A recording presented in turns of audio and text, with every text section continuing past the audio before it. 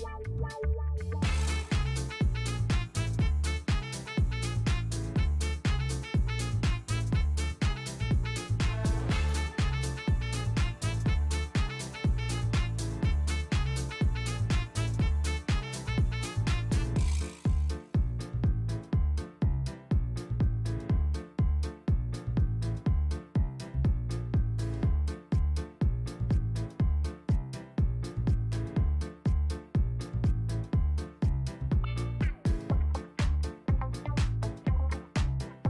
I'm not late, you're late. You guys are the late ones, not me. It's not my fault. It's not my fault. SMH my head. It's your fault. It's your fault. Hell, my background for some reason is not here. Where's my background? Why did my background go away? Wait, where is my background? I don't know what happened. Oh my god, you know what? Sometimes I just absolutely can't stand OBS.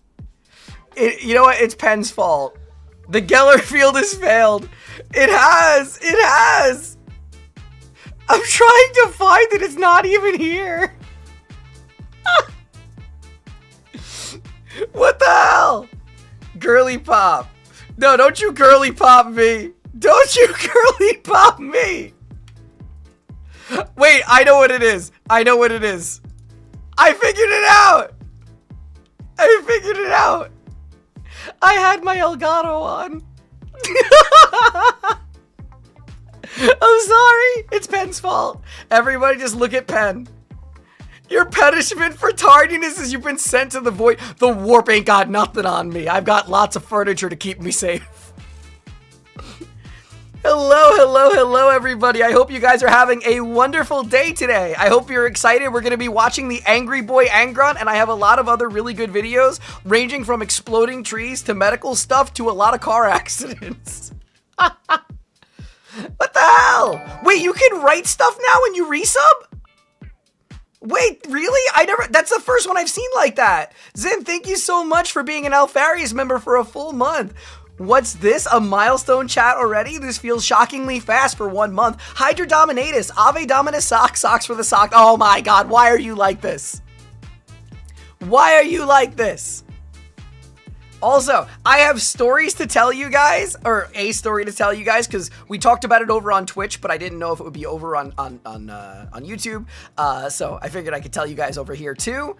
But it's been a crazy month on the platform as a partnered streamer. It's really something. Milk for the cornflakes sounds like very Angron coded. I figured it would be. I chose very unhinged videos today. Hi, War Boss. I know a lot of you guys are hanging out with my friend Togi today. I hope you had fun with her. She's a sweet bean. Just got finished with the shower. Did I miss anything? No, but I'm glad you're not stinky anymore. Story time? Yeah, story time. So fun times for you guys. So we got a new television. I was really excited for it. I got it for Black Friday or Cyber Monday, one of those, right? And I was like, oh man, I'm so hyped. It was a 55-inch smart TV 4K Samsung thing, right? I hooked it up and set everything up and yada yada yada. It took our kitten 23 hours to destroy it. It took our kitten 23 hours to destroy it. I showed the picture off on Twitch. We call it the crack of dawn since our kitten is Dawn. She literally knocked it over completely and obliterated the screen. Like, she obliterated the screen. How did yesterday's stream go? Meant to take a short little snooze and it turned into a 12-hour power nap. Oh, it was a great stream. I have a lot of fun playing Octopath. Wisdom sent me a bottle of whiskey, so I had a fun time having that while I was playing. Insurance? No, there was no insurance on it, and warranty doesn't cover it under cats. Who would win, technological marvel of the Omnissiah or one fuzzy kitten? Clearly the kitten. That sucks. Oh, it sucked. Oh, it sucked. Oh, it sucked. But it's okay. These things happen in life. It was quite funny. It was quite funny in hindsight. Not funny in the moment, but all the cats are healthy, all the cats are safe, and that's what matters at the end of the day, you know? Material items are cool, but but they do break. The Omnissiah does not like modern tech. What can I tell you? Yes, Scotch, McDonald's, and Octopath. It was a hell of a night. Better put a new one on throne. We're good. We're good. Yura actually did that when this all happened. It was the community funded it because they're so kind. I really kind people. Wisdom whiskey and I missed it. This type of rage is not enough to is enough to make worship corn. Also, chat also finally paid it off in under an hour. Yura was losing her mind. She made a Freudian slip, and she's like, oh my god, chat finally paid it. And I was like, I started teasing her, and she's like, I didn't mean it like that. Wait, it was so good. No, the Grinch fries are actually good. The Grinch fries are really good. They just taste like pickles. Glad the kitten's okay, but dang the TV. And the throne finally funded it. LOL, Yura. She's the sweetest beat ever. It was so funny seeing her get so anxious when she was like, no, I didn't mean it like that. She's such a small baby. It's so cute. It's so cute. Oh my goodness. Make sure when we go over to hang out with her on Twitch today, we tease her all about it. No thanks? Oh, okay. It was just a joke. Oh, okay. Hold on one second.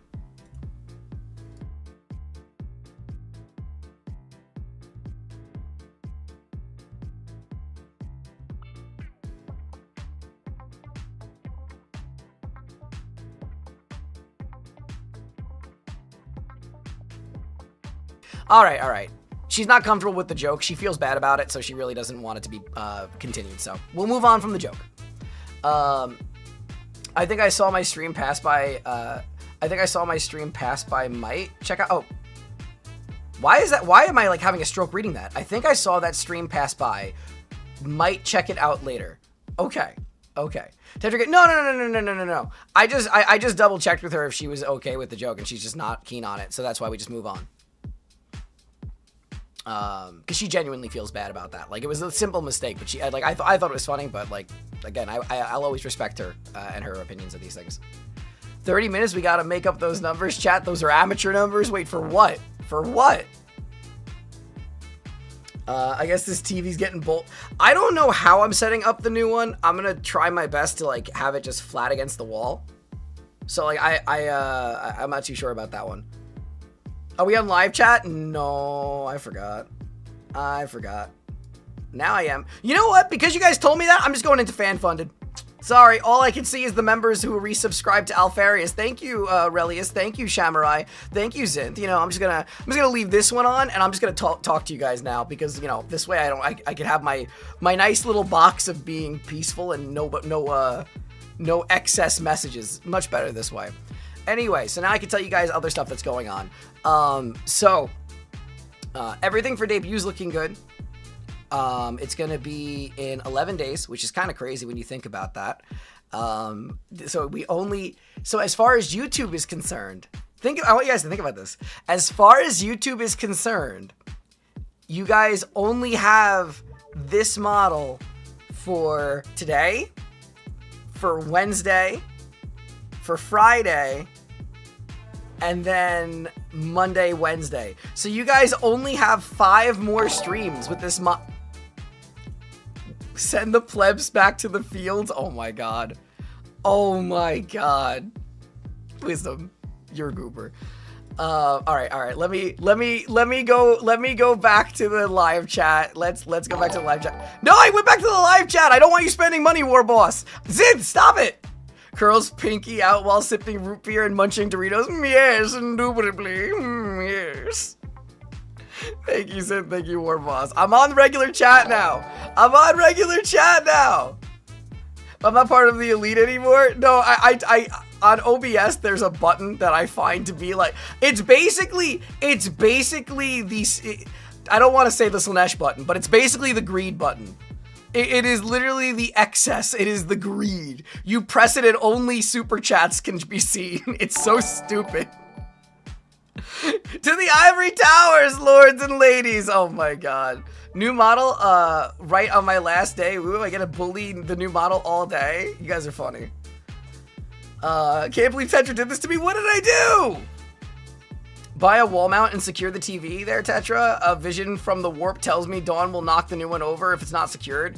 Well, the thing was, so I angled the television at like a 45-degree angle. I knew it, you like Slaanesh. Don't you start joining into this shit, Togi. I do not like Slaanesh. The nails were for chat. I do not like Slaanesh. I just happen to like the Drakari. I also really like the Night Lords, and you'll see them too, and they're basically the Primarch or the Legion equivalent of the Drakari. She's a Dark Elder fan. She fears Slaanesh. Yeah.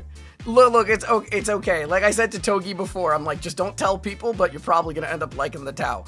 Even now, just say you don't like them. Say you hate them. Say you hate the Tau. Don't say you like them. It's okay. It's okay. It's they're Gundam, but shh. It's okay. They don't need to know.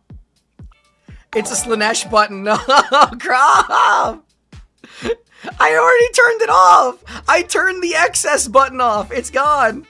But it is literally a greed button. It literally is a greed button where it's just like, yes, I don't want to see anybody. I only want to see those that will type with excess. You know, it's cursed. It's very cursed. Fear Slaanesh still does all the Slaanesh. I don't do any Slaanesh things. I did tell Togi, I'm like, Togi, imagine the artwork if we got Tyranid or Norn Queen and Drakari Archon art together. I mean, that'd be kind of cute, kind of quirky. It was funny, Slaanesh got mentioned in her stream and someone immediately went, oh, Tetra's God.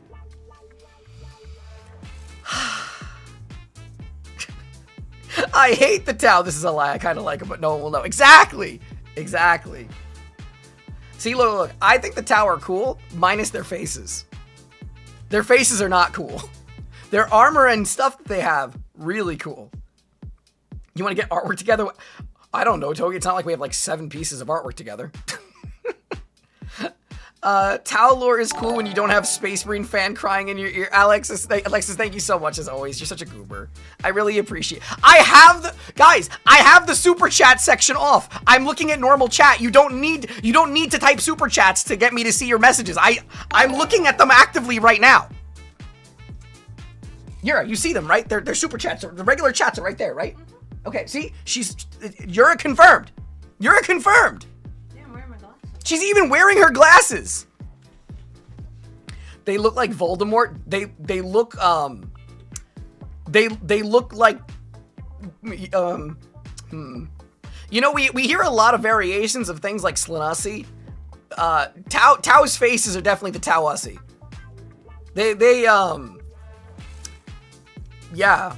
Yeah. Wanting to watch Mom versus having to work Sag. I understand. Nah, super! No. We don't need supers.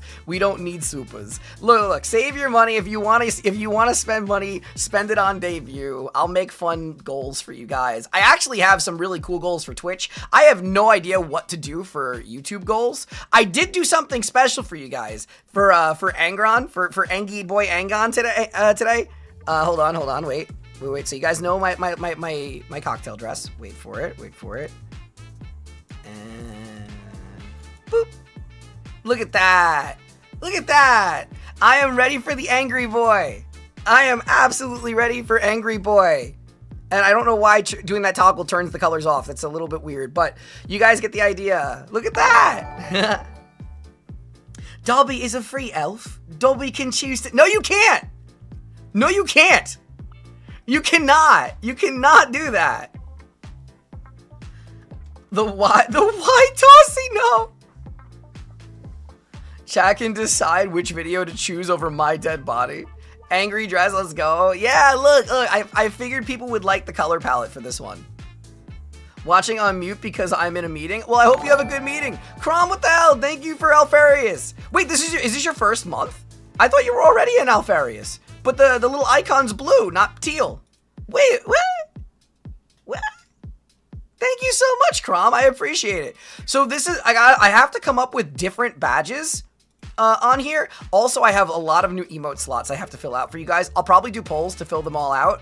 I might steal Yura's idea. She did a poll with 4 emotes and said the top 3 are going to be made as emotes. So I might do that. Everyone get your tissues ready. I can't wait. But yeah, no, so I have to figure out now. I was Beanie. You were a Beanie, and now you're Alfarius. You're grown up. You're all grown up, Crumb. Oh my god. Also, just so you guys know, the Gilliman Blueberry chat is still just a channel of flexing. Literally, every time I look in there, it is literally just them putting gifs of like money and cigars. So you're not missing out on anything important in that chat. It is literally just flexing in there. Watching from the tower, hail our Slaneshi Lioness. Oh my god, Alpha, no. Thank you for the super chat, though. Tissues, I'm not gonna Slanesh about Angron. Wait, what? What? Red. What are you guys doing? Guys, I have debut in like 11 days. You could save your money. You could save your money. Like I said, I have to come up with sub goals for you all here because I have them over on Twitch. I don't have anything for you guys over here yet. The tower, cool as realistic sci-fi army, arguing with Tau players about amount of terrain and line of sight to avoid losing literally half my army turn 1 got very tiresome, put them in the bin. But I kind of like how memey they are, that they just stay really far away from you. I think it's really funny. As well as it should be. Angron's lore is surprisingly sad. No spoiler. Fair warning. I believe me, that's not a spoiler. Everybody has told me this. Every single person has said that, like, get ready for the most valid crash out in Warhammer. You're gonna be so sad. You're gonna see the best example of chaos. Yada yada yada. I mean, look. You guys hype up a lot of things. Also, Zen, thank you again, by the way. But you guys hype up a lot of things. We'll see. I will make my own opinion based on what I see. You know, I surprised you all with my dislike of Vulcan and my like of Mortarion. So who knows? Maybe I'll really like, or maybe I won't like. I probably will. I think Angron's gonna be likable. Everything I understand about him right now is pretty likable. 11 days, so then next page. What do you mean, so then next page? No. Look, I'm already scared because I put a non-flamethrower on my throne as a joke. Because I put like the Flammenwerfer for the Schmetterlings, and somebody locked it in, so I can't take it off now. So like, I legitimately think I might be getting a flamethrower for debut, a not flamethrower for debut. This is true indeed. Get ready for it. Get ready for it to overhype. I'm expecting for the overhype, but I'm gonna be open-minded. Like, I'm not gonna let my opinion of it be jaded because of overhype. I could still appreciate it. I know there's gonna be some person in the comments gonna be like, "Oh, you don't like Angron to the same degree I do? Well, I hope your fingernails get ripped off and shoved down your throat," because that's how people react on this website. They react really disproportionately. We do, but for your impression of Morty, I think you might like it. Okay, cool. I do get paid before that. That doesn't mean that you need to. Oh my! Let's go, Angrussy video. Oh my god! Why are you like this? Why are you like this? Dude, I literally, I was saying earlier when I first started this stream today that I have like the most unhinged playlist possible. I have 6 videos lined up and each one of them is unhinged. There is no hinges on today's stream. It is all a revolving door. It's all a revolving door, right? So like right now in queue, we have Angron, Angron of the World Eaters. I get paid in 2 days, so I can do this now. That's not the answer, Mart. What are you doing? Save your money, Potato. First paycheck of my new job comes after Christmas, sadly, but when it comes, the Schmetterling shall they shall flabben. No. I remember back when they could literally get stealth suits. I almost read Slanesh suits. Oh my god, that would have been the most effed up. Oh my god, I hate everything. Stealth suits to be impossible to hit because you needed to roll 7+ to beat the modifiers. Rip, that's amazing. That's amazing. Did you know that flamethrowers are classified as a gardening tool? Well, it's not a flamethrower. It literally is called the not flamethrower. So clearly it's fine. Yeah, people have told me I would like Latara Sarin as well.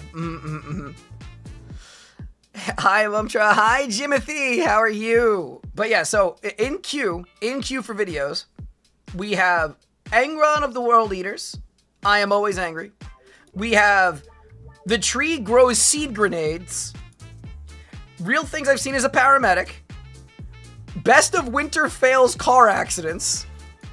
The Good, the Bad, and the Disrespectful Ways Animals Protect Themselves, and Florida Yoink Man #2. So it is a very, very, oh, you know what, I already know like the main sub goal for you guys. I Like I will never do this other than as a high-end sub goal. But I know exactly what you guys want. You guys will want Slanesh art. That's literally what you guys would want. There you go. There's your sub goal for debut. We eating good today? A feast of glorious content. Yeah. No, it's gonna be a good one. It's gonna be a good one. I'm pretty happy with the backlog I have for today, and I have some other videos too if we need them. But I think that's a pretty good roster of videos. Looks like meat is back on the menu, boys. Oh, do not. As Florida man myself, that man is crazy. Peak Florida man behavior. I'm actually really surprised at how well the Fishing with Garrett video did. Like, so really surprised. I thought it was going to be a flop because, like, my Lindsay Nicole reaction was something I really enjoyed. And it did horrible. Like, it did horrible. I will say, I have also noticed that Tirzu tends to not be a really desirable one. I've actually seen some really hot takes in the comments on the Tirzu videos, just about the content itself, not even me. So I might shy away from Tirzu reacts. I might shy away from them. I mean, I want Dark Eldar art. There isn't enough. I mean, I only have the one piece right now, but I could get more art of Drakari art. Well, I actually want Well, that ain't happening. Tetra playing the heart made out of a dude's arms and back tendons? We can worry out the logistics if you hit the goal. You have the One Piece? I thought you had it, Ira. Also, how do you guys feel about One Piece ending?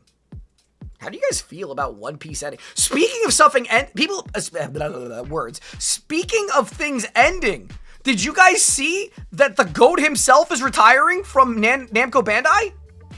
Or Bandai Namco? Did you guys see that Harada is quitting Tekken? Like, I know a lot of you guys probably won't even care about that. To me, that is like Da Vinci leaving his studio. Like, that puts me in shambles. I am in shambles. Literally I'm floored by it. I feel so old as One Piece ends. Yeah. Harada-san, I know, right? All good things come to an end. He made it, yeah, he's been with the franchise since it started, basically, and it's the 30th year anniversary, so he's stepping away. I don't know who that is. Harada is basically the face of Tekken, and Tekken is the best fighting game ever made.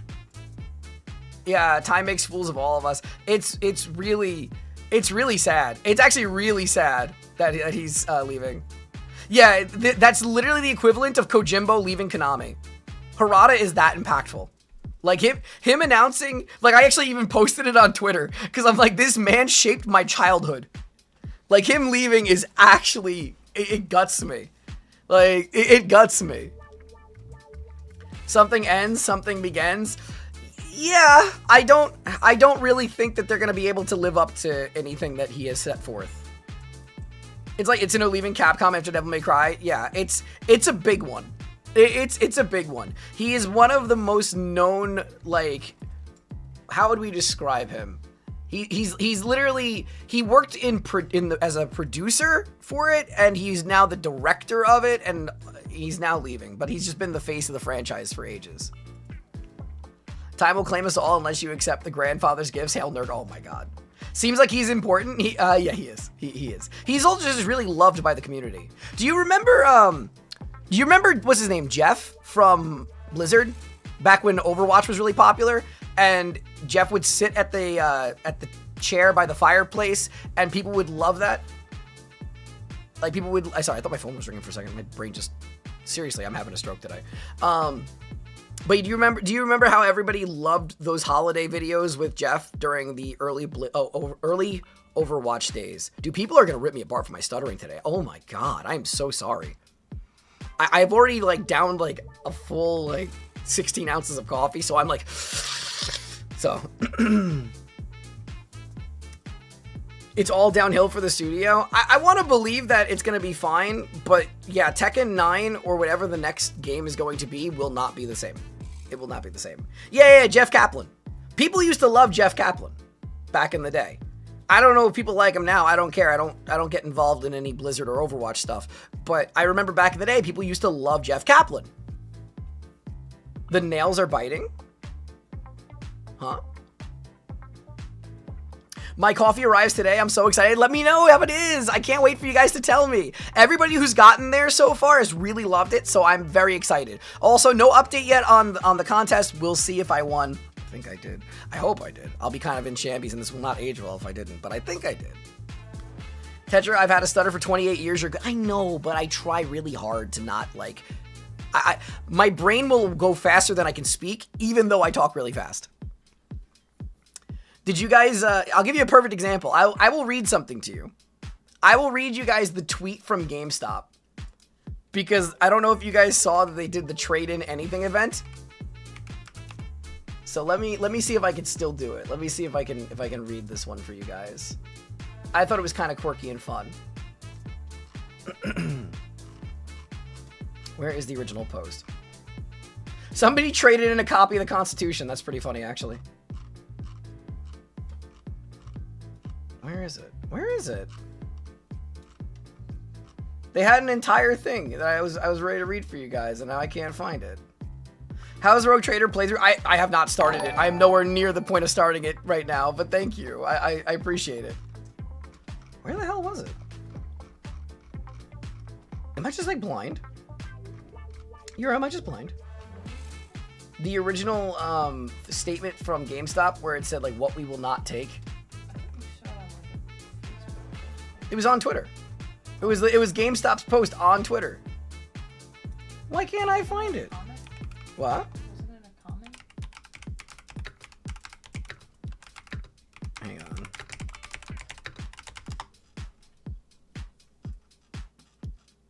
I want to find where it is. I know they wrote it, and it was quite funny, and then it just went away. Dude, I'm so sad I can't find it now. I was gonna read the whole thing to you. Damn. All right, well, whatever. I was gonna read the whole like terms of service. It was literally like saying you can't trade in Greg. Can't believe this. Can't believe this. This is upsetting.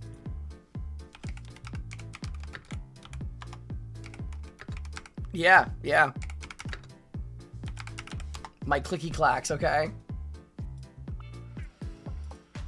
Wait, I think I found it. Wait. Can I please find this? Come on. Why can't I find? I thought I had it again. God damn it.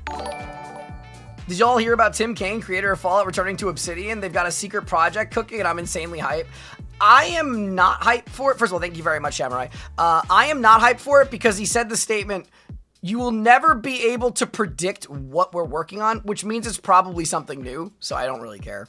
It's not like he's going to make New Vegas. I found it. What, you did? Yura found it. Gamers, Yura found it. Everybody say thank you, Yura. I can now read to you this stupid post. This stupid, quirky-ass post. Okay. Let me see if I can do this in one take. God, it's longer than I remember. Limit 1 item per customer. Exclusions include stolen items of any kind, unless it's Half-Life 3, your cousin's mixtape, your ex-espresso's machine, dirty clothes of any kind, including but not limited to socks, underwear, t-shirts, pants, shorts, and underwear. Seriously, don't bring your dirty underwear. Illicit drugs and alcohol, nuclear bombs, computers such as desktops, laptops, notebooks, all-in-one, minis, workstations, e-readers, tablets, thin clients, smart displays, virtual reality headsets with built-in processor, interactive flat panel displays with built-in processor, excluding certain MacBooks, GameStop normally accepts in trade, the Mayan calendar, copper wire, alternators, transmissions, and other vehicle parts. Half-Life 3 unless it's stolen for sure. Broken games, cribs, fraudulent gift cards, Greg, television seats, televisions, car seats, Italian plumbers, mushroom people, like giant fire-breathing tortoises, bones, full-size planes, trains, automobiles, torn-up Mark Sanchez trading cards, life-size cardboard cutouts of your favorite celebrity crushes, Sonic the Hedgehog 2006, mercury, arsenic, anthrax, any other sort of poison, small-scale servers, any UAVs, ray guns, or noob tubes, jewelry, macaroni art of any kind, counterfeit currency, cursed items, the 2007 hit B-movie, hazardous waste material, chemicals, liquids, siblings, and other close relatives, ashes of your loved ones, recently unburied copies of E.T. the video game, vacuums filled with ghosts, stone wheels, cherries, Nuka-Cola, sweet rolls, metals, star drops, Jill sandwiches, pork buns, or any other kind of food item. Dead or alive animals, taxidermy items are valid for trade. Sexual and explicit items, social security cards, expired driver's license, guns, unless it's the Halo 3 battle rifle. That Zune you only use once. Any historical artifacts such as the Riches of El Dorado, the Ark of the Covenant, and the Scion. Small electronic equipment, portable digital music players, VCRs, DVD players, DVRs, digital converter boxes, cable or satellite receivers. Projectors include those with the DVD player capability. Items resembling body parts, liquids. That one gift from Aunt Helen. Don't worry, we won't tell. Whatever the heck a bandicoot is. Bones, living animals. Yes, that includes your ant farm. Any books of the dead, Halos. Rethink your life choices if you're still reading this.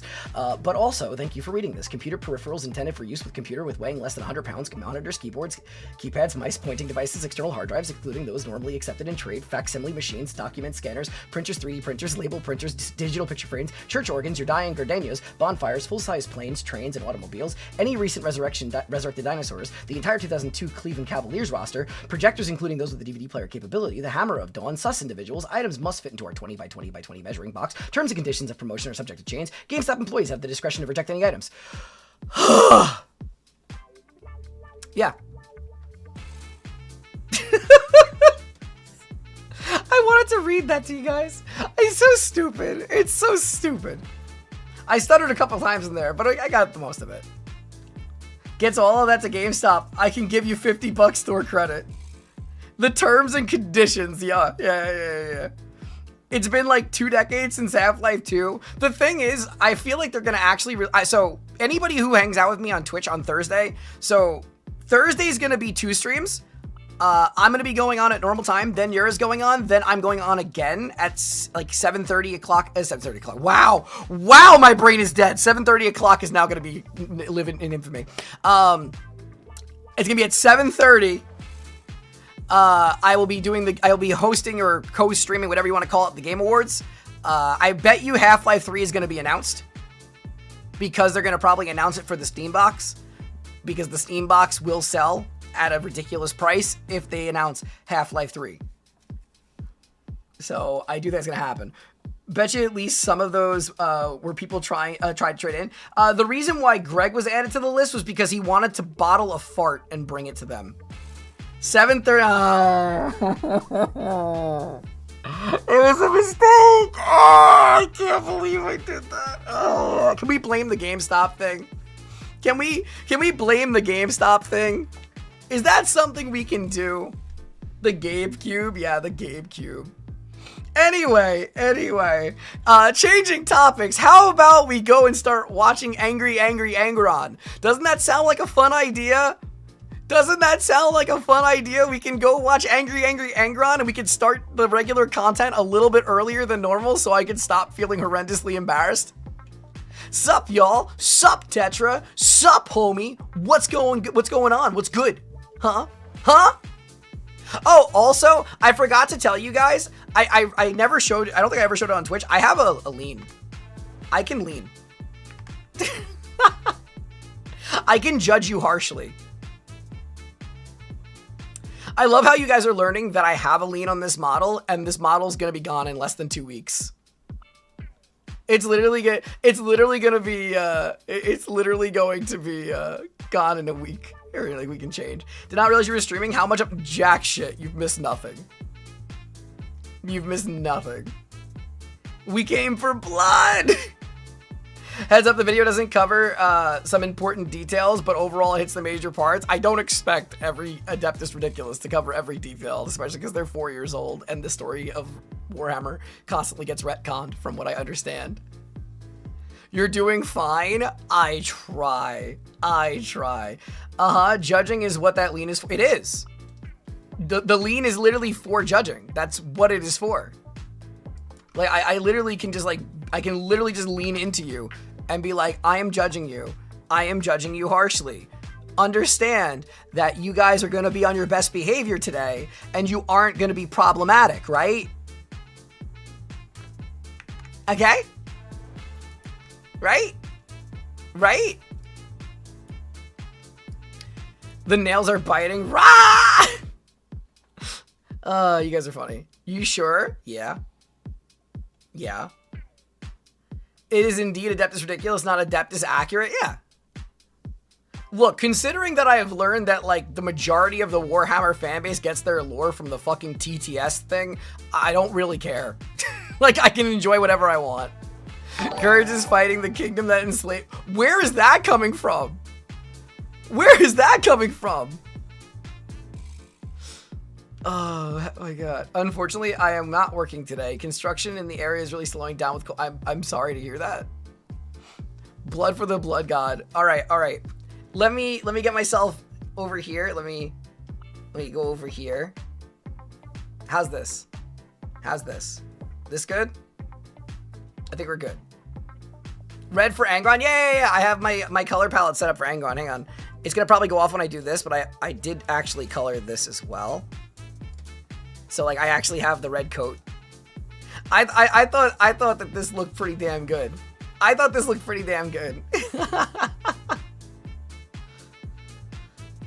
TTS, well, yes, but people treat the funny gimmick as lore.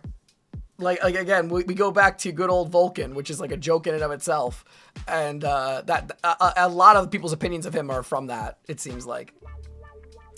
Okay. Hot take: TTS is mid and filled with dead memes, like beating a dead horse level. That's kind of the impression I've gotten. I don't want to really make a sweeping generalization of TTS because I know people really want me to watch it again, but I have a feeling if it's gonna be like that same humor as like the D4chan stuff that you guys showed me, and I'm just like, okay. Vulcan video when I'm back and I'm angry. Also, world eaters are one of my favorite armies. Let's go. You just need to get some bronze to match the corn. Oh, if I change like my pearls to be like bronze color. We're gonna be super normal today. Super normal question: on a scale of 1 to pizza, what color is your favorite fruit? Yes. I can't tell when you do $4.99 if it's because it's on mobile or not. It's a very strange one when I see like $4.99 as opposed to like a solid bill. In fairness, the memes weren't dead when they first aired, but it's ancient now. All right. Gonna take the coat off. Because I'm assuming you prefer coat off, right? Because this takes up a lot of space on the screen too.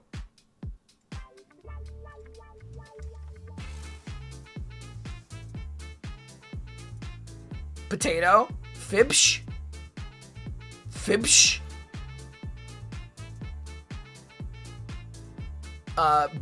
Behave, maybe, but normal. Huh? Okay, also let me do this. Get the Angron video. Do not start playing. We're good, okay. Okay, let me get the screen on. I think it's right here. Wow, that is not centered correctly. All right, I'm gonna try making a new layer because I don't like how that one has been. So let me do this real quick.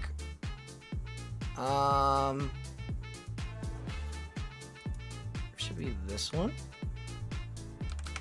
Okay. You guys will see this like right away, so it's fine. So there we go. Now it's sized correctly. So let me put it in the right place on my layering. I think I dragged it down too far. I did. Actually, this really doesn't matter where it is.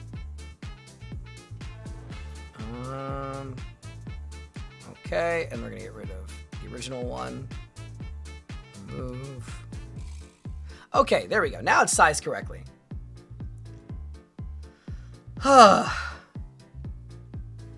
What's poppin', Madre in chat and cuties? What's up, off-brand? How are you? This video makes me so angry. Is it because of Angron? Is it because Angron's an angry boy? Is that why? Starting bet on DK. All right, let me also take off the extra jacket. I could theoretically change the color of the fur coat to be bronze-ish. Like that could work too, if you guys want me to try. But I think I have the coat set up to the eyes.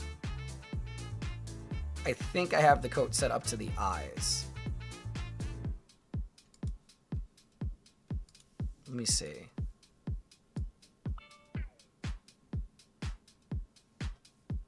Maybe over here.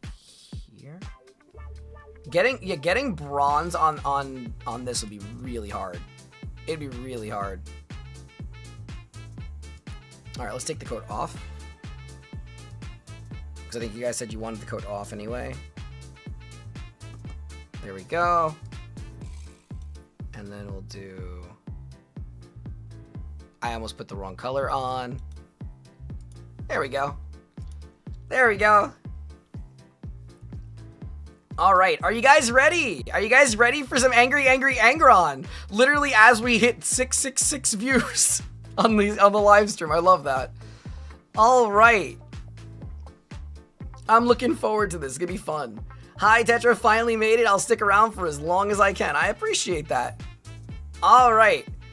Oh, now I know what you guys are saying when you keep on making the nail joke. You're talking about the nails in his head. I'm like, who's biting their nails? What are you talking about? And I'm like, oh, you mean the nails in his brain. Right. Got it. I see what you did there. No, I know. I was just thinking of, like, the devil, like, 666. I thought it was kind of funny. Like, tee-hee, ha-ha. Like tee-hee, ho-ho. Okay, anyway. I'm looking forward to this. Let's get this screen larger. Let me turn off my music. All right, and we're finally gonna watch the angry boy Angron. Let's go. I'm looking forward to this one, genuinely. Everybody has spoken really highly of him, so let's actually see. Let's see how angry Angron can be.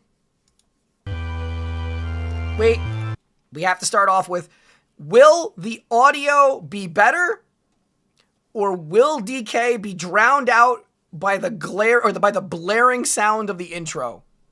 Do we think it's finally gonna be good, or do we think that it's still gonna be terrible?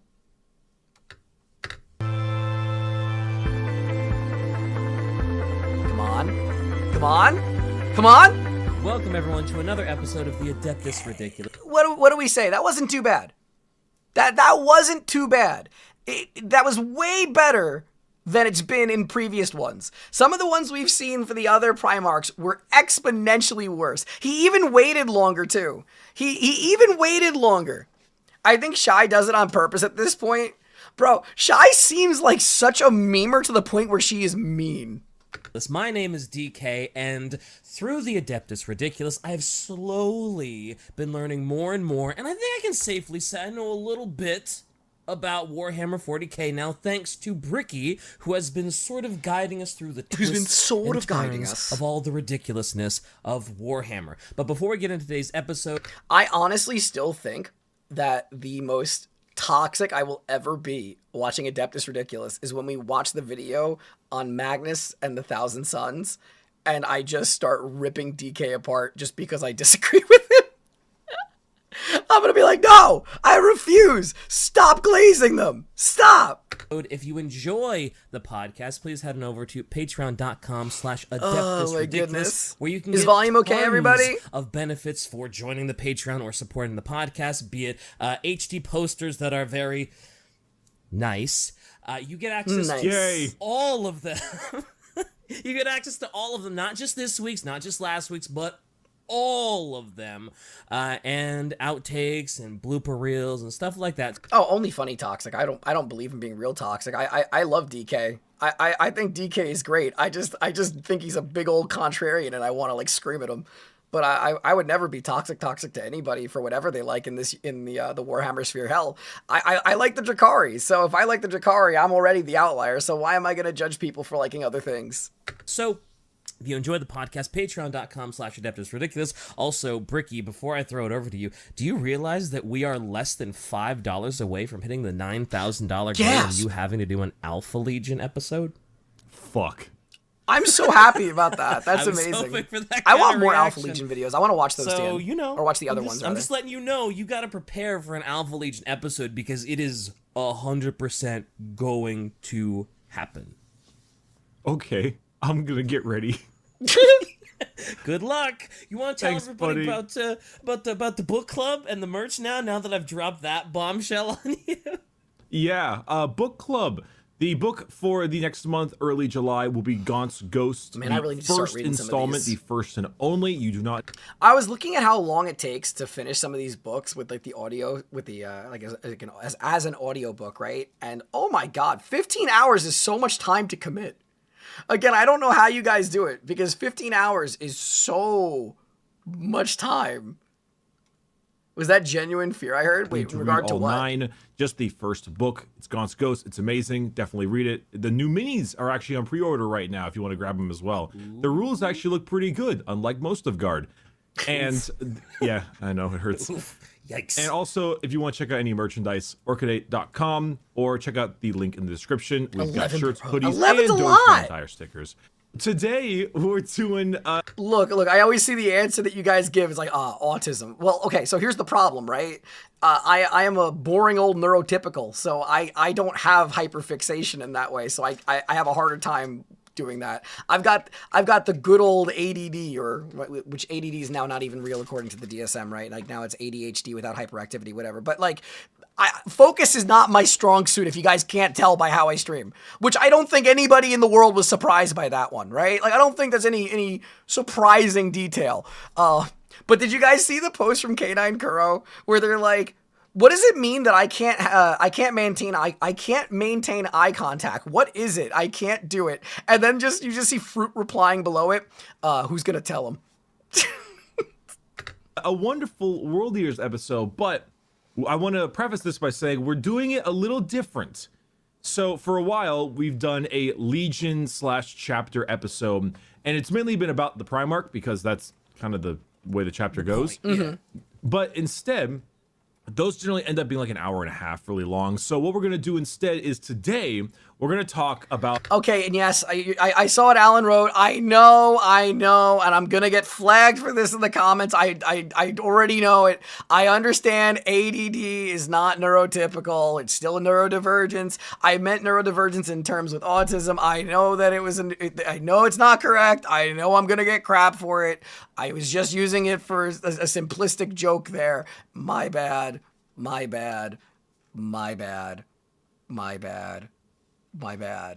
Because I swear to God, if I see the timestamp like from 3 seconds before I do this, because I know I'm going to put you in my wall of shame. I'm going to put you in my wall of shame. Just know that. the World Eaters and Angron. And then we'll do this one's on Angron. Today, this week, Angron. And then next week, we'll be on World Eaters. I'll have some additional stuff. We'll talk more about some of the World Eaters characters, what they're up to nowadays, a little bit more about their traditions, that kind of stuff. And we might actually like retroactively do some more on the prior legions.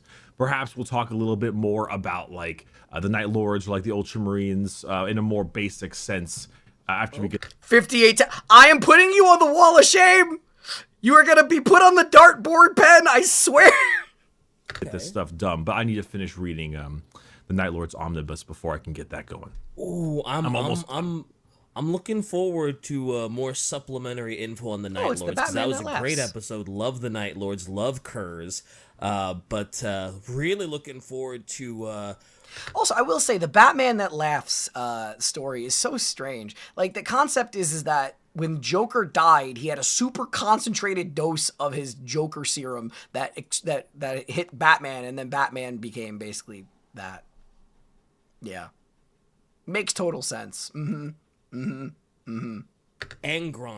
and 40K's, Angron. Yeah, Angron, 40K's not so subtle naming scheme. 40K in the curious case of the not so subtle name. I wonder if Angron's angry, right? I don't know. Angron, the curious case of subtlety. What is it? So, might as well just get jumping into this because Angron, like Kurz, I was like, it's this big angry man, it's Korn, the buff of the blood god, and then I read him and I'm like, wow, this is sad. This is sad. And then I kind of felt bad because I think me before this podcast and before I had to do a lot more looking up stuff, research, I was very much like an Imperial. where I kind of only knew what Imperials would know. So I was like, Angron, yeah, he's that idiot who's always angry and stuck nails in his brain to make himself angrier. That's not quite the case. It's from what little from what little. Well, I'm gonna have to hide that. Thank you, Carson, for following me over on Twitch. I kindly forgot to do that. Where is it? Where is it? Whoopsie.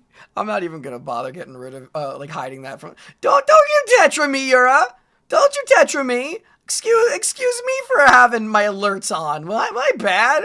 Jeez. Little I know about like Warhammer, whenever Angron comes up, there's always like, oh, angry, me, spike and pale head.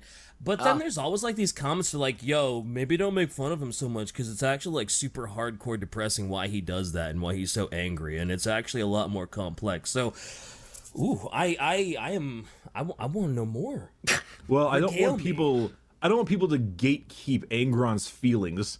Because they do. That's, they already do. That's pretty a low you can hit, but there is definitely interesting. So, Emperor, Mount Everest, or Himalayan Mountains, whatever. Okay. Tubes, Zinch, or whoever, flying out of the galaxy. Angron landed on a. I'm sorry. I know I've had people complain about how much I've been pausing lately, but I just need to hear him do that again. Thank you. Flying out of the galaxy. That. Angron landed on a, quote, civilized world far, far away in the galaxy called Nuceria. And Nuceria was technologically advanced, actually decently, but was ruled over by a very wealthy elite in palaces and villas with slums and favelas all around past them. You ever seen that famous picture of Brazil where it's like a gorgeous dude, I've seen that before. Like hoteler or like, you know, skyscraper, and then it just cuts right next to it and just straight up slums. How is it that like people who are playing tennis don't just get abducted? Like, I'm not even saying that like to be macabre or dark. Like, how is it that you don't just have someone playing tennis and you have people just hovering at that wall and just goes yoink, and then they just fishing with Garrett them away? Like, how does that not happen when you're that close? Yeah, and it's just like all these like they're basically living in like trash heaps, and they're just these stilted. Yeah, it's awful. Yeah, so it's basically like that, and the oligarchic rulers used consistent, regular gladiatorial death matches in these huge arenas to distract the lower class from their poverty. Oh. So it was one of those like with a big wealthy elite used gladiator arenas to make the impoverished less angry. And a slaver was the first to find Angron way up in this mountain. And Angron was bloody and battered, surrounded by alien corpses high up on the mountain. And he killed a bunch of Xenos as an infant? He killed a bunch of Xenos as an infant? Gilliman was raised in Space Rome, positive. Angron was raised in Space Rome, negative. It sounds like he was raised in Brazil. Imperial Record doesn't really know what species they are. Some think it was Eldar, who were trying to kill the Primarch because they foretold what he would become. Which, I gotta be honest, I don't like Eldar a whole lot, but having them all get fucked by an infant sounds like a little bit of a disservice to the Eldar. Little bit. Oh, that's true, because he'd be an infant at this point, right? It's he'd not be like very he'd be young, grown little infant just dunking on Eldar. Yeah, so maybe not Eldar. Maybe they were like, maybe they sent like. Why would it be Drakari though? It's not even because of my bias towards the Drakari, but why would it be the Drakari? Why would they be involved and care enough to try killing a Primarch before they cause a problem? Wouldn't it be more likely that it would be the Craftworld Eldar that would try to stop something like this? 3 civilian Eldar, like, hey, just strangled the kid in his crib. I don't know. Either way, Angron was super wounded, but he alive. And he was taken as a slave by the planet's ruling masters. They're called the High Riders, which, I mean, yeah, that's cool. And he was brought to a palace at the most powerful city-state, and he was sold as a slave to the ruling clan of House Thalkir. Now, he was still a frightened young child at this point, and the first thing they did with him is it took him and 99 other guys, and he was Yeah, Craft World would make more sense, right? I was gonna say, I'm like, I do feel like people they would just say that it's Drukhari because they don't like Drukhari, even if it doesn't make sense. Even with my little understanding of Warhammer, it makes way more sense for it to be Craft Worlders than for it to be Drukhari. Like, it just doesn't make sense. Not to mention it could be any other Xeno, right? So I'm just saying. It was Craft World out there. They saw his future. See, that makes sense to me. That makes more sense. Like the Drukhari jabs, just because it's like, yes, I don't like the Drukhari, so therefore it clearly must be them. It couldn't be the ones that study Bushido and would probably try to stop, this stuff from happening. As we don't mind being the villains. Wait, okay, all right. Well, anyway, back to the video. was going Fortnite. All right, we're gonna go back a little bit. I'm sorry. As a slave by the planet's ruling masters. They're called the High Riders, which, I mean, yeah, it's cool. And he was brought to a palace at the most powerful city-state, and he was sold as a slave to the ruling clan of House Thalkir. Okay. Now, he was still a frightened young child at this point, and the first thing they did with him is it took him and 99 other guys, and he was going Fortnite Battle Royale, gonna get down. Angron wiped out Tomato Town, and they fucking threw him into a pit, and then they started pouring acid into the pit. Oh, as if the deathmatch wasn't enough. No, like, here's acid. You know, you gotta raise the stakes. Go kill your fellow friends. And so, you know, Chug Jug here, fucking Fortnite dab there, Rick Sanchez in Fortnite, Angron was the final one to live. Yeah, what a surprise. I hate that those are all actual Fortnite references. Like, just you wait, DK. They have Rick Sanchez in Fortnite. Wait till they partner with GW. Wait until we have Ultramarine in Fortnite. Oh, it will happen. It will. It actually will happen. That would be kind of cool, though. Like, No. Rick Sanchez in Fortnite is like, oh my god, I didn't think I could cringe any harder at Fortnite, and then they fucking... There's buff But at Peter least an Griffin in Ultramarine is like, Fortnite. it's I'm not surprised by warrior, anything. it's a big guy, and, you know, dunking on an Ultramarine, and from, like, a 12-year-old dunking on an Ultramarine sounds like the funniest shit ever to me, so let's go. I'm all about that life. I want to make it more dark. Make it like a fucking Dark Eldar Archon in Fortnite. Or like a succubus in Fortnite. Just get like a slave. Just slave. I want to play as Fortnite slave. I want to play as Drukhari slave, Dad. $20 for my V-Bucks. Drukhari slave. Chat, you want to play as my furniture in Fortnite? It will be a good time, I promise. Ooh, yuck. Yeah. Anyway, Angron got the victory royale, and he was he got number one. Of course, he survived by standing on like a little pillar and with the acid and killing everyone else. So he was brought to the most popular arena in the entire capital. He was given the name Angron Thalkir, which means child of the mountain. Which, you know, he was found in a mountain. Yeah, That makes sense. Yeah, that makes sense. You get it. You understand. Yeah. So Angron grew big. Subtle. Yeah. After our Fortnite conversations. So anyway, he grew up, he grew big, of course. He was forced to take part in the gladiatorial games all the time. He was a huge fan favorite. He was known as the Lord of the Red Sands. Also because he would actually like spare those that fought really well. He was known as the Unbeaten as well. However, during this period of time of him being like this god tier fighter, he resented his slavery heavily. He tried to escape constantly. But wait, at this point, he doesn't have the nails in his head, right? Unless I missed something that was like, really pressing there. I don't think that he has nails in his head at this point. So how is he not able to escape? Playing his furniture is prop hunt, not Fortnite? Okay, fair.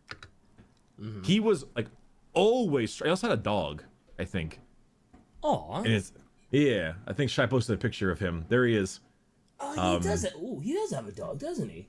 Yeah, he's a crazed ass. He's a crazy fucking gladiator, man. Even his dog is angry. Look at that dog. He's pissed. Even the dog is that's little Angron, little Ang. Little Angie. Yeah. Little Ang. We gotta have a whole story about Angron being like the most angry son of a bitch, and then like whenever his dog comes by, he's like, "Are you angry, little Ang?" And the dog's like, "Woof." It's like, "Me too." I love Well, it. he has I a love dog, it. so I'm Print assuming it. it's gonna die. So at this time though, like, was he angry? I guess, but he was angry at his confines. Just he was constantly trying to escape his slavery, right? Eventually, he grew this huge bond with an older gladiator known as Oenomus. Oenomus. Oh, You can tell there's definitely a lot of like old Rome, little bit of that, like little bit of the old gladiatorial thing. You get yeah, the point. Roman gladiatorial combat. Yeah. Yeah. I mean, Are you not Ultramarines are like, entertained, right? yeah, Ultramarines are like the Rome people, obviously, but this is like a different variant, I guess. Big bad Roman. But he was another gladiator. He grew kind of a bond with this Oenomus guy, and he eventually became kind of like a father figure to him. And they fought together, and they killed many gladiators together, two of them, including two berserk Ogryn that had these implants shit. in their head, known as the butcher's nails. Oh no! We'll talk about those Oh butcher yeah, nails. those will come up again, eh? Eventually, because they just thought it was such a good fucking time, the higher ups forced the two of them to fight each other. Of And- course they did. Angron was like, no. And then he flat out Oh, what the hell? Thank you, AB, for joining Alfarius, Goober. I appreciate that. Thank you, thank you, thank you. insulted them in front of the crowd. He was like, you lily-livered ass, you stupid fucking little Ang, tell him. Woof. I was like, that's what I thought too. So this is really turning into Gladiator, like with little bit. I'm the best gladiator. I'm not gonna do what you want. Fuck you. Thumbs down me all you want. I'll do my own shit.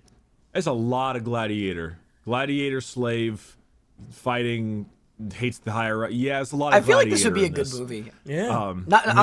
Obviously, Gladiator's a good movie. I mean, but I feel like the Angron story, because of how good Gladiator was, I feel like the Angron story would actually lend itself really well to being a movie. It's a good movie, but subtlety. Gee, don't However, be subtle. because he refused, he was forced to actually get the butcher nails into his head as punishment. Now, the butcher nails. Oh, that's how he gets them. Oh, Yeah. that sucks. Oh, that's So the fucked butcher up. nails, these are from the Dark Age technology. These are old tech.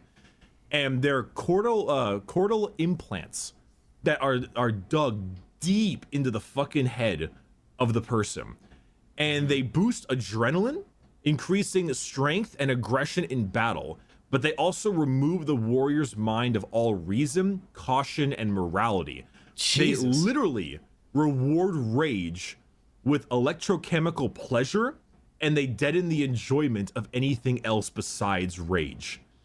They're literally like you. That is a become hell of a way to super describe angry, it, and damn. it'll like get your brain like electrize. What the fuck? Yeah, it gets all those pleasure receptors going. Yeah. And just, Words. yeah, Words. That sounds Energized. like a fucked up tool. Yeah. So you get a that doesn't dopamine sound boost when happy when fun you're times. angry, and you Yeah, get and with them in his depresso when you're head, not angry. he was sent immediately against his father figure and just like ripped him into pieces. And when he regained his senses, he saw what he did, and he was thrown into a depression that apparently, and this is fucking silly to me, but they said he unleashed a howl that lasted for several days. Okay, but so he is strong enough to destroy the person who is a slaver. He was put in a position where he had to, where by refusal to do something, he was then given the butcher's nails as punishment. Why did he willingly go to get the butcher's nails at that point then? Like, why not just kill the people who are keeping him as a prisoner, rather than getting the nails drilled in his head? It just seems kind of like, I don't know. It just seemed kind of a weird, not his slaver. Did I misunderstand then? His senses, he saw what he was done. Yeah. Words. It's all those pleasure receptors going. Yeah. And just, Words. Oh, it was his. Oh, it was his adopted father. Okay. That's what I was okay, that's what I misunderstood. I was like, Like, if he was able to do this, why on earth? Like, why on earth would he not be able to just get out? That's okay. energized. Now I understand. Okay. Cool. Yeah, that doesn't sound happy fun times. Yeah, and with them in his head, he was sent immediately against his father figure and just like ripped. Yeah. him into Okay. pieces. Okay. He was sent against his father figure. I was thinking of the slaver because on all the other Primarchs, they've always referred to the person who finds them as like their adoptive parent. So when they said father, I was thinking the guy who had him as a prisoner. So I wasn't thinking of the guy that he had built the friendship with. That was my bad. And when he regained his senses, he saw what he did, and he was thrown into a depression that apparently, and this is fucking silly to me, but they said he unleashed a howl that lasted for several days. Which I don't know if a man could scream for multiple days, but he was still pretty fucking sad. Like you can say that he got sad without being like, yeah, he howled for an entire day. No, he didn't. No, I don't believe that. But point being, he's really sad. Oh yeah, super depresso, absolutely. So after that, this is when he went for like full on rebellion. Another escape attempt that he tried and failed. Which reminds me, you're probably wondering how the hell does he keep failing these escape attempts? Yeah, when he's I am. Fucking Angron. Mm-hmm. It's because the higher ups, they're not like, this isn't like a super backwater gladiator war. Like they have guns, they have armies, they have tanks. Like this isn't just backwater gladiator stuff. They have a military force. Yeah. Especially the higher ups too, because it's impoverished and it's super high class. So I assume they would have some pretty choice defenses to stop rebellions, like the lower class from rebelling. They've got I can see that. You feel it. Now during this whole last big rebellion thing, he recommended the largest gladiator pit fight of all time, like thousands of people. Oh. And he actually conspired with all the other gladiators, all the other slaves, as they kind of all saw him as like the best of them, to all kind of revolt together. Now, in that giant, fight, when the fight began, they all turned on the guards and lost a ton of people due to firearms, but they were able to actually overwhelm the guards and escape with about 2,000 gladiators, stealing weapons and pouring into the streets. Yeah. Now, over the next few years, the rulers sent many armed forces to capture all the different gladiators, who began calling themselves the Eater of Cities. However, often they were all beaten by Angron and his, military prowess. Sure. However, So when it comes to the dark tech, are these worlds creating the dark tech like themselves because they just have the knowledge of like old technology, or are these things they find and utilize? Like, are every set of butcher's nails like a finite thing that they then utilize and give to people like Angron, or are they creating them from scratch? combination of like attrition and hunger started to really take their toll. And with time, only about maybe 1,000 men and women were still alive at this point, just due to like attrition and stuff. And at How this many point, people did you say were in the fight that like overturned? Was it 10,000? He started out. it was a lot, thousands, maybe 10,000. All I know is Okay. that 2,000 escaped, and then there's 1,000 left. And at this point, during this period of time, Angron was chilling, doing whatever he was doing, planning or whatever, and then a man known as Big E was staring. Hey. He was in his ship looking down at the whole of what's going on. He was really impressed. He was like, wow, I like it when you fight back against good old oppression. I like that you're fighting for yourself. This is great. So Big E teleported down with a big, legion of custodies and was like, hey, oh wait, no, that's the wrong one. Angron. That's not the world. Wrong word accent. bearers. They're not the word bearers. They're not Italian. He teleported down and he was like, Angron, good job, man. I'm proud of you. Hey, check this out. It's a whole contingent of Space Marines, all for you. you can get the 12th Space Marine Legion, the Warhounds.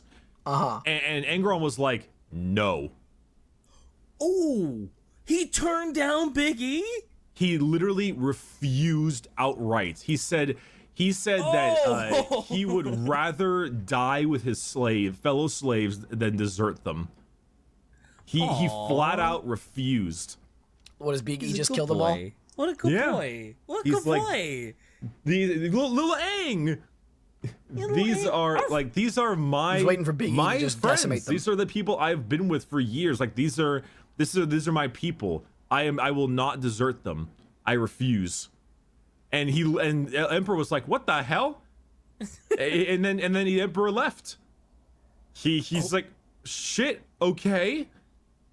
And so he went back to his ship, just like flabbergasted, dumbfounded. Okay. What the hell? He actually refused me? What? Yeah, who refuses Big E? Like, I figured once he was... Couldn't Big E also remove the butcher nails? Like, couldn't Big E also remove the butcher nails? like, oh yeah, fuck you, Big E. Big E would do some sort of thing, or he would be like, oh yeah, well, fuck it, I just killed all your people. Now you've got nobody to stay here with, so you're coming with me, bitch. Damn, he just. Well, I know laughed. Big E sucks. I'm just curious what happens now. Yeah, fine, whatever. No, we'll kill. Well, no. I know that removing butcher nails is something that you can't do. I'm saying Big E specifically, being the individual that is borderline godly, should be able to theoretically do it. No, he created these people from scratch. He created the Primarch from scratch. So how he tried? Okay.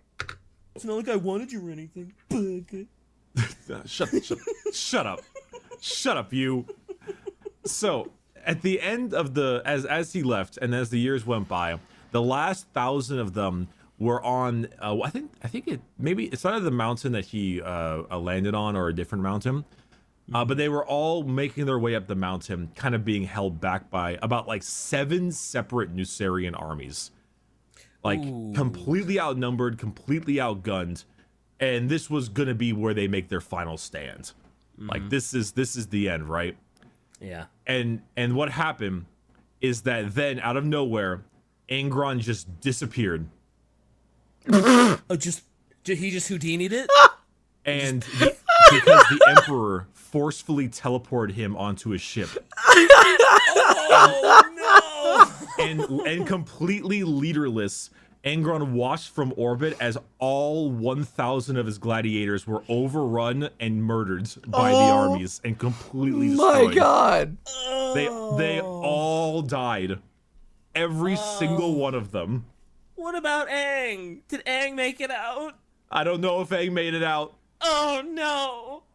Little Aang didn't make it out. No, the worst timeline. Yoink. Oh god, if he wasn't angry before, boy, he's gotta be stark. We know Big E sucks. Well, in fact, he was so fucking angry that he immediately turned to the closest custodian and proceeded to beat him to death. Oh, Which is impressive. That's a For custodian. it's the Jesus. custodians. Holy shit. Okay. That's I mean, we've learned how easily the custodians can get their ass handed to them by Primarchs just from the Alfarius episode where he killed one of them for the meme just to prove a point. anger. Oh. He is fucking mad. And the only way he was put into submission was through the Emperor's psychic abilities. And Angron was like, you had a teleporter. Why didn't you save them? Like, you could have saved them all. And He's like, the "I don't Emperor want to." said that he had bigger, grander plans for mankind, and a group of random slaves on a backwater world is not important enough. Oh my God. And it's like, holy shit, Dad! Why are you such a bad dad? He's not even being a bad dad, he's a bad fucking person. Because I got to imagine if he was like, oh yeah, I'm gonna save all of them. I'm gonna teleport Angron and all of his people up here. You're all saved. You're now gonna form your own new chapter with all of your friends, and it's gonna be great. maybe then he doesn't, You know what was so funny? When I was watching Togi's stream today this morning, she got to Big E and she's like, yeah, the Emperor, we all like him, right? And I'm just like thinking to myself, no. Even people who like, I don't think there are a lot of people who like him. I don't think there are a lot of people who like the Emperor of Mankind.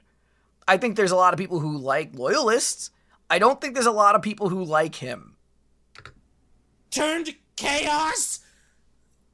Maybe. You know, maybe don't like reprimand your Batman character for doing what you told him to do. Maybe don't kill the father of your stinky man just to make a point. Maybe not let your son's closest friends all get murdered in front of his eyes and be like, they weren't important. Fine. Oh, I didn't save them because they're fucking worthless. Oh, were they important to you? Nah, don't worry about it. They're fucking trash. Oh, you're so bad at this, Big E. You know, I remember the theory about how Big E saw that some of his sons would turn to chaos. And the way I've been thinking about it recently is just a matter of, I think he expected all the sons who turned to chaos, like, are the one, like, I'm sure they were all the correct ones, right? Except for Horus. I think Horus was the one that he didn't expect to betray him. But I think he absolutely thought Angron was going to be one of the ones who betrayed him. So he just treated these Primarchs like shit. Just like absolute shit. Biggie, so I put on a big show to gaslight Vulcan. What if for Angron, I just didn't even pretend to give a single crap?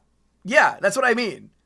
That's what I mean. Like, you would think that somebody like Angron, who is able to start a rebellion and lead people with charisma despite the circumstances he's been dealt, would be more useful to him as a general than Vulcan, who at the time was in, a religious sect of burning things with fire, So I would think that Angron would be more useful to him, even with the butcher's nails.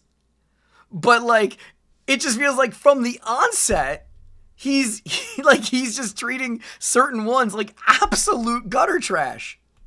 From what I've seen, right? Like all the Alpha Legion ones, he treated poorly, right? Like Kurz makes sense why he went to Chaos. With what happened with Magnus, it makes sense why he went to Chaos. Mortarion made sense why he went to Chaos. And Angron made sense why he went to Chaos. Alfarius doesn't make sense why he goes to Chaos, but that's because I think Alfarius is playing both sides, which is kind of the Alfarius thing.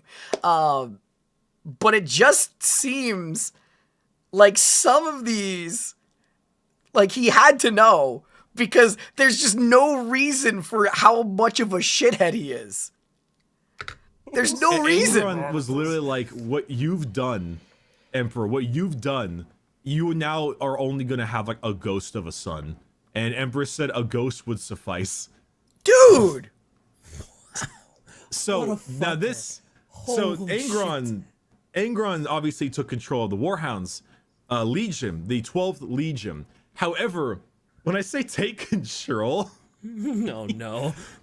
he was a rage-filled, bitter person. Every time a member of the Warhounds, To make Angron even more tragic, his psychic gift from Big E was empathy. He was I've heard about him being a very empathetic individual. Yeah.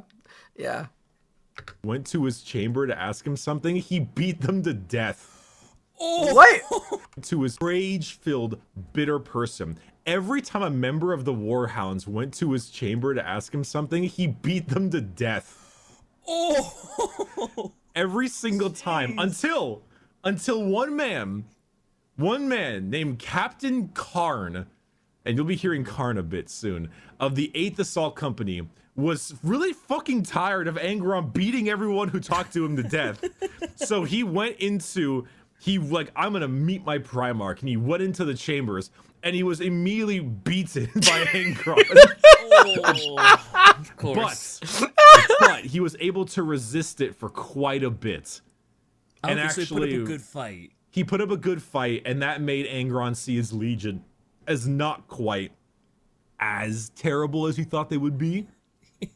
They're not bugs that he needs to squash. Oh my They god. grew a bit of rapport with each other, even though their first moments together was Angron. Does he also beating have the butcher's living nails in his shit out head? of him. But he was like, okay, maybe my legion isn't entirely worthless. Does he also have butcher's So they nails in started his to grow head? a little bit of rapport with each other, talked about traditions and gladiator stuff.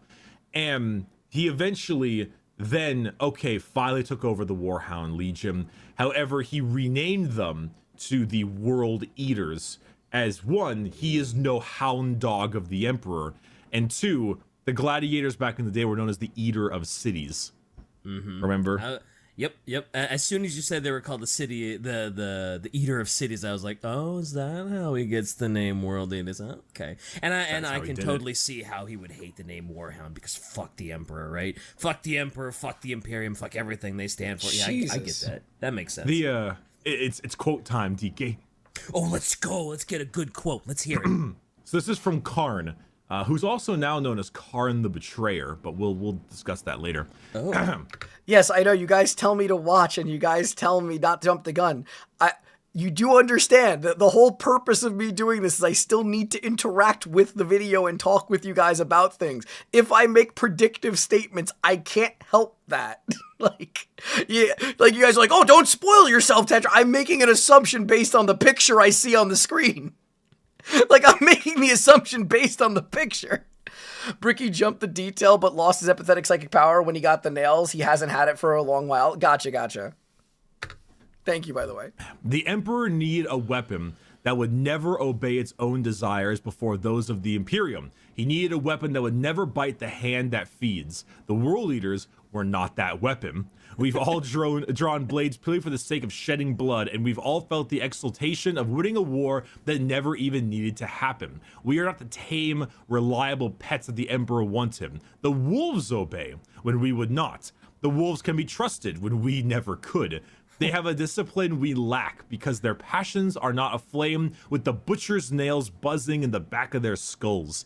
The wolves will always come to heel when called. In that regard, it is a mystery why they name themselves wolves. They are tame, collared by the Emperor, obeying his every whim, but a wolf doesn't behave that way, only a dog does. That is why we are the Eaters of Worlds and the Warhounds no longer. And you say these guys turn to chaos, eh? You say Just a little. you say these guys don't follow the Emperor, eh? Is that what you?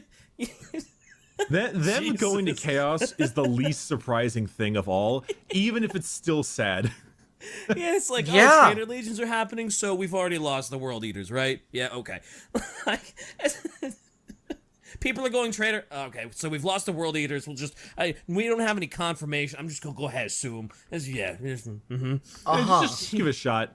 Yeah. So when Angron was brought aboard, he was put to sleep by that guy Malcador. So Malcador, they put him to sleep with his psychic power because Malcador is like a ridiculous psyker. And Can I actually ask you guys a question? What happened to Malcador? Like, is he still overseeing Big E on his throne? Or did Malcador die at some point after the Horus Heresy? Because I've heard about Malcador a ton, but I have not heard about anything in him in modern 40k. Everything I hear from him seems to be all past tense when it comes to early Primarch era. So, like, I was curious about what ends up happening with him if he dies during the heresy. He died? Okay. decided to check out his butcher's nails because they were like, the hell? And they found that they were Oh, I remember. Yeah, he held the throne. Okay, so he died from sitting on the throne. Okay, I didn't know he died from sitting on the throne. Okay. not properly used for a Primarch. As obviously being a Primarch, a little different than being in a regular Astartes. They created things like emotional instability, but removing them, they were so coiled into his brain and so deeply fed in that removing them would kill him. And it slowly also damaged the subject's ability to reason. The nails would slowly kill Angron, and you would probably die before the Great Crusade even ended. Jesus. No longer was Angron having any pleasure in anything that wasn't the sensation of anger. Everything caused him pain. Like talking caused Angron pain. Thinking, walking, eating, sleeping caused Angron physical pain. Oh wow, that's so fucked up. That's not a great life to live. Jesus. No, I mean, living 40k ain't great in general, but this That's is a even particularly worse. bad Like, life. This is the worst timeline. Yeah, it is. Like, nah, he already had a fucked up life, but now literally everything causes him pain except rage. Like, it wasn't bad enough that he had to watch all of his people die and be forced into essentially more slavery with the Emperor, but now literally everything he does is pain. Yeah, everything for this poor guy sucks. Jesus. And the Emperor, with all of his wisdom, went to Malkador and said, "You keep this between us. Don't tell anybody. Don't tell Angron. Don't tell that he's dying. He'll be dead before the Great Crusade ends, but that's fine because Angron's a liability. Whatever, man." Oh my god. Yup.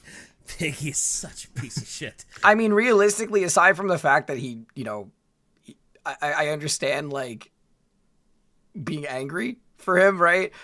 But the Demon Primarch situation kind of made things worse.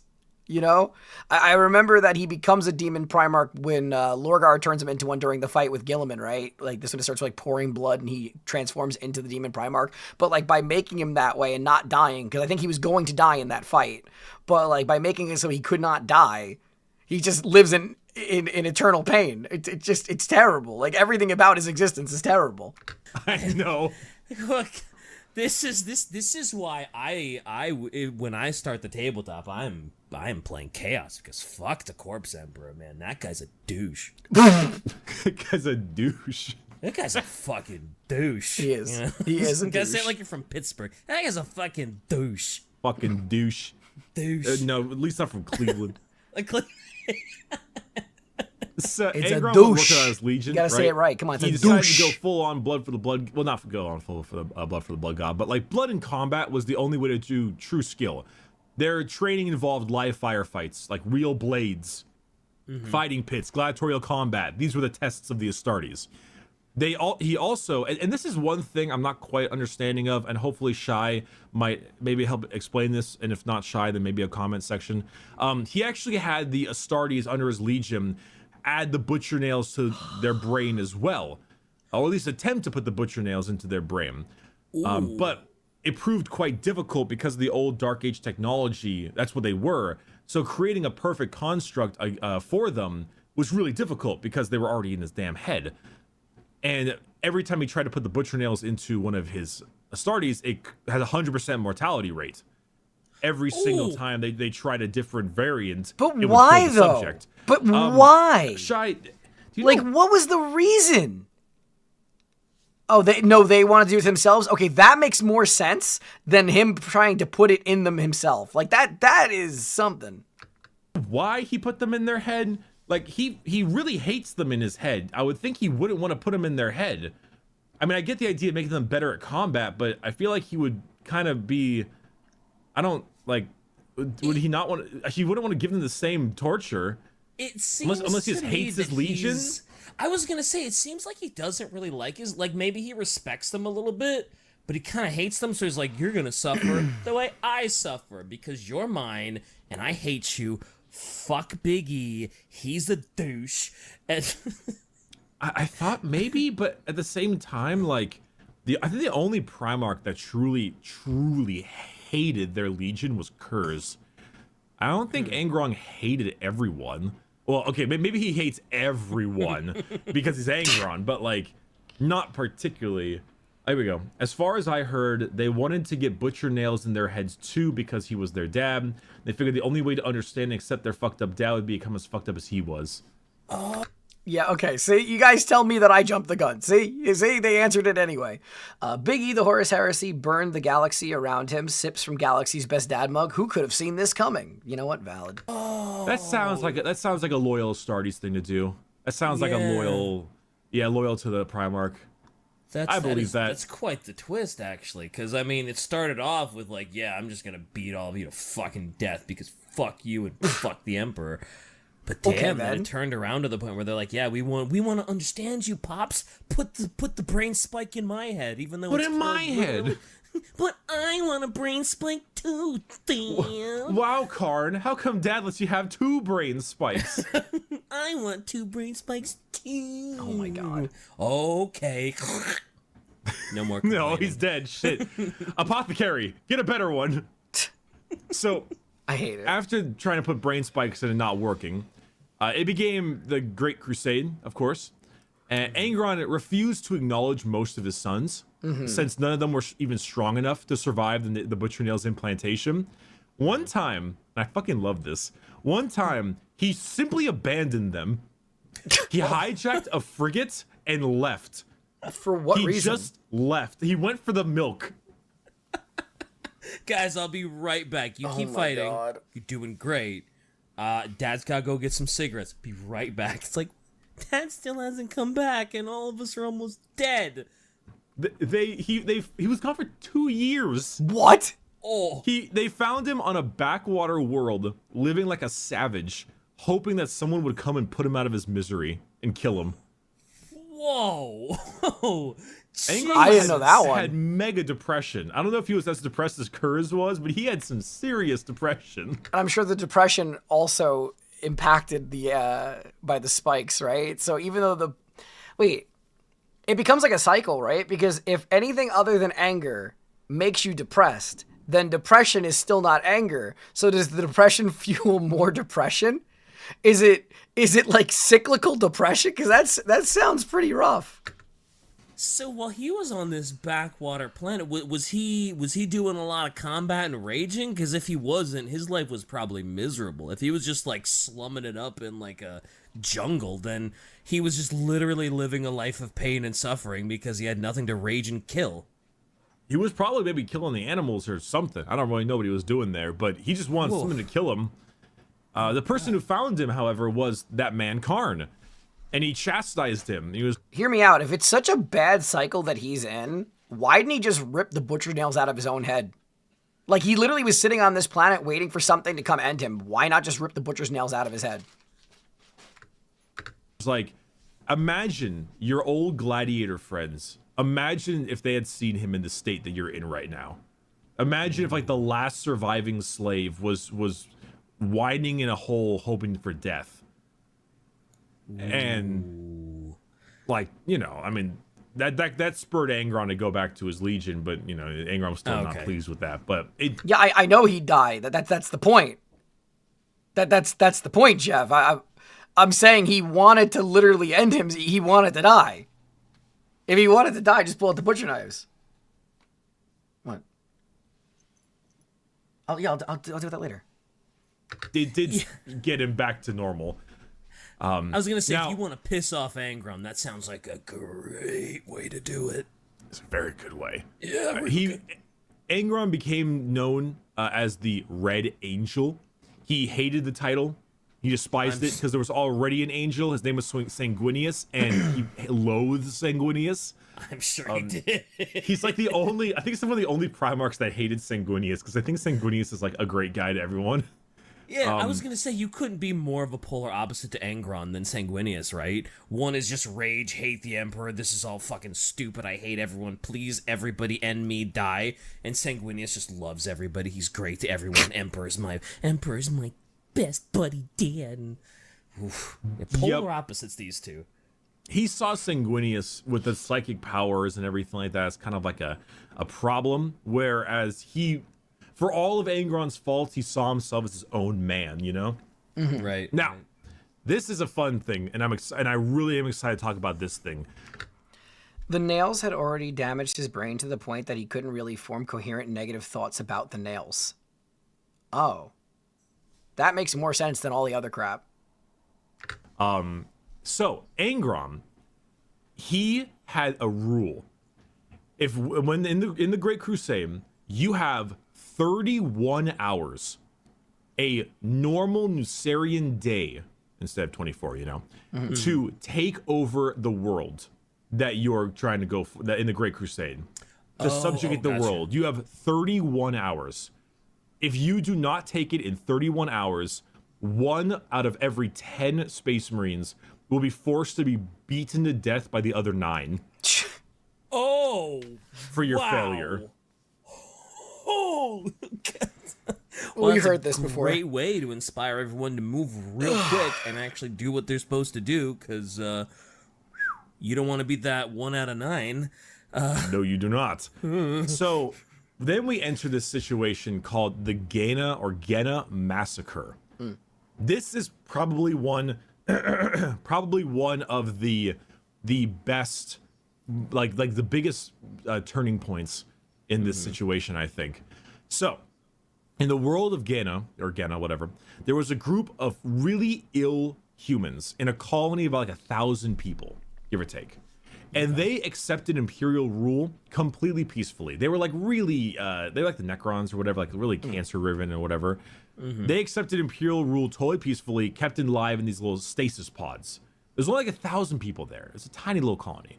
However, the world went completely silent. And so Angron was sent to go find out what happened. Oh, God. And they found out that these people... Why would you send Angron? Like, okay, I know the Big E just literally exists, or Angron's existence is just a meme to Big E, but like, why would you send him to anything like this? Were actually being kept alive through the use of artificial intelligence. Oh, God. Oh, God. Angron's constantly regenerating over the nails as they drill into his skull, and the nails eat away at his brain again and again each time, part of why the nails can't be removed. Gotcha. Uh-oh.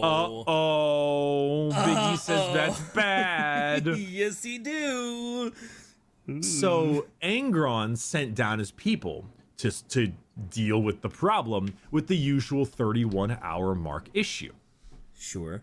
Now, this caused a certain guy named Centurion. The Gehenna massacre was so bad that the field commander on the ground did not take prisoners. B wasn't ordered to take any. Oh, lovely. Mago, to make a really hasty, poorly executed landing because of that fear of the time limit. Turned out that the world contained 1,000 humans, but billions of simulacrum humans, billions of robotic forms of humans that were actually just AIs in human-looking bodies, like Blade Runner style. Oh. All being controlled by the 1,000 humans in the tanks. Oh, And that's a bigger uh-oh. it's a bad. big Yeah, this is a and big those uh-oh. billions of humans started to overwhelm them hard. Ooh. I mean, that is a billion AI robot things, simulacrum bots. That's... Ooh. Good luck. So with that, they actually got overran, and they were eventually able to subjugate the world, or at least make their footing with some more heavy artillery and like tanks that they eventually arrived with, but they didn't meet the time limit. Oh. So the Centurion Mago was, when they were ordered to kill the people, he flat out refused, which God. Angron found humorous. Oh, God. And then told him instead, hey, Mago, you get to kill the first one. You're killing the first, which he also refused. Which then Angron went fucking ballistic and killed like a couple dozen warriors in the room until his librarians and psychers were able to subjugate him to sleep, which he then didn't wake up from. What Angron actually got from Big E was his parenting skills. Second best dad right after Big E himself. Got it. Oh. He just stayed in that sleep for a while? He wasn't waking up. He wasn't waking up. Well, I mean, hey, you win some, you lose some. I'm sure the rest of the Legion was... I'm sure the rest of the Legion was like, it kind of sucks that our leader is not waking up, but, Just a bit. kind of a dick. He's Nobody's kinda dying an now. asshole. You We're know, not I don't gonna have die. to... Yeah, 31 hours, dummy shit. So while they were figuring out what to do with their leader asleep, one of the apothecaries actually found a stable method of implanting the butcher nails Oh, no. by reverse engineering the technology. Okay. I know I'm asking a ton of questions about this, but, like, he is horrendous to them. And if they want to experience what he's experiencing, like, why would they do that? Why would you oh my God. Okay, go put your butcher nails in. From this Genin place, and would now to implement them into the Legion. With the first person implementing them on was our good man Karn. When Angron finally awoke, he saw his Legion with the nails in their head, and he commanded them to get their way back down to Gaina and finally fully take over the world. And eventually, the Mago guy led a resistance group against him. Didn't work. He died. Rest in peace. But with the new butcher nails, it was like chump change. Killing through these robot humans was extremely easy. They were just slaughtering them to the point where it was so incredibly harsh that the astropaths across the sector felt the sheer volume of death. Wow. Which is a little weird to me because I thought that they like had just robots, but Yeah, you wouldn't think a psycho would feel a robot dying. yeah, I may have read that wrong. But point being, lots of death. Love it. And it was Lots super and lots of easy. death. Yeah, super easy. And then eventually Karn made his way inside the actual 1,000-person chamber, in which they all like got out of their tanks and like were pleading for their life. And Karn was like, "Lol," said Karn the betrayer, Lamau, who then immediately slaughtered every single one of them single-handedly. Lamau Oh. Poggers, play of the game, goes to Karn for massive bloodshed and no mercy. Good job. Jesus. So the massacre on Gaina, the Emperor not pleased.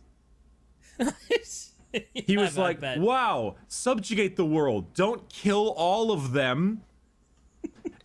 You sent okay. You sent them to the world. The angriest boys. You sent the genocide machines. Like, how do you even have the gall to reprimand a genocide, the genocide that you basically sent?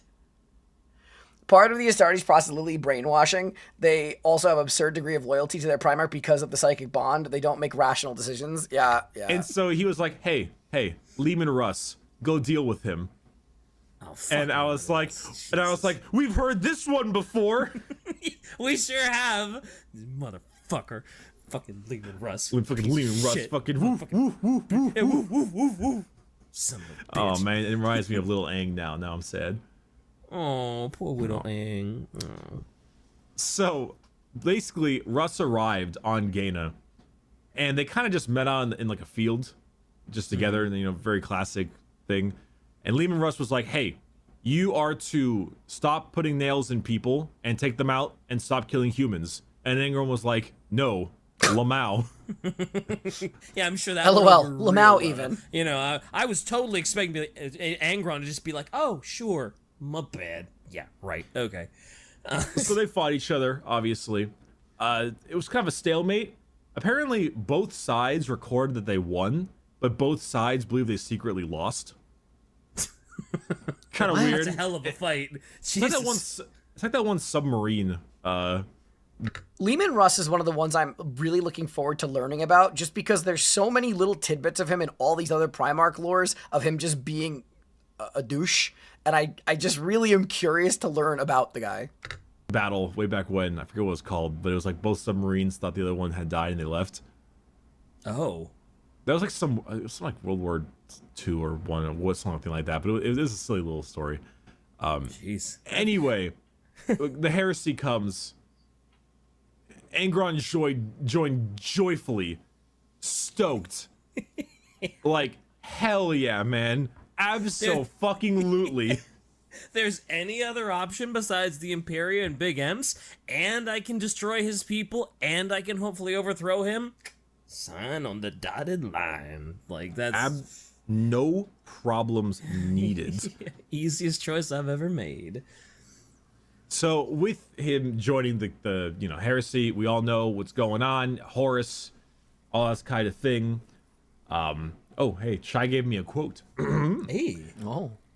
You kept that mule, Corferon. Russ kept his kin friends. The lion kept Luther. Humans, brothers, and foster fathers, saved and raised into Legion rants. But not me. Not Angron, no. Did the Emperor teleport his gold-wrapped custodians down to help me and my army? No. Man, I love looking at just how opinionated everybody is in the chat right now. Just like it is, Warhammer is such an interesting niche, because it's like it's such a broad community. I could like anything. Meanwhile, you have half the community just immediately being like, I freaking despise them. I hate them. They're awful. Every character, any character I ask about, there's half of you guys like, oh yeah, they're really cool, they're well written, and then there's just somebody who always like, I detest them. They are the bane of my existence. This fictitious character actually slept with my wife. It is like, I don't know why so many characters make you guys feel like you're put in the cuck chair. I really don't. Did he free the warhounds and order them to battle? Fight alongside me? No. Did he save my brothers and sisters the way he spared and honored the lion's closest kin? The way he honored Corferon? No, no, and no.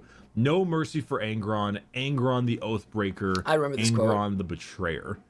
And he's fucking right. Yeah, I mean, you can't really argue with him. Big E was a fucking idiot. That's...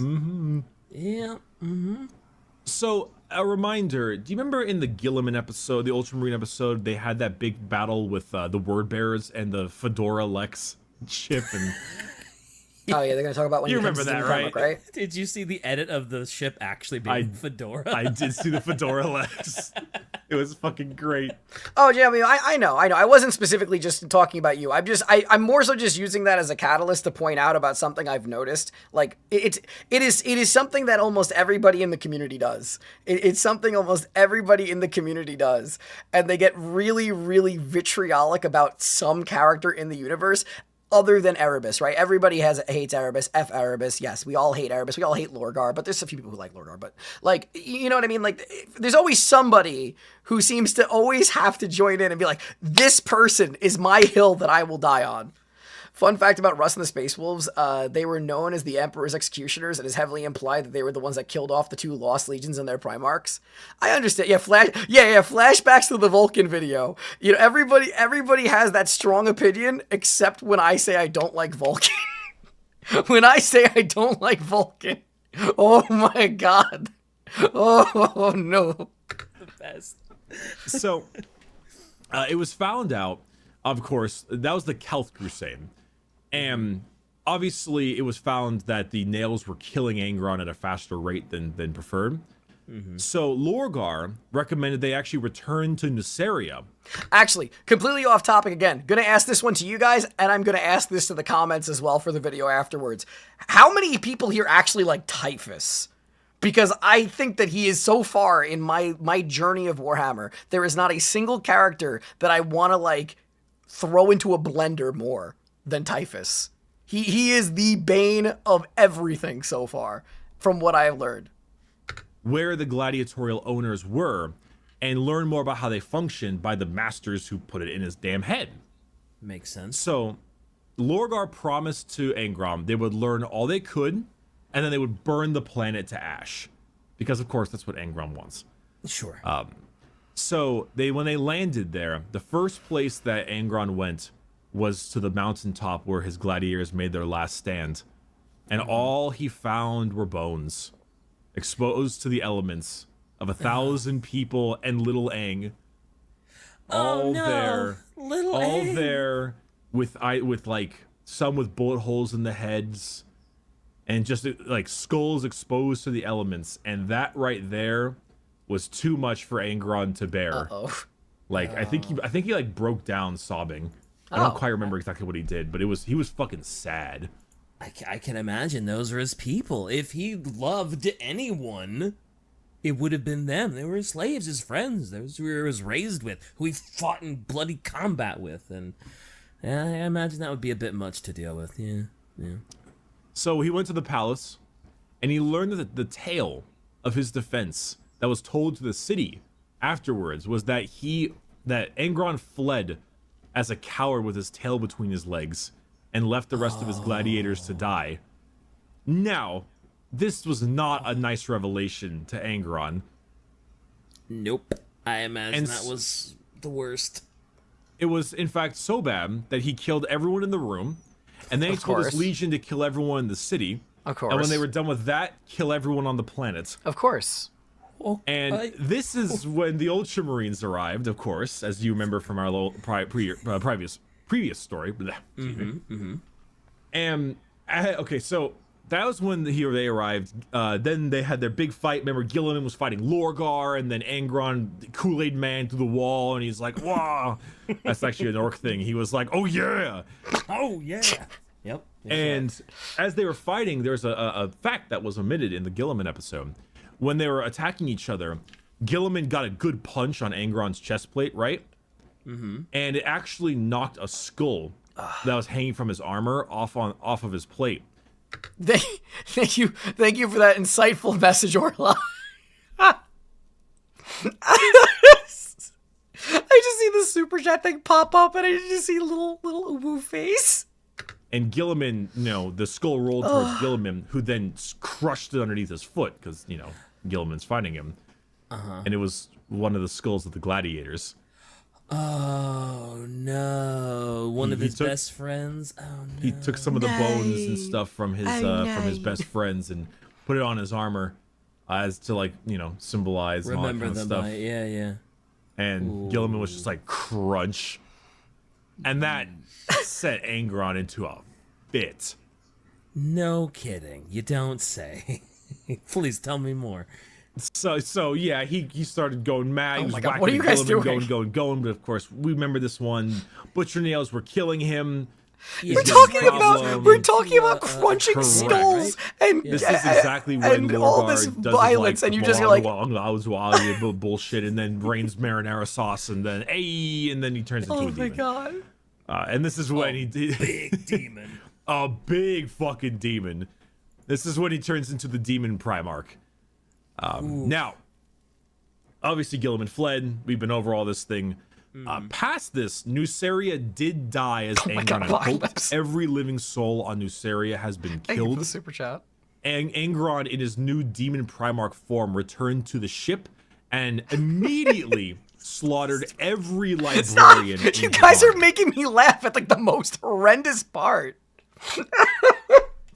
I'm sitting here giggling as we're talking about absolute carnage. This is so effed up. It's so wrong. All right, no more laughing. Which are the Psychers. Yeah.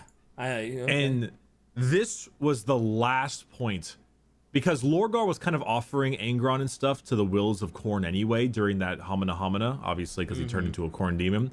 Sure. But Khorne saw Angron kill the last Psyker in the entire goddamn army. And Khorne was like, yay, encore, let's go, I hate Psychers, fuck Tzeentch, woo!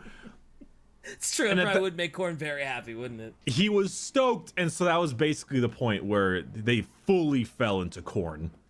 Okay. That's when the full point when they went straight full-on Khorne demon. Now they're fully Traitor Legion, fully Chaos, fully under Khorne's reign. They literally Angron literally went to Khorne and said, slaughter the lower decks of slaves and bring their skulls to me and build me a throne of skulls on my ship. Cool. Wow, that's hardcore. Yeah, it's pretty cool. Oh boy, That's right. I'm sure they actually did too. I'm sure that wasn't just metaphorical. He probably does legitimately have a Skull of Thrones on that ship, doesn't he? Skulls, blood for the blood god, skulls for the skull throne. Fair. They don't say that for kicks. They don't. So our last bit to talk about was the Siege of Terra. Now the Warriors got fully Khorne right now. Angron wanted to be first in on the palace, first guy. But the Emperor's psychic defenses made it really rough and would probably kill him. But he didn't really give a shit. And Horus instead chose the Death Guard to be first in. And Angron was like, ooh. And then he started murdering everyone in sight on his ship. Sounds like Angron. Okay. okay. All right. I mean, I And guess I can't feel too sorry for him because they're all Chaos anyway, so who fucking cares if they get murdered, right? Yeah, he doesn't give a shit. Yeah, who cares? Now, during this period of time, we have newly favorited best girl. Now we're gonna talk. Latara Serene or Saren, Okay. Captain Captain Latara Saren or whatever. All right. Listen, DK, we're gonna talk a lot more about her next week. Okay, but okay. I have never seen a woman walk with fucking nuts of tungsten, with ovaries of pure titanium like this before. let me make this clear. She, a mortal human, was the captain of the flagship of the World Eaters. Whoa. She was the captain. Whoa. And she's just a mortal human woman. There's no psyker powers. She doesn't have. Does she at least have some power armor or something? Like nothing.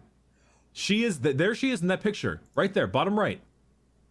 Oh, Latara that's Sarin. That's all, and she is arguably one of the most ruthless World Eater characters out there. Oh, we'll talk. that would explain we'll why. talk more about her in next episode. Don't you fucking worry. Oh, all right. Wow. Don't you fucking worry. But point being, since she was the captain of the ship of the Conqueror, she was like, well, Angron's not doing his thing again, but he might kill the tech priest that handled the ship's reactor.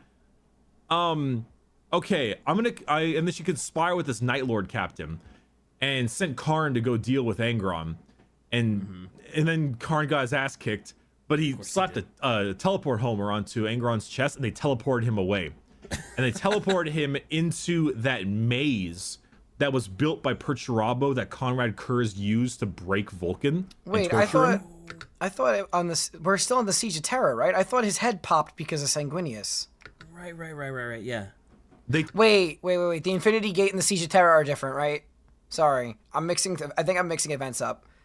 So wait, the Infinity Gate is not on Terra, correct? Or it is? Did I mix two events up? I feel like I did right now. I'm trying my best here. So I'm trying to figure out like where we are currently in like it's coming to that. Okay. Teleport him in there to just lose his mind in for a while until the actual psychic defense barrier on Terra was down, and then they literally opened the airlock and yeeted him from the ship into the deep space onto Earth. And he came down like a meteor, and he landed on the ground like a feast. They were like, "Go, Angron, get him!" Yeet. He's fucking airlocked. Yeah, they just sucked him out of the airlock, and he was like, and he fucking landed like a meteor on the surface. Oh, God, that's no, great.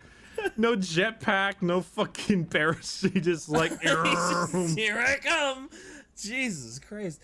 When you said they put him in Perturabo's maze, the first thing that came into my head was all I could picture was like that Juggernaut scene in the X-Men movie where he's just plowing through walls and just, I'm the Juggernaut, bitch. That's like all I can imagine him doing is just plowing through every wall, just hoping to get to the exit, like not even caring about strategy, which way have I gone. He's just fucking barreling through every wall he sees.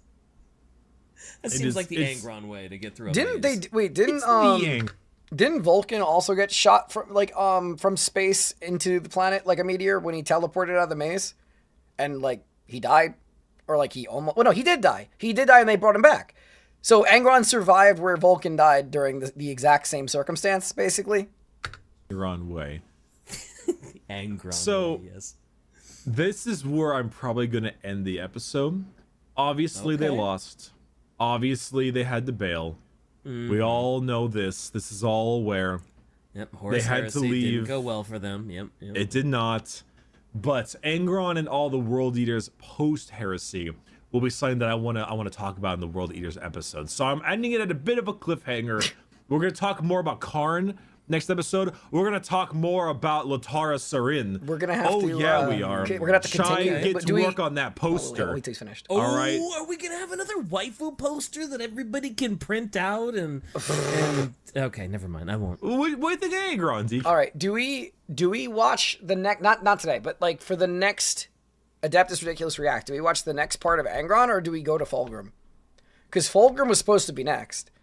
But if a lot of Angron's story is going to still be in the next one, I feel like maybe we should.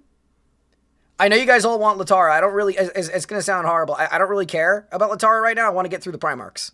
So I want to go through all the Primarchs, and then I can go into other stuff. I know everybody is thirsty for her. I don't care. I want to get through Primarchs. He didn't include the Sanguinius bit? Yeah, he didn't include the Sanguinius bit.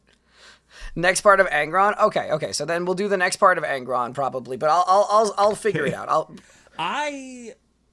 Yeah, I am thinking I think we're gonna do the It's a lot more follow-up. complicated than I thought, right? Because like whenever someone says Angron, I'm just like, oh, he's angry. There's a butcher nail that's making him more angry. Whatever, he's chaos. Cool. But like, man, what a fucked up life he had. Honestly, yeah. Like pre-spike, and then post-spike, and then the Emperor just totally fucking him over. Whew. I do like Angron though, and he is a lot more complex than How much more is left? 4 minutes ago. than I thought he was gonna be. I thought it was just gonna be an angry boy that enjoyed murder, and it is so much more I complicated. mean, it's not. It's okay. I like, again, here's where I will say the thing that will get me flamed. It's not that much more complicated than that. He is angry boy. He's angry boy, and then the 5 other factors of being like he was supposed to be an empath, right? Like his story is tragic. It is tragic. He's okay. He's okay. Do I put him in like the top 5 of Primarchs? No. Do I put him in the bottom 5? No. He's in the middle of the pack. He's interesting. He's pretty interesting. My favorite new Angron lore is his sword is what's left after he took an iron bar and beat a Slaneshi greater demon to death with it and absorbed it. I like that. Isn't that just kind of similar though to the story of the Khorne general who has the Slanesh shield out of a demon that they beat the crap out of and absorbed? It really is, and it makes, I think it might be the one Primarch that makes me hate the Emperor the most. Yeah. Because like he makes a good point. He could have teleported his fucking custodians down there and helped them. Mm-hmm. He could have teleported them all up. He could have done so much, and he just chose against it. Yeah, there were so many things he could have done to stop this and just make Angron like him. Yes, that's the thing. Is, you know, there's an old quote. I forget I think it was from House of Cards. Oh, he was absolutely the TV show with justified Kevin in Spacey, going to chaos, which 100%. Which isn't great for me to quote Kevin Spacey anymore, but the quote was good. And he was making like a call to some guy, and his quote was like, "It's an inconvenience for." Yeah, I know it's in fantasy. I was just saying it's a similar bit of like lore, like the thing absorbing a greater demon is what I was implying. But yeah, no, like he's okay. He's okay. His story is really gripping, and you feel for him as a character. He's a bit of like, I don't want to say the word blanks. That will make people angry. I don't mean that he's blanks. He's not. He's relatively nonsensical, and the way his character is derived, aside from his origin, is almost one-dimensional. Like that's kind of the thing with him, right? He's has a really, really interesting origin, but then becomes exceedingly one-dimensional as it progresses on. Like, I feel really bad for him, given what happened with Big E. But yeah, that's kind of how I see it. Yeah, he's not complex. He's definitely an archetype. Yeah. I don't want to make it sound like I'm speaking ill of him. I don't dislike Angron. I do not dislike Angron, because I know that saying anything ill about Angron is going to get me flamed in the worst way. I don't hate the guy. I just think that he's kind of middle of the road. You know, I think he's kind of in that, like, there's 20 Primarchs, or what is it, like 19, 20, whatever you want to say it is. But, like, there's 20 Primarchs. He's middle of the road. He's middle of the road. For me, but means the world to him. Yep. And I'm just like, Emps, you could have sent down a couple custodians, even just yourself, and you would have fought for maybe a day at max. Max, not even that probably. For Emps, he probably wouldn't even taken him a day. And you would have had the full support of your son, and this all would have maybe not happened, but you couldn't be fucked to do it. You couldn't be fucking bothered. You know, as much, and that's the story of the Emps, with most of his kids turn into chaos. He's a cautionary tale of what? Don't let your dad torture you. Like, how is he a cautionary tale? Every character in Warhammer's a cautionary tale. It's like, you could have stopped that, you know. Like, if you weren't such a petulant man-child, you could have stopped that. Right at the root. It's honestly something that I find myself enjoying the Chaos Primarchs more, because I think their stories are always generally tragic or sad or have depth. Mm-hmm. And it's like, that's just so much, that's so interesting. Yep. I mean, Gilliman's story is good because of his resurrection, as opposed to his actual story. But like, I need to read up on Dorn and stuff and more. But the other ones don't feel. Reading with Dorn? I forgot. He's illiterate. You're right. I forgot. Oh. It's a story of tragedy. Anyway, No, it is. It all right, is. now I'll take us home. Now you can take us. All right, thank you everyone for watching this episode. That's ridiculous. My name's been Brick. You can We'll find yap me about Bricky it before the everywhere. next video. Also, we might have don't worry. merch ready for next week. A brand new merch. Let's go. All right, I'm gonna probably move on to the other Let's go, screen now because they're just rambling now. Okay. Let me go and turn off this. Well, I can leave the Adeptus Ridiculous thing on right now. That's fine. Let me put my music on. Put my music on right now, real quick.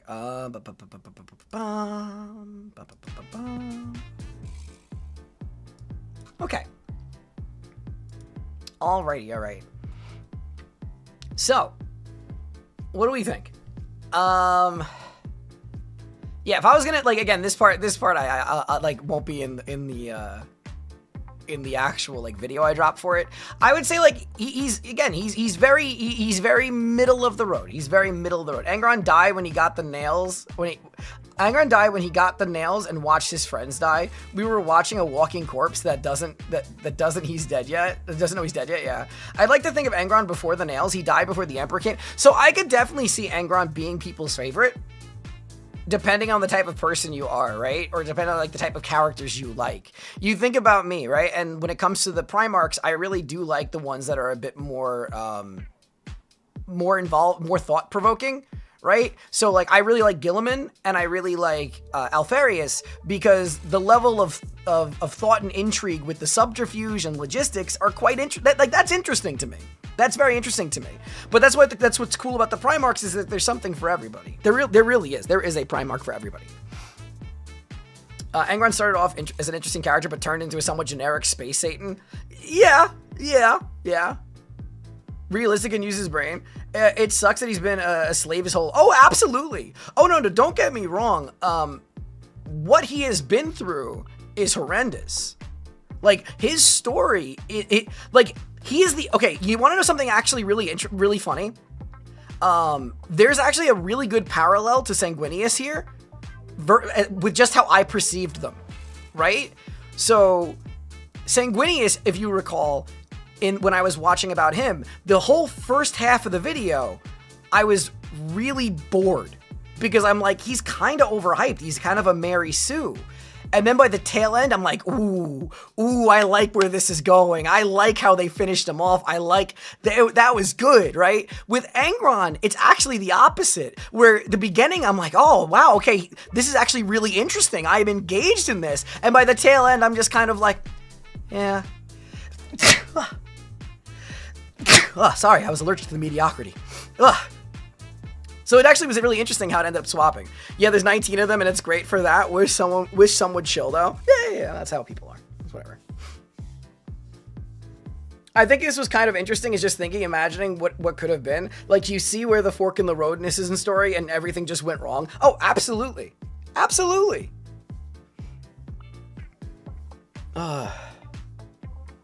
Bless you. Thank you. But yeah, no. I it's one of those things where it's like I know people like Angron a lot. The votes really showed. It was a massive vote in favor of Angron over Fulgrim. So I definitely assumed it would be that way. But that being said, when it comes to Wednesday's video,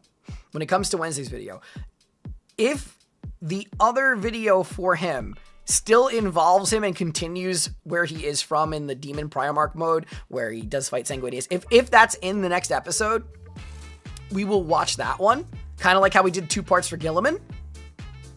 If it is just going to be about his captain of his ship and all the other stuff, I don't really care right now. I don't really care right now. Because right now what I want to be able to go through all the Primarchs. I want to get through all the Primarchs, because then I'm going to do a rehash of the Primarch tier list and make more people angry. Jagatai is in your top 5. Jagatai is number 4. Jagatai is number 4 right now. Number 1, my current roster is number 1 is Alfarius, not even for the memes. I just like how he's written. Number 2 is Conrad Kurz. Number 3 is Gilliman. Number 4 is Jagatai Khan. Number 5 is Sanguinius. Number 6 is Mortarion. Then there's gonna probably be a couple. Then you'll probably have Angron. You'll have Peter Turbo, and then as we go further down, we'll have Vulcan. I'd probably say that's where everybody is right now that I've seen. I think that's everybody I've watched so far. I don't know if I'm missing any, but I think that's everybody I've watched so far. The second video doesn't have that much on Angron, if I'm honest. Okay. I'm really excited to see how you feel about Fulgrim. I think I'm gonna like Fulgrim probably in the same way that I like Angron, probably a little bit more than Angron. But like in the same ballpark of middle of the road. That's my expectation. Out of the ones that are left, the ones that I kind of think are going to end up on the top half are going to be Corvus Corax is probably going to be, he could probably break top 5 if he meets my expectation. Who else could be? The Lion, the Lion post 40k could possibly reach my top 5. Fulgrim is he's Griffith Light. I mean, I love Griffith, so I could like him. I could like him. Tetra likes blue Primarchs, confirmed. I mean, Alfarius isn't blue, he's like aquamarine. You know, it's fine. Where can I watch the Vulcan stream VOD? It's members only because it ended up getting very toxic.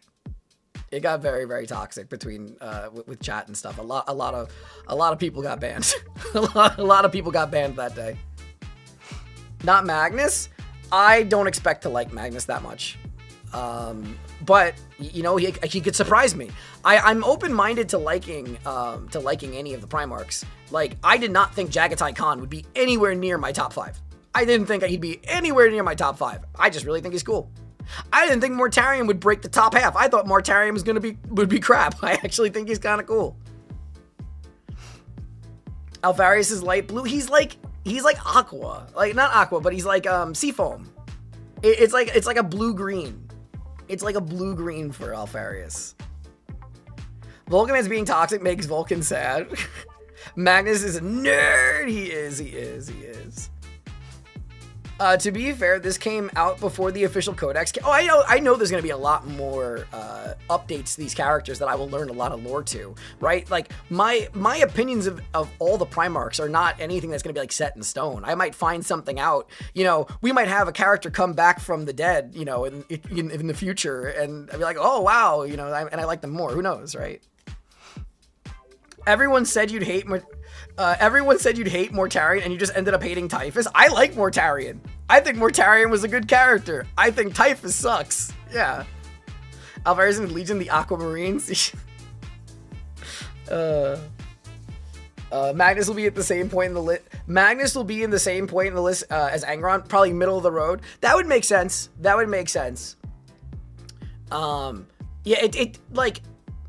it would take a lot.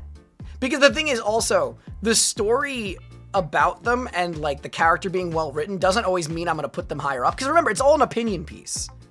It's all an opinion piece. Like Peter Turbo, I agree, is well written. I still despise the character. Right? Like, I don't like Peter Turbo. I don't think that he's like one of those characters I love to hate. I just dislike him. But his Legion's cool. And his story is interesting. So he's like, again, lower on the middle. Angron and Russ's conversation about the nails made him one of my favorite Primarchs. Angron is one of your favorites because of that. That's fair. I'm going to predict you will like Magnus more than you think you will. From what I understand, I'm going to be honest, from what I understand about his decisions and him thinking he could outsmart Tzeentch and all the other stuff, I think his hubris is going to be a little bit more grating than I think cool. But we'll see. A lot of people think I'm going to like certain ones, and a lot of people think I'm going to hate certain ones. So, you know, it's all very interesting and fun to engage in together. So, Peter Turbo, real Warhammer 40k. No, his name is Perturabo. But yeah, World Eaters are more interesting than Angron. Angron is basically a dead character. Yeah. No, all the, I will say this. Aside from the Death Guard, there's not a Legion of Marines that I don't like. Right? I like all the Legions so far. But I'm just talking about specifically the Primarchs themselves, because people also lump them together a lot. But like there's certain Legions like I think are really interesting. Like I think the Salamanders are cool. I just don't like Vulcan. You know? So it's you know, we'll see where everything goes. We'll see where everything goes. It's a weird spot being a streamer on this, because I try really hard to give you guys honest opinions about how I feel about things, but I also bite my tongue quite a bit because I've seen how aggressive the community is.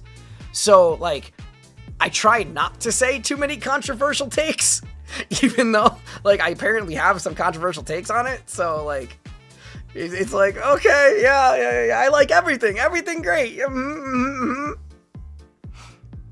Magnus got Big E's ego. Is that actually what he got from him? Is that actually what he got from him?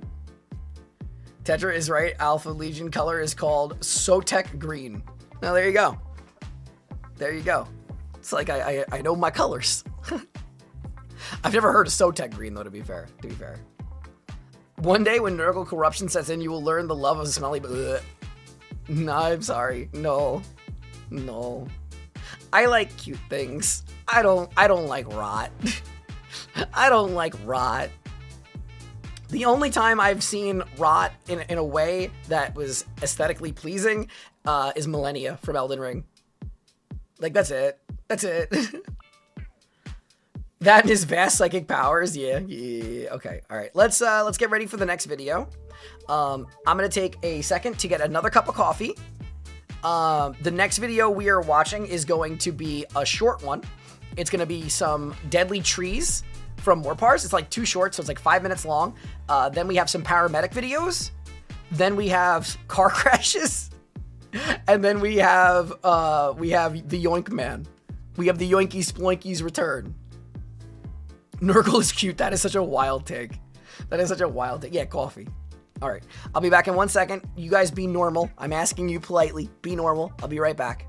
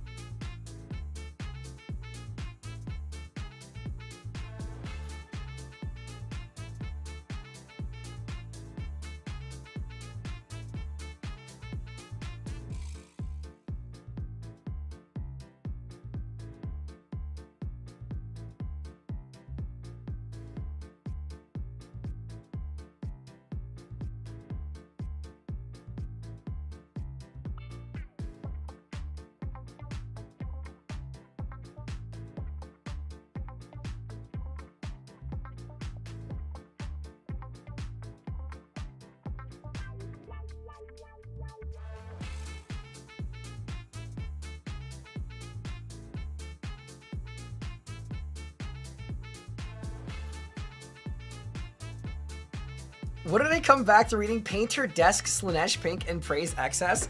Do you guys not understand how much pink I actually have on my desk? I unironically love the color pink. That does not mean I like Slanesh. I like the color pink. It is not that big of a deal. It is not that deep. I simply think pink is a cute color. Oh my god, why are you guys being like this? Oh my god. Is asking you guys to be normal that hard? Is asking you guys to be normal that hard? Like for real. For real. It's like, come on. Gilliman is Omega and prove me wrong. That is a hell of a tall tale, and I love it. Scatter, yes. Go scatter. Go scatter. Let's get the next video ready. Let's go get the next video ready. you guys. Can't with you guys. All right, hiding this, turning off my music. Okay. All right, video 1 of 6 is done. Next video is going to start right away when I do this. No, it didn't. Let's go. I love when things just work and they don't auto start. Look at that. It's a tree. It's a tree. Oh my goodness. You're such a girl in your love of... I like pink. What's wrong with that? Jeez. All right. Since it's in short format, let me move myself over like this. There we go. That's good, right? Okay. Okay. Get this here. All right. We actually have a couple of new more Parz shorts. Both of them are about nature. Like, nature is in trees, not as in, like, fauna. It's flora this time. I can only imagine how wonderful this is going to be. I'm always scared of his videos, if I'm totally honest. But, let's see how lovely Australia can be. This tree grows grenades.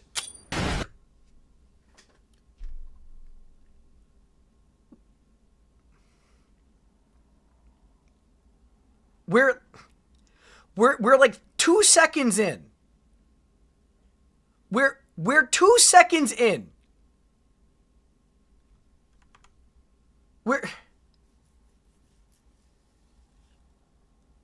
This tree grows grenades. You see, this is... So I didn't mishear it. I didn't mishear it. The tree grows grenade. Australia, please. What is going on there? I do not understand why you guys are playing in Minecraft creative mode. What is going on? It is classic Australia, but why? Like why? Why on earth? I can only imagine where it goes. I guess that is the punchline right away, but like still. Sandbox tree, native to South America. Oh. And before we even address the frag grenades growing in the branches. It's not in Australia. It's not in Australia. It's in budget Australia. It's in South America. Dude, I will say this, okay? Because I know that people are going to immediately call me out on this. They'll be like, actually, this is not Australia. You know, I get it. I didn't know. I learned it right now, okay? I'm learning along with you all. I thought this was an Australian tree. I thought this was an Australian tree. But yeah, I'm just going to call South America budget Australia. So, yeah. We are going to start at the bottom of the tree because I feel it's important that you understand that this tree was designed from the roots up by God himself to f***ing hurt you. Wait, it's just not the grenade plant, whatever. The roots are bad too. The roots are bad too. How does it get worse? How does it get worse than growing grenades? Growing up to a staggering 60 meters in height. Okay. The first phase of the fucking boss fight that is this tree is the giant, inch-long, rock-solid bark combat knife. Oh my god. You know, I used this tree in the thumbnail, but I used it zoomed out. I didn't know that it literally looks like little iron barbs coming through the bark. I thought that the tree was just a little bit spiky. I didn't realize it was this bad. Like, I didn't realize it was this bad. Covering the thing from top to bottom. Now, if Groot's cousin being armed like the average British resident was not enough to stop you from getting too close, touching the tree will immediately make you realize it is not ribbed for your pleasure. That's sharp. It's for your fucking poison. It's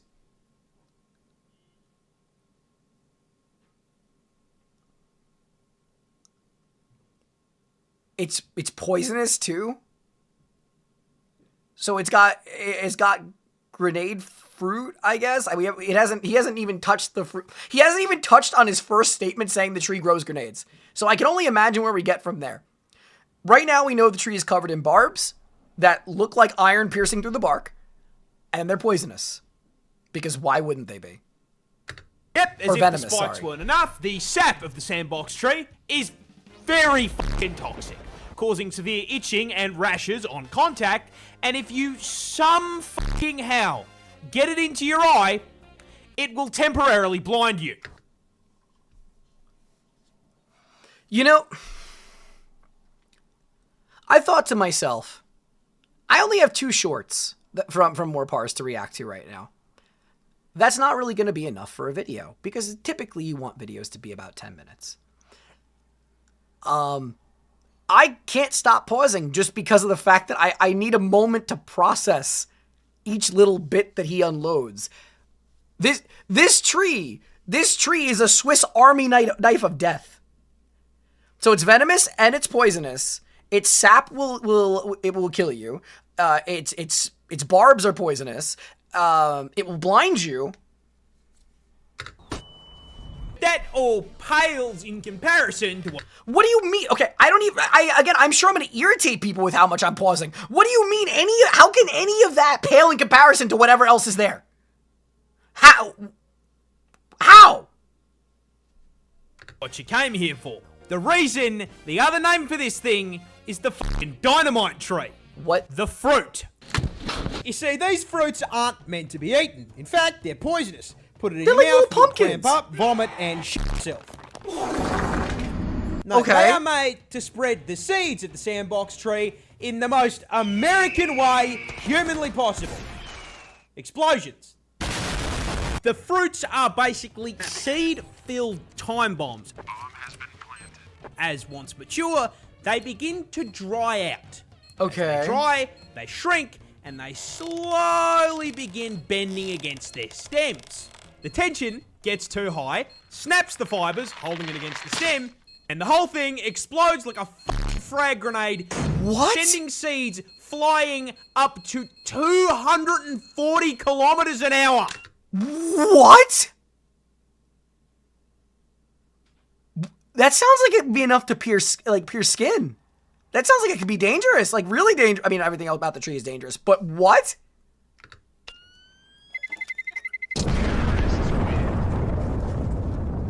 This is the... Okay. I mean, okay. That was lovely. I'm a little more scared now with the follow-up video. Just because I hovered over it for a second and said the world's deadliest tree. How does a tree one up what we just saw? Like how do we go from a tree that is covered in barbs, that is poisonous, venomous, will make you crap yourself, blind you, and has grenade fruit? How is there something worse? The only thing I can think of is it's the exact same thing, but this one's actually in Australia. Because there's no way the title of world's most dangerous tree is in South America. It has to be in Australia, right? world's deadliest tree. Uh-huh. Introducing the manchineal tree, Okay. found in the United States of America and the Caribbean. course. And you may be wondering, what makes it so deadly? How is it that neither of these are from Australia?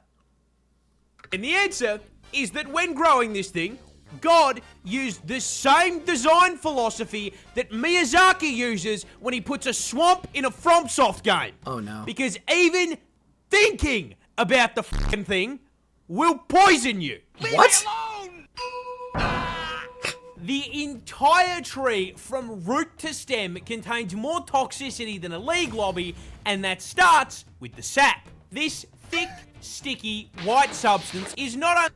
First of all, I gotta say, I've seen that sap oozing gif making the rounds on Twitter as well, and it is never used for anything that is not horrendous. It is very Slanesh. Very, very Slanesh.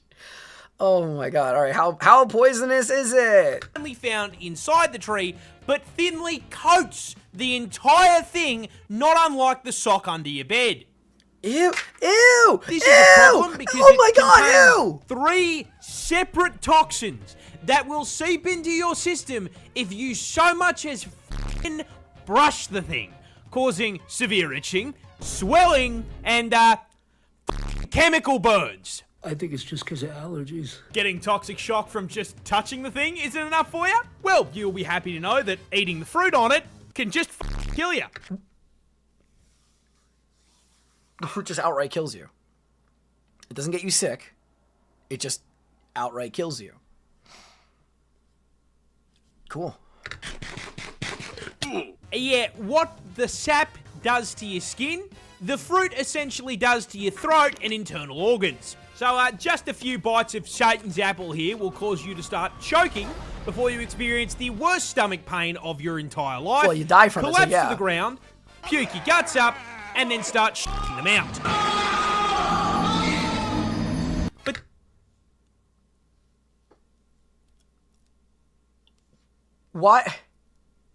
What benefit does this have for the ecosystem? What survives off this tree?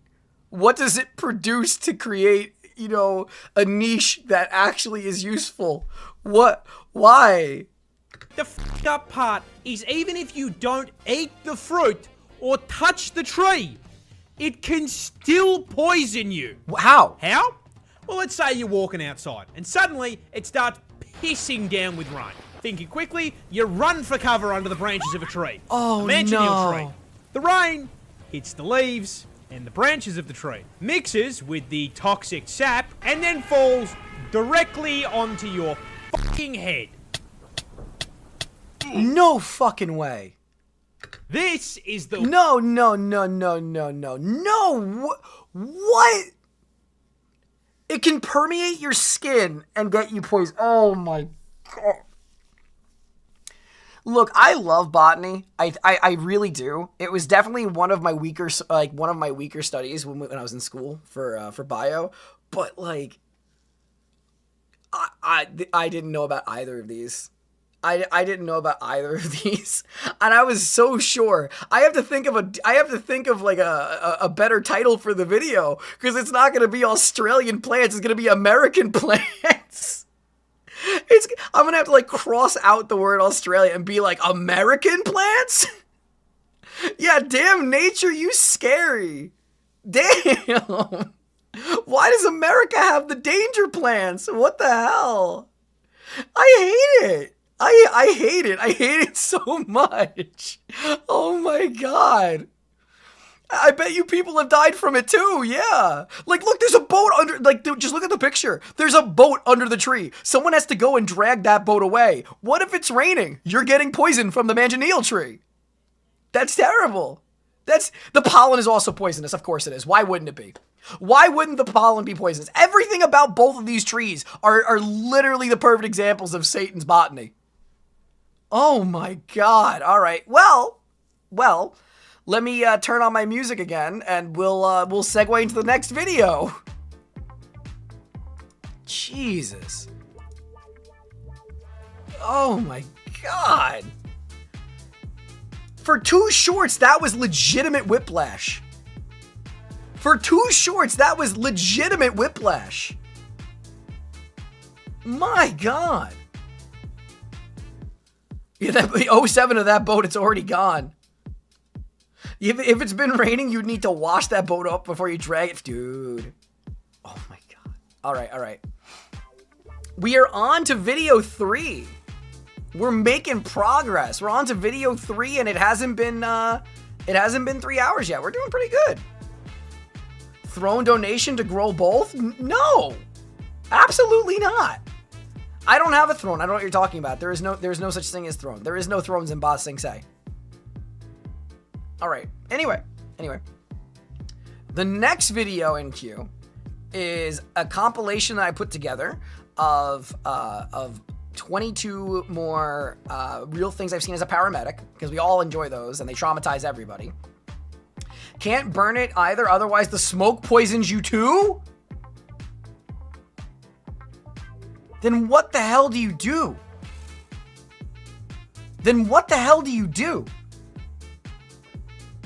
How do you get rid of that?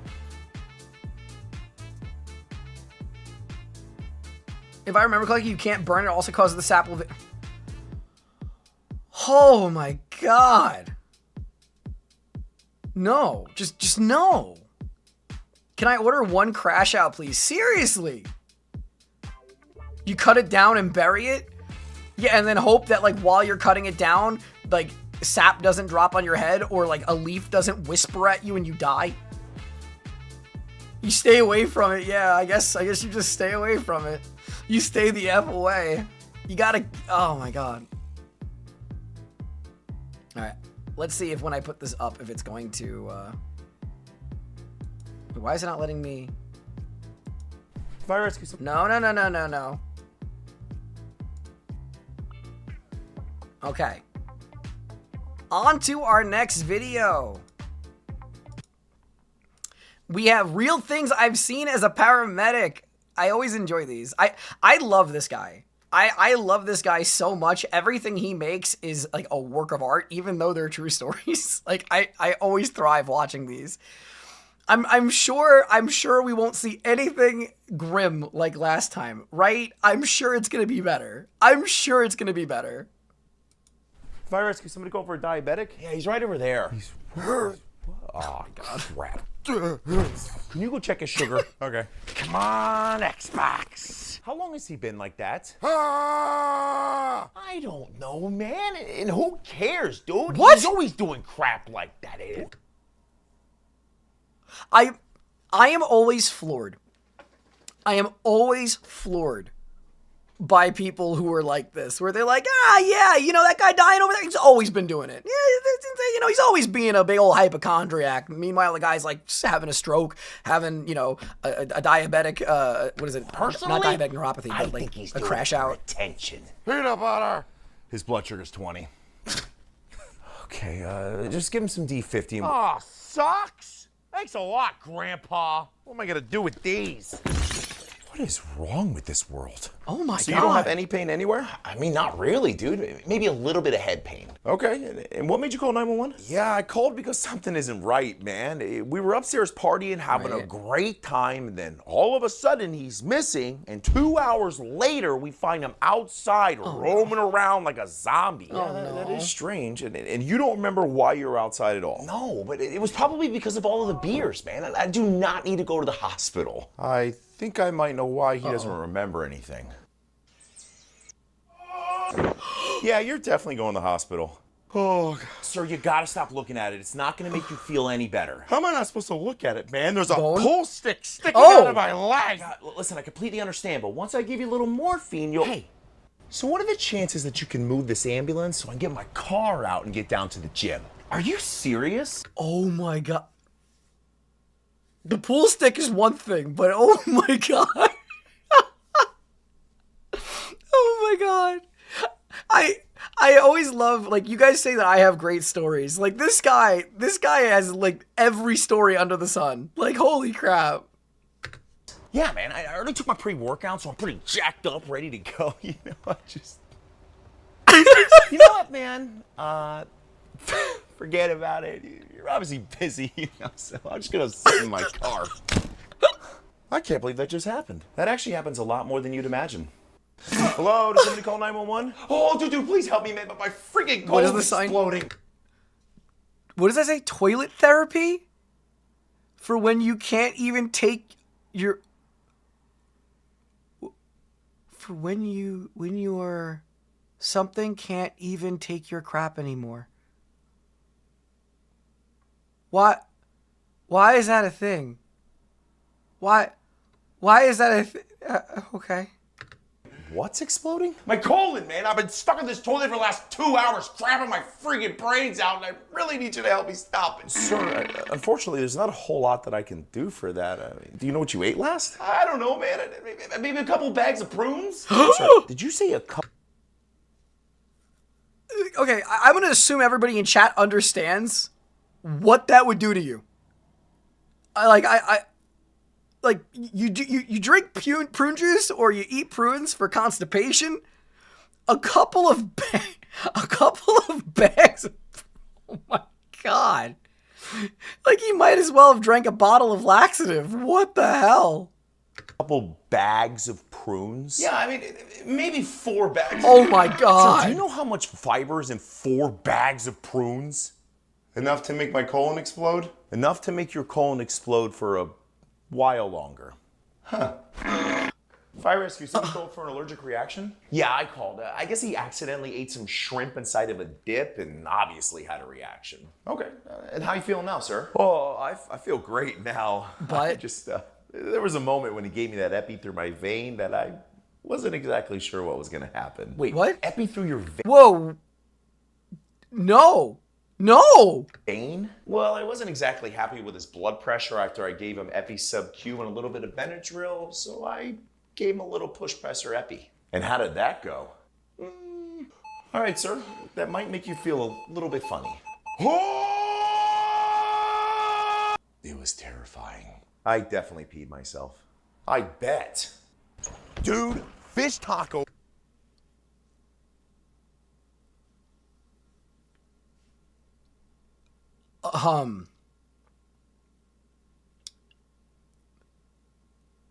I'm going to be honest with you. In all of my time studying medicine, I have never heard that. But again, remember, I was in veterinary. I wasn't in people medicine. But I have never heard of doing that. That sounds like you're just going to pop someone's heart. Like that sounds like you're going to pop someone's heart. That is the devil's jump start. Holy crap. Holy crap. Those are gonna taste so good, man. I know, man, I'm stoked, dude. Hey, well, where do you guys think you're going? To the grocery store to grab some food. And you're just gonna leave this truck running? Yes? Really? So you guys think it's okay to leave this giant meat wagon? Wait, before we continue this, what are you confused by? Is it, you don't know what an EpiPen is in general? Like an EpiPen is usually you take that for an allergic reaction. It's basically pure adrenaline straight to your veins. But no, I didn't think you use an epi though for the heart start. I forgot what you use. It's a different drug. Not even adrenaline. He's even actually had it in one of his shorts before. Where you use something that will literally pump the heart. Like it's not gonna jumpstart it, but it's like a last ditch effort. I didn't know about the epi. Or the epi into the vein. Pure adrenaline right into the veins. Yeah. Okay, I read that already. Okay. Running, gobbling up tons of fuel that my tax dollars are paying for, while you two go inside and do your Betty Crocker shopping. Whoa. Sir, we can just shut it off if that'll make you feel better. Make me feel better? You know This what's man's gonna make Karen, me feel damn. better? When I fly home Adenosine, tomorrow and thank write you. a letter to your chief. Sir, you do realize that if you don't live in this city, your tax dollars don't go towards our services, right? Yeah, of course I knew that. Sure you did. Hey, sir, did you call for a strange smell in your house? Yeah. We're moving all the stuff inside for the hurricane, and then like an hour ago, the whole house started smelling like crap. That is weird. Do you have anything that runs on gas? No, not that I know of. Hey, Cap. I think I figured out where the smell was coming from. Holy crap, we left the gas on? Oh my god. Dude.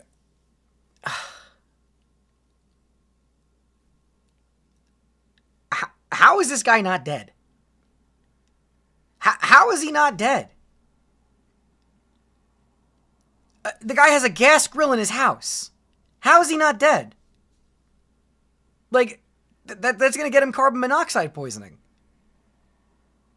I mean, well, actually, no, never mind. Let me it wouldn't be carbon monoxide poisoning unless he's actually using the grill, right? Because if the gas is just in the house, it's just flammable. But if the gas is being used and cooked with in the house, it would be carbon monoxide poisoning, right? Right?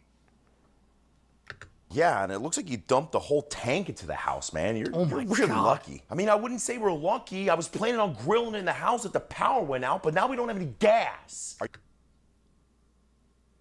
Well, there's my answer. There's my answer.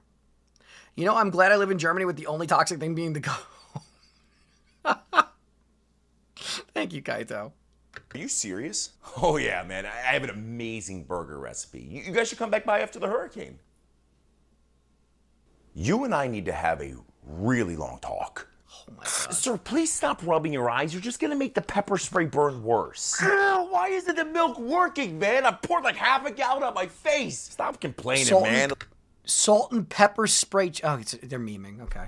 At least you didn't pee all over yourself when you got blasted in the leg with a taser. What would possess you two to test out pepper spray and a taser on each other? We wanted to see which one was worse, man. And once again, I can say without a doubt, I'd rather douse myself in urine and take a lightning bolt to the face than ever deal with this crap again. Wait, again? How many times have you guys done this to each other? 3? No. This is Darwinism. This is Darwinism. These are people who would not survive in nature. They would not. They would not. This is the 4th time. You did pepper spray last time. Have you guys ever considered not reproducing?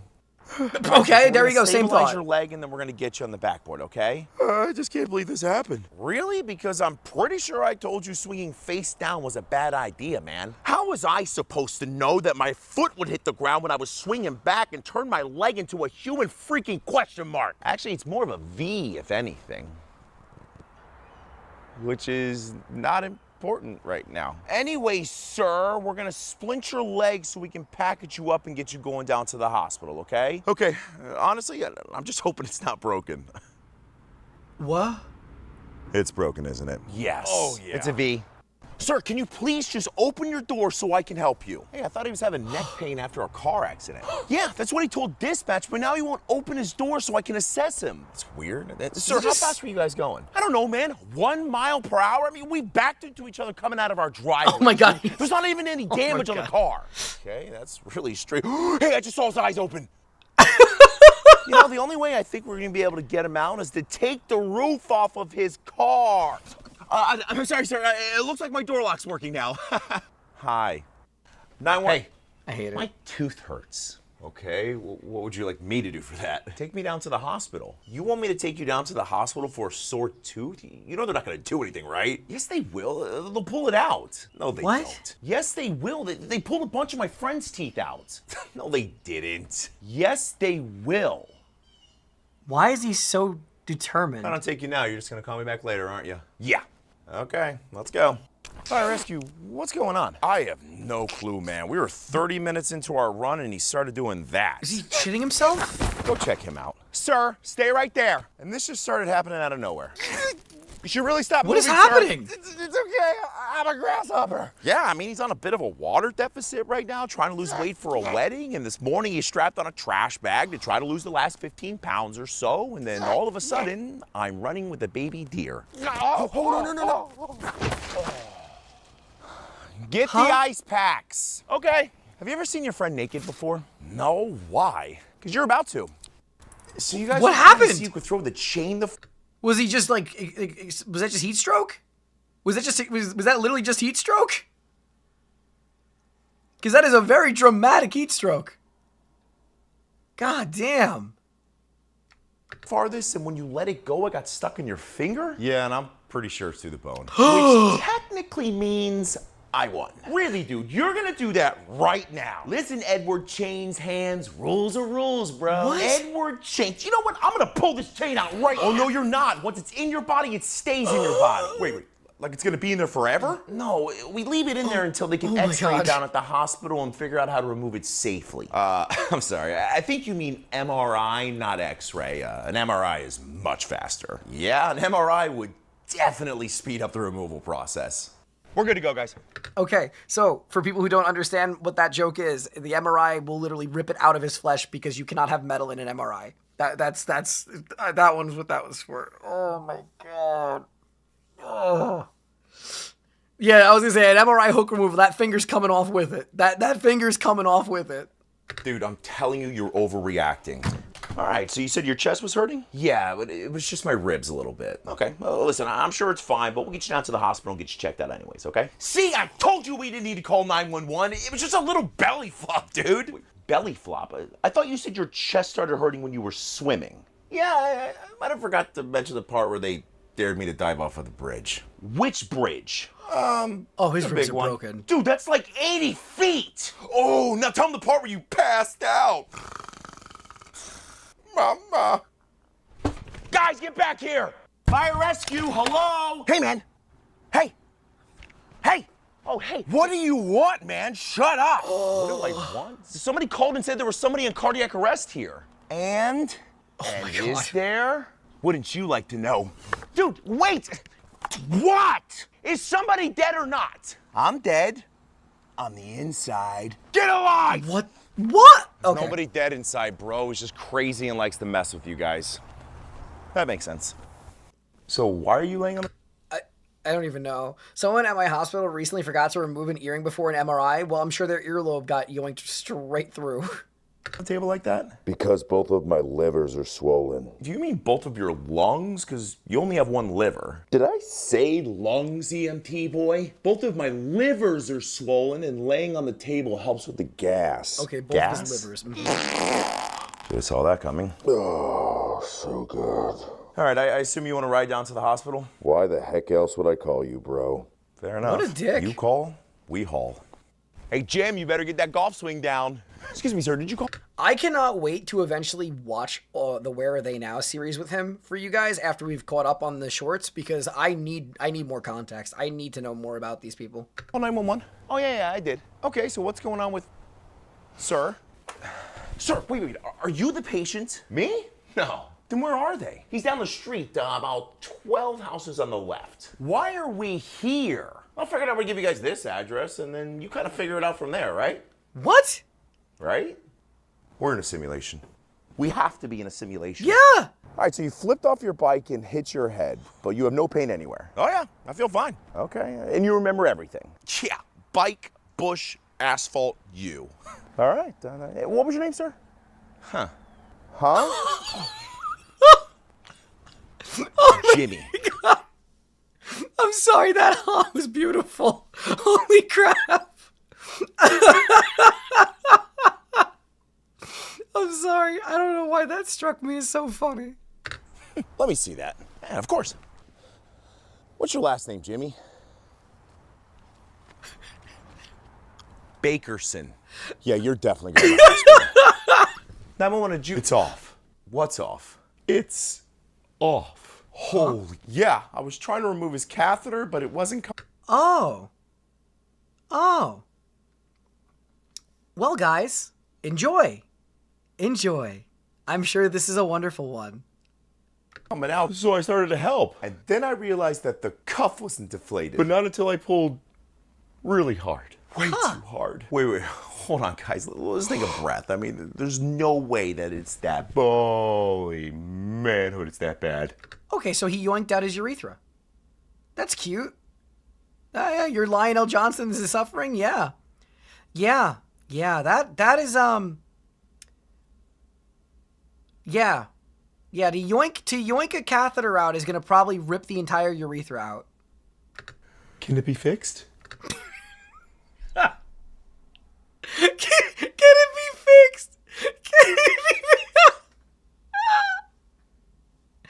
Oh, are you having a wonderful day? I am. I don't think chat's enjoying themselves right now. This is Drakari.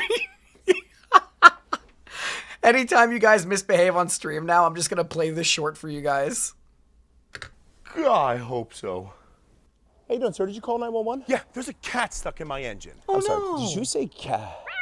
Yes, you did. Is that Prologue Holmes in there? Yep. Sherlock Holmes. And how did he get stuck in there again? I don't know. I went to go start my engine and then my AC vent started meowing. Wonderful. All right, well, let's get him out. Honestly, he's a really nice cat. I mean, it'll probably come out of there without even scratching you. Okay. 911, somebody call for Greg. Why are we back here again? You remember Hi, when I Greg. started having chest pain after I smelt my new scented candle? Of course I remember. It was 2 hours ago. Well, I figured incense would be so much better, so I cracked open a bottle. And? With my mouth. Oh, no, you did. And then I drank some. Oh no. How do you feel now? Well, my breath smells really good. And I have chest pain. Well, at least the ambulance is gonna smell good. Oh my god. I think if you just do one hard pull, it should go right back in. All right. Whoa, what are you guys doing? Oh, I fell and dislocated my shoulder, so we're just gonna pop it back in real fast. Yeah, man, we called you, and then we realized we could just yank this sucker back in the socket. No, guys, come on. It doesn't work like that. You need to go down to the hospital. Sure it does, man. I've seen it in like 10 movies. Dude, Blade. Yeah, Blade. All right, you ready? Yep. 1, 2. Part of me wants to see how this is gonna play out. You know what? Valid.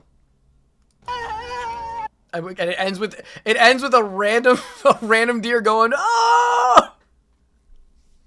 You know what? It really couldn't end in a better place. It couldn't end in a better place on that one. Oh my god. How did you guys feel about that compilation? Did you guys enjoy the catheter one? That one seemed to get some fun reactions from you. That seemed cute and quirky. That seemed cute and quirky. Yeah? Yeah? Valid deer crash outs. Oh my goodness, that was funny. All right. I have something very different for you all next. I have something very different for you all. How do you guys feel about, like, driving on the ice in the winter? Does it give you anxiety? Does it make you stress out? Tetra's an evil woman, truly a jerky? Dude, I remember seeing the cursed stuff on the internet back in the day, okay? I remember a certain type of Olympics. Don't type it in chat if you know what it is. But I saw a certain type of Olympics that was a competition back in the day during the shock era, okay? I have seen things. I have seen things. I have to do it all the time. Different build the Gwippa wall for defense? What do you mean? What do you mean? Alright, okay. Well, anyway. The next video I have for you guys is the best of winter fails. Icy roads, car sliding crashes, road rage, snow accident compilation. This was given to us by our lovely Apocalypse. So, you know it's gonna be oh god, hang on. I just got a DM. That's if he's saying that, that's not a good sign.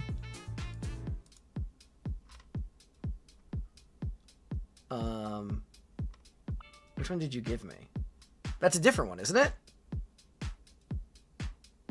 Wait. That's a different one.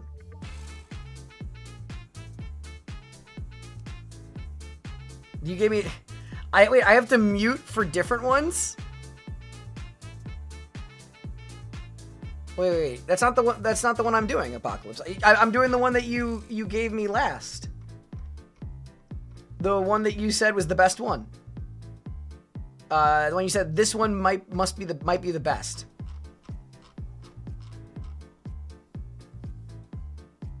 Tetra, stop him on icy road. Don't jinx me. No, I'm not driving. Okay, good.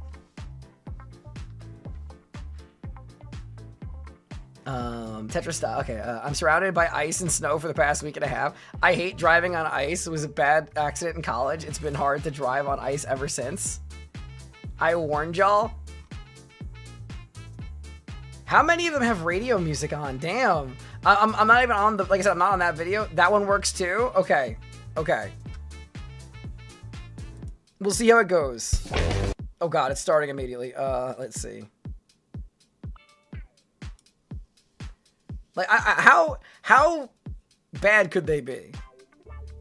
Yeah, Apocalypse is about to nuke the VOD. Apocalypse is literally about to nuke the VOD. Like, someone's gonna come in, claim the entire VOD because of like a millisecond of someone's car radio within a reaction of a reaction. Blood for the blood god. Okay. I mean, if you are driving on ice, radio is most likely to turn on anyways. Country roads. I'll start singing country roads. Country roads take me home to the place I belong. Okay, let's play some ice crashing. Okay, how bad could the dash cam be? How bad could dash cam footage be? I'm sure it's fine. I'm sure it's fine. Let's see how it goes. I'm sure it's gonna be fine. It's gonna be fine. If it seems like it's really common, we could always deal with the audio. But like, I think it'll be fine. All right, let's see what we're getting into.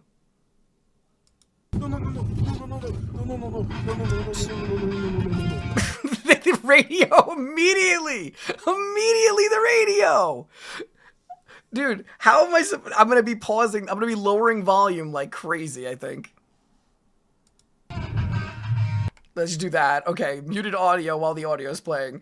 A combination of treacherous winter roads and bad drivers. What could all of them are radio. Wait, I don't think I can act. Yeah, I don't, dude, I don't think I can do these. I don't think I can do these. Because unless I'm going to actually see some like, Apocalypse, I don't think that you gave me a good compilation. A lot don't have audio all the way through. I mean, this one has no audio at all. This one has 0 audio. Maybe I should put wait, I have an idea. What if I put my music on? Like, if I have my music on for it.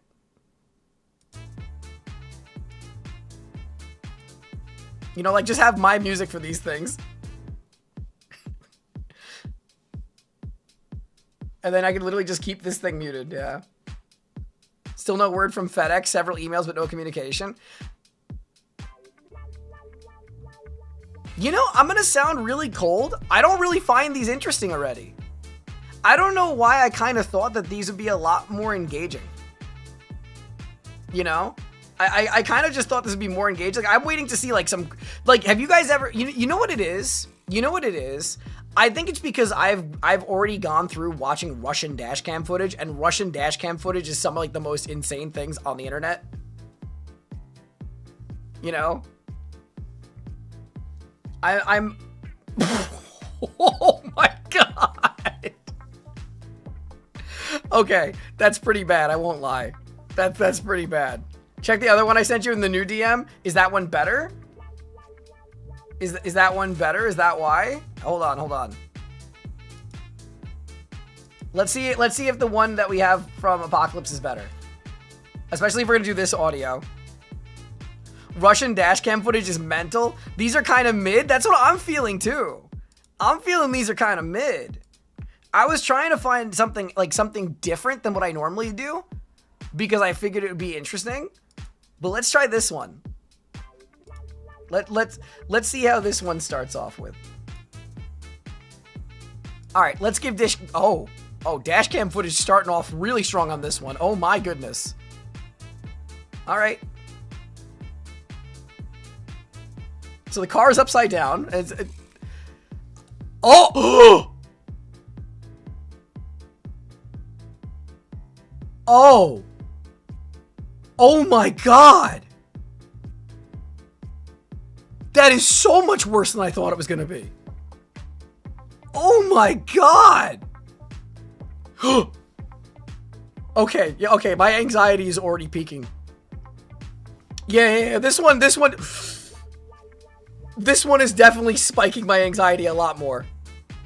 Oh my god. Do you guys want the audio on so you can hear the crunch of the car, or do you like it with just the music? Holy moly. That is horrifying. Casual whoopsie daisy? That's a little bit more than a whoopsie daisy. This is a lot more spicy. Let's see how it is with audio. No audio. Oh, the dash cams don't even have audio. Oh my god. Oh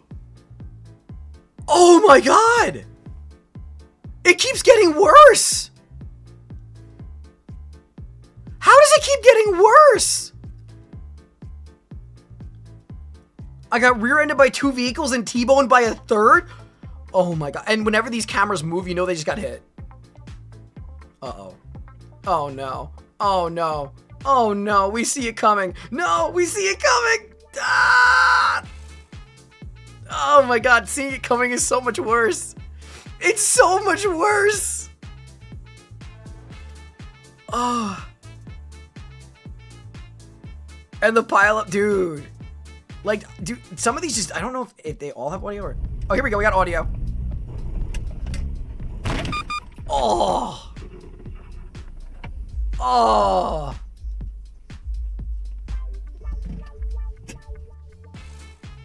Okay. So yeah, some of them have audio, some of them don't. I will also keep track of the ones that need to be muted.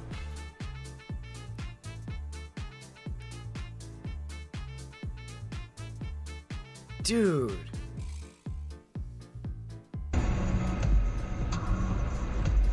I'll mute on this one. There's music on this one.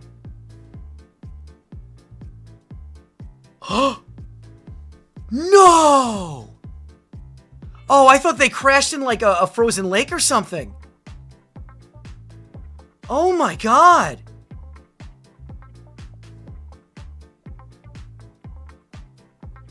Okay, this one wasn't that bad. That one's not that bad. Oh, okay. That one, like, music, okay. Oh no, oh no, oh, that wasn't that bad. That wasn't that bad. That wasn't that bad. I'll wait until we get to the next video because I think the next one that I have to mute on is number 10. Yeah, that one's not that bad. This one's not that bad.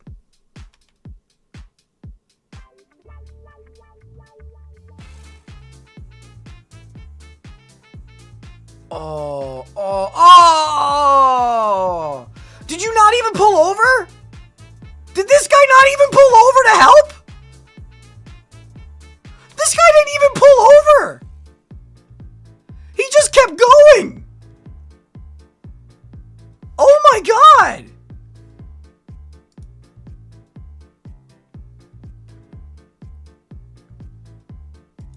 I want to just go back to the other one, like that. Yeah, that was a not my problem energy. Oh my god!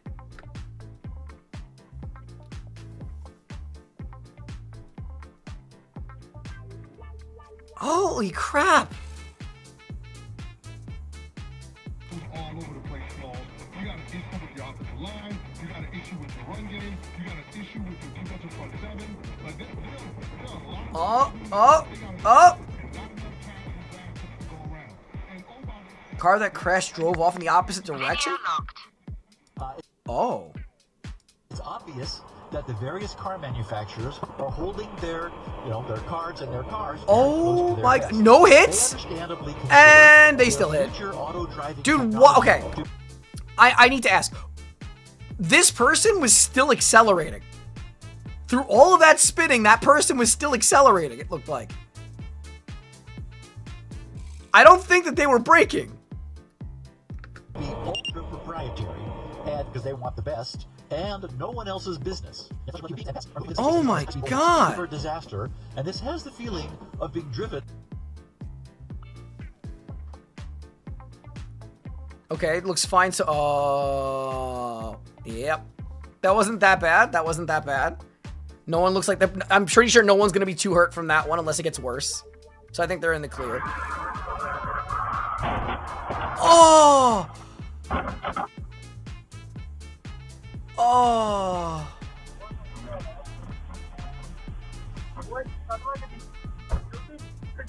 And it's a hit and run? No! Dude.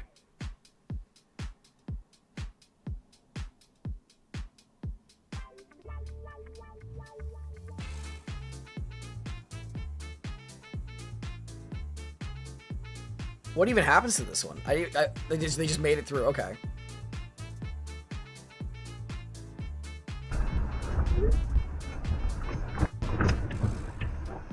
I'm waiting to see if we get any more big ones. Which is really macabre to say. Okay.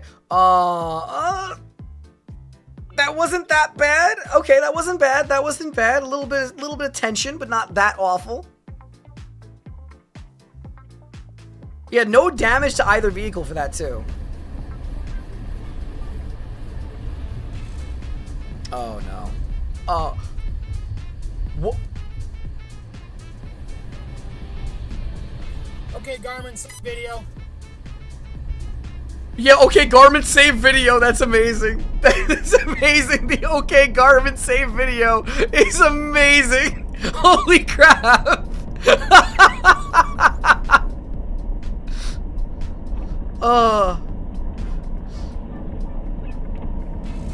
Gee, I guess this is. Oh, wait. Did I miss what happened in this one while I was laughing? Oh, never mind. Yep. Not the best. God damn it. Yeah, god damn it. God damn it.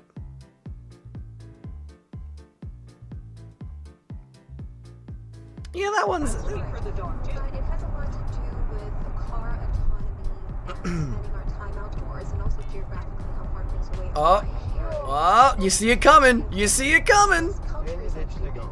Into the ditch they go, yeah. Got spooked by the pickup truck on the right, overcorrected, and then spun out. Damn. Damn. Damn. This guy just ping-ponged. Dude, the way people drive in this weather is insane. Like, it's insane.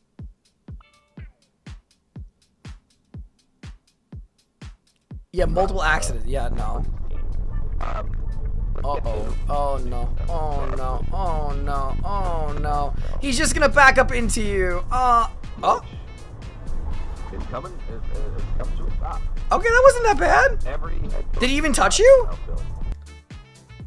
Who would be responsible? I don't think anybody was... Nothing happened. Nothing happened. Okay, there's no audio in this one either. Are they called wall bashing? Wait, what is? I like how people who submit these are like going out of their way to be like, oh, I did this, you know? It's like, yeah, okay. Car. Oh boy. And they're spinning. Oh.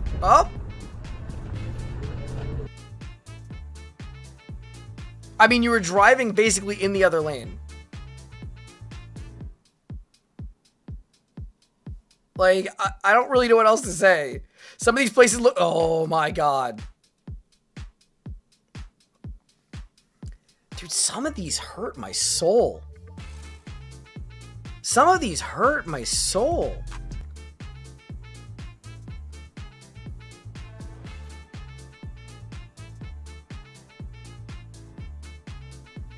Huh.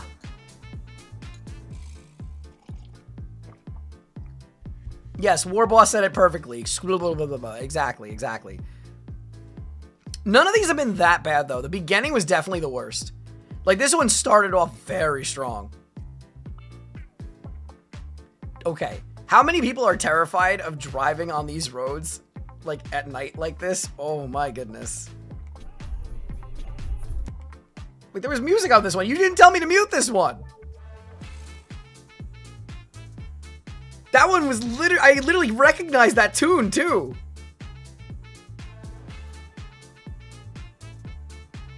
Dude,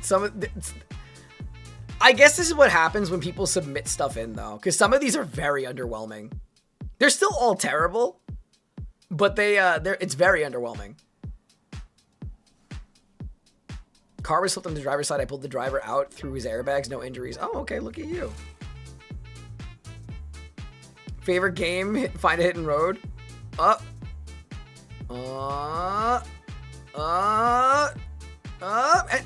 injury. Look at that. No crash. I sped on ice going 40. There was no time for me to counter going that. Yeah, no, I don't think you really stopped that. How bad will this one be? I already think this looks bad. I feel like it's gonna be bad. Oh. That was... I don't understand. What did you do? What did they do?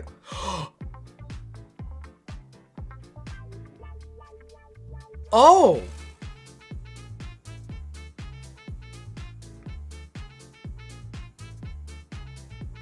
Okay. Yeah, I would love to do Russian dashcam ones if those don't break TOS. I would love to react to Russian dashcams. Those are some of the craziest ones. Like, the things that I have seen on those videos will never be top. What are you writing? What are you writing, Warboss? And he crashes. Didn't take down the power line, though. Didn't, you know, that's something, right? That's something. Huh.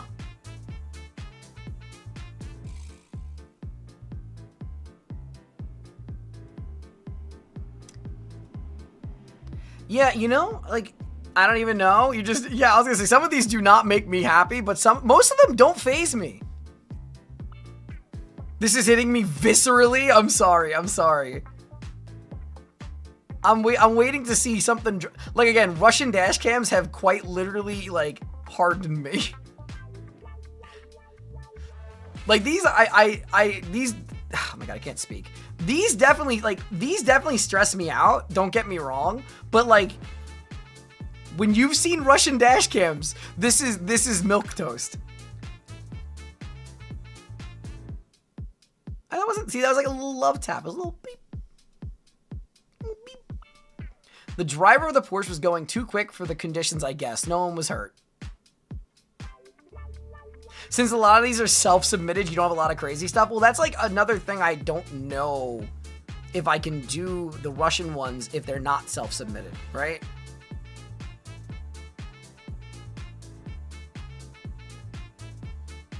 Driving in Warsaw drastically increased my tolerance for idiots driving.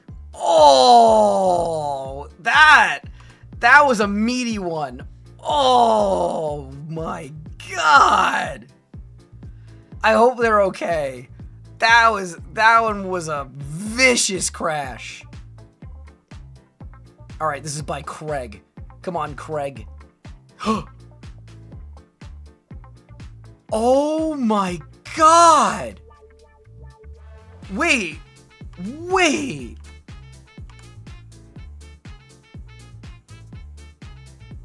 Oh my god. That is insane.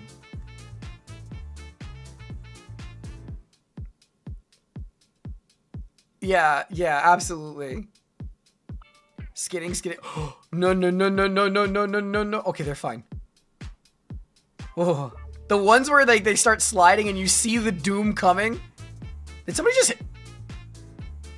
hit them from the side? She said she didn't see me? What? Oh no. Oh, that wasn't too bad.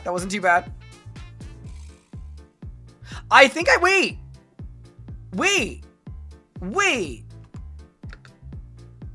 I swear to God, I've seen this one on Russian dashcam. That's not a Russian plate though, is it? That looks like an American. I swear to God, I've seen this one where it goes back and they do the back camera too.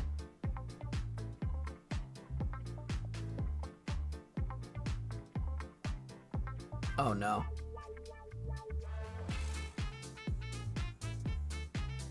Oh. Okay, how bad is this one? Okay. He looks fine. Oh. Okay. Alright. This one's anonymous. It could be good. No. Oh.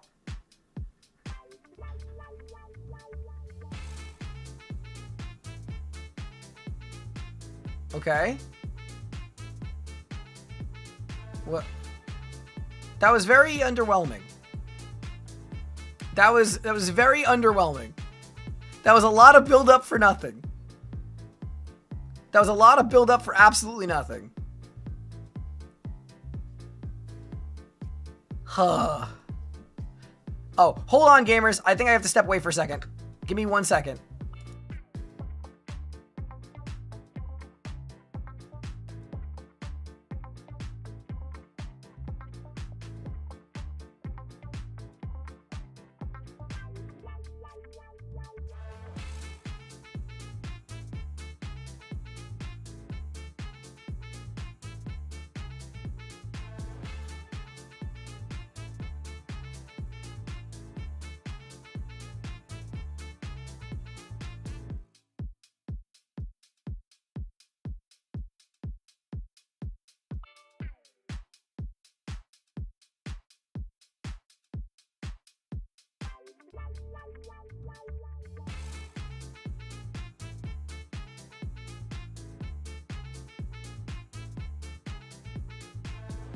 Okay, I am back. Sorry about that.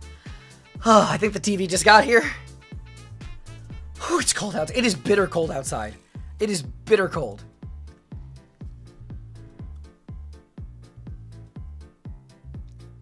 All right, give me something good. Give me one more good one. Give me one more good one. Just one more good one. See, I will say this. I don't think this is good content. I will probably make a video out of this because I need to have videos. I don't think this is good content. We're almost done with it and we'll start doing some other stuff. But to me, this is very boring. And again, I won't put this part in the video. Obviously, I'll cut this part out. But right, like I'm gonna finish the video since we went through it. But I don't think this is that good. This video is kind of ass. But like we'll see how it performs. If it performs super well, then obviously I'll do it again. But to me, I think this is kind of ass. All right, this person's going 80 miles an hour, so they're definitely going above the speed limit. Video proof of them breaking the law. If this guy spins out in this video, I don't feel bad. Like, I don't give a crap about you having, oh my God. Give me one more. Give me one more good hit. Come on.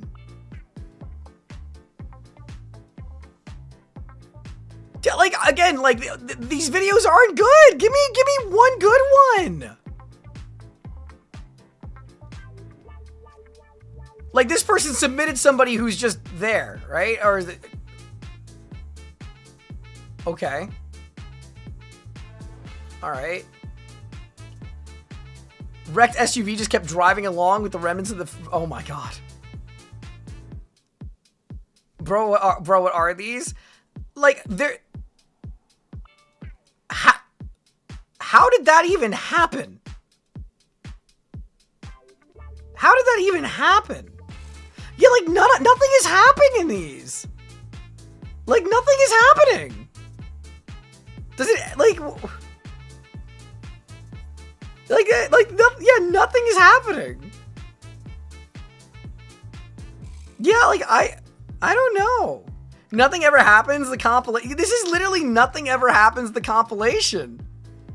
It literally is nothing happens, the compilation. There's nothing here. Like, what is this? There was a couple of good ones, and then there was like, nah. At least give us something to keep us, like, intrigued.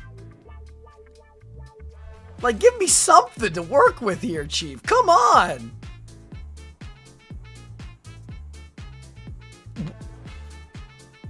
That was nothing. That was nothing. That was, okay. You know what? I don't think I'm going to use, like, we're almost through it. We're almost through it. So I have a video.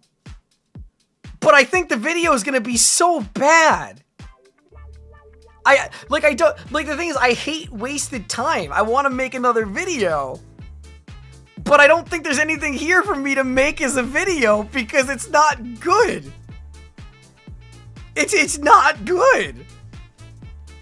Like, what do I do here? Like, this is not good. Like, does the last one at least, like, a vicious crash or something?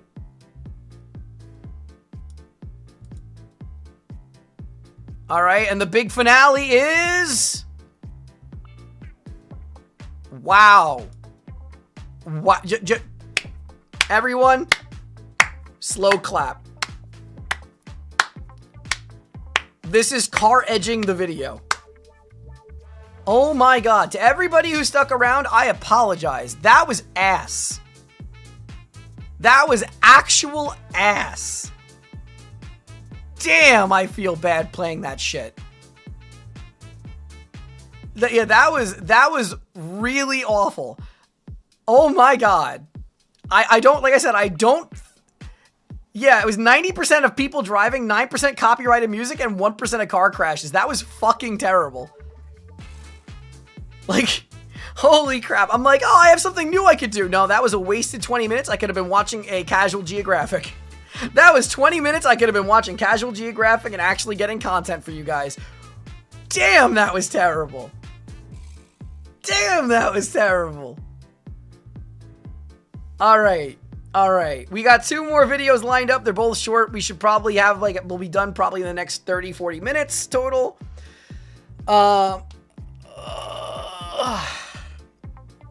Sorry, I had to stretch there. Yeah, I gotta say, not my cup of tea. Mine neither. Okay. The thing is, when I look for things to react to, is it needs to be something that is currently trending to an extent, if it's something that it's new to me, that will generate interest that I can also resonate with, which is tough, right?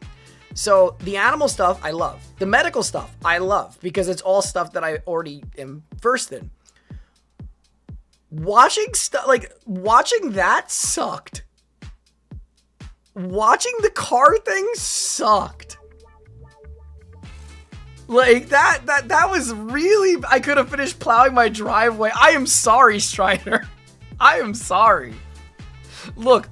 For everybody who's like, I could have been doing something else, believe me, I could have been, reacting to something else that will generate me income. That video is probably not getting made. That was probably a waste of 20 minutes of my time. And my mods will tell you, I hate wasting my time. I despise wasting my time.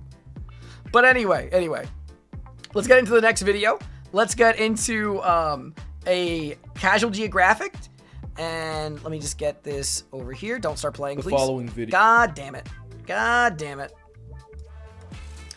Okay. Let's get my music off. All right. Next up, we have the good, the bad, and the disrespectful ways that animals protect themselves by Casual Geographic. So let's see what we got. The following video may disgust you. Oh. The following video may offend you. Oh. The following video was sponsored by NordVPN. See, that's how you drop an advertisement in there. That is how you drop an advertisement in there. I love that. Thank you.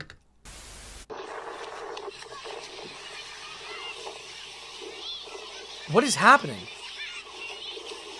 That guy deserves an award. A Darwin Award. You remember that video I made on animals that got absolutely screwed by nature? Well, if I would have known just how bad this guy has it, not that guy, him, I definitely Wait, there's a guy there? Spot for it. That is a dwarf sperm whale. Oh, if you've never heard of them before, there's a pretty good and slightly depressing reason. This pint-sized porpoise typically measures at 7 to 9 feet long, can weigh in at 600 pounds. Okay. And while that would make him a tank as a human, for an animal with whale in its name, it's pretty travel size.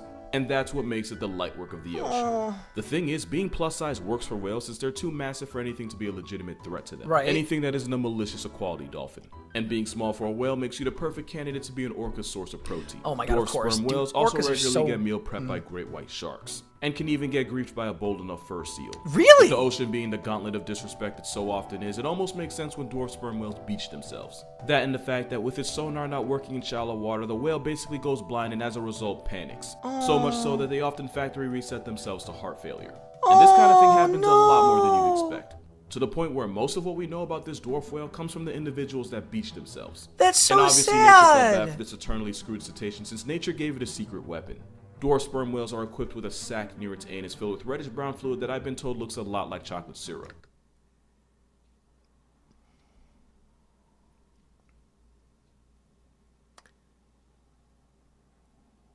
I'm sorry, what now?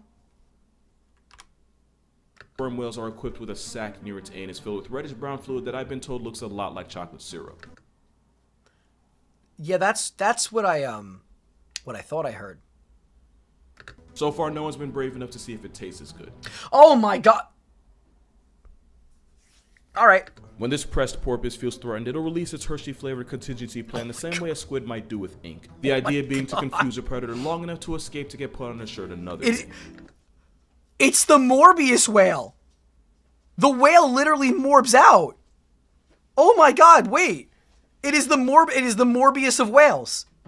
Jared Leto should play this in the next Free Willy.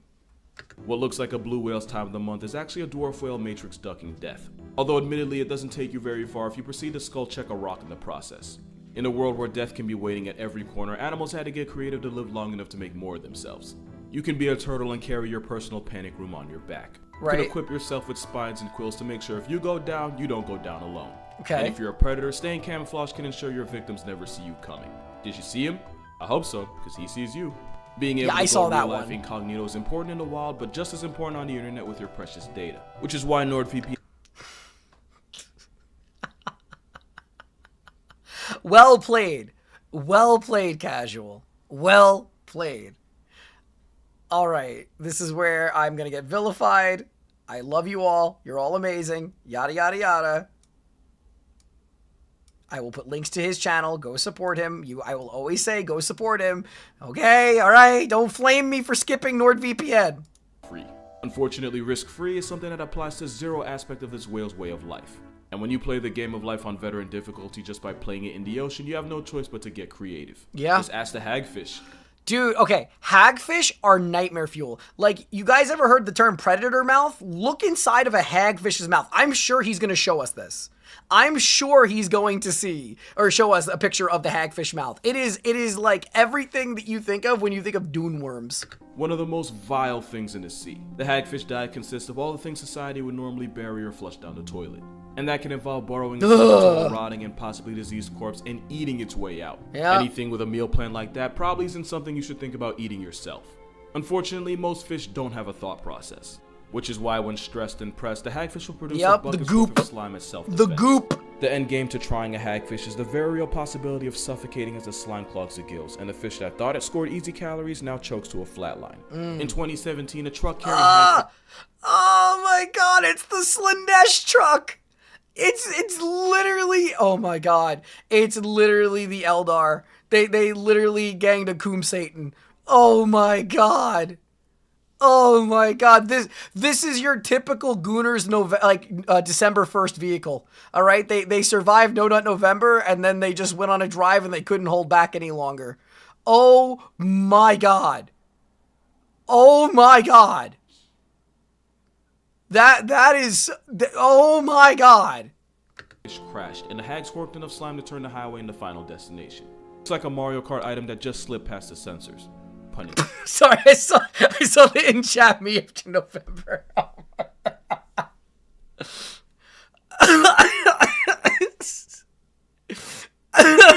This is your car. This is your car on Slanesh. Ah! I almost ripped my headphones out of my ear. Oh my god. You know how they say a picture's worth 1,000 words? I think this one's worth a couple dozen thousand. You know, like this is like 30, 40,000 words right here. Oh my god. Oh my, it's so vile. Dude, it's so vile. Oh my god. Yeah, this one is a sploosh. Oh, if nothing else came of this video, like, what on earth? Don't bully me or I'll come! I want to show Yura this video, but I have to wait until she watches it on her own just to experience it herself. But Yura, this video alone is the most ridiculous thing ever between the Morbius whale and, and the hagfish car accident. Oh my god. Intended. And for those of you questioning what a gang of goo guppies was even doing on a truck, well, apparently the hagfish is a Hey, you guys are a gang of goo guppies. delicacy in some places. He's a stronger person than me, that's for sure.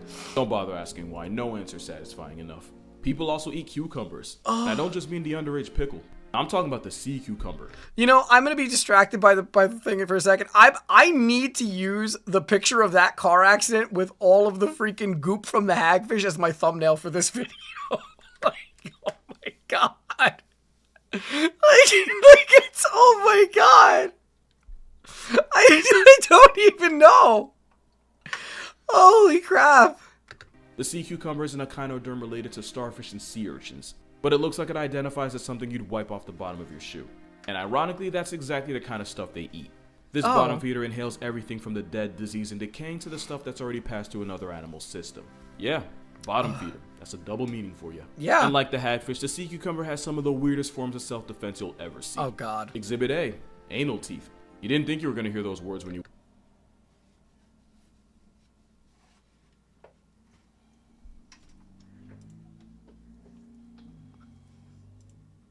Huh. Huh.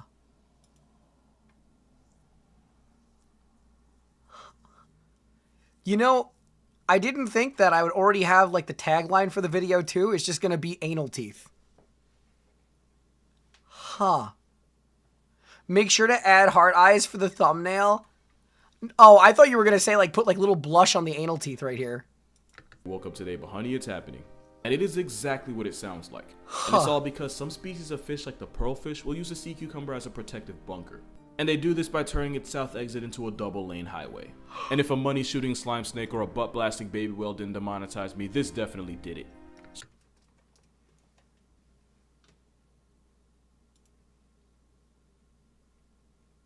This is worse than more Parz today. Oh my god. Oh my, it's a butt squiggler. If you guys weren't puckering your ass before, you certainly are now. Oh my god. So to keep squatters from breaking in through the back door, many sea cucumbers have anal teeth designed to keep prostate pokers away. Sorry. I'm sorry, I was not prepared for prostate poker. It's not the only defense they have. Most predators will ignore the sea cucumber as a dinner option thanks to the many forms of toxin they have. And when threatened, the sea cucumber will release some of the poison out its lower half as an appetizer. And somehow that's not the weirdest thing that can come out of a cucumber. Because as a last resort in the face of certain death, the sea cucumber will respond by ejecting its internal organs fresh out of its anus. I'm more concerned by the gesture I saw the person doing on the sea cucumber to make that happen.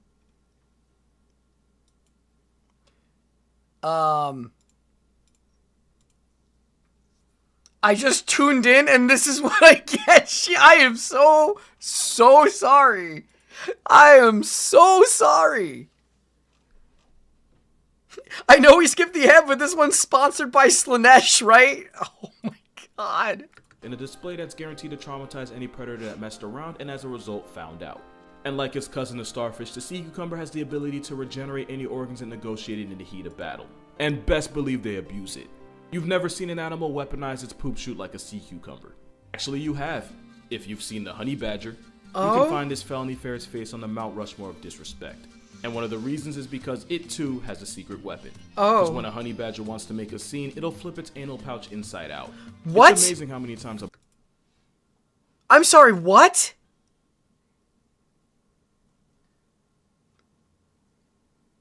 What? body part can come up in one video. This Oreo weasel reversing its anus and the smell that comes with it is about as bad as you'd expect. Not only is it suffocating enough to ward off predators, it's also believed to temporarily paralyze attacking bees long enough for this black Air Force to make off with our honey and larvae. So when it uses...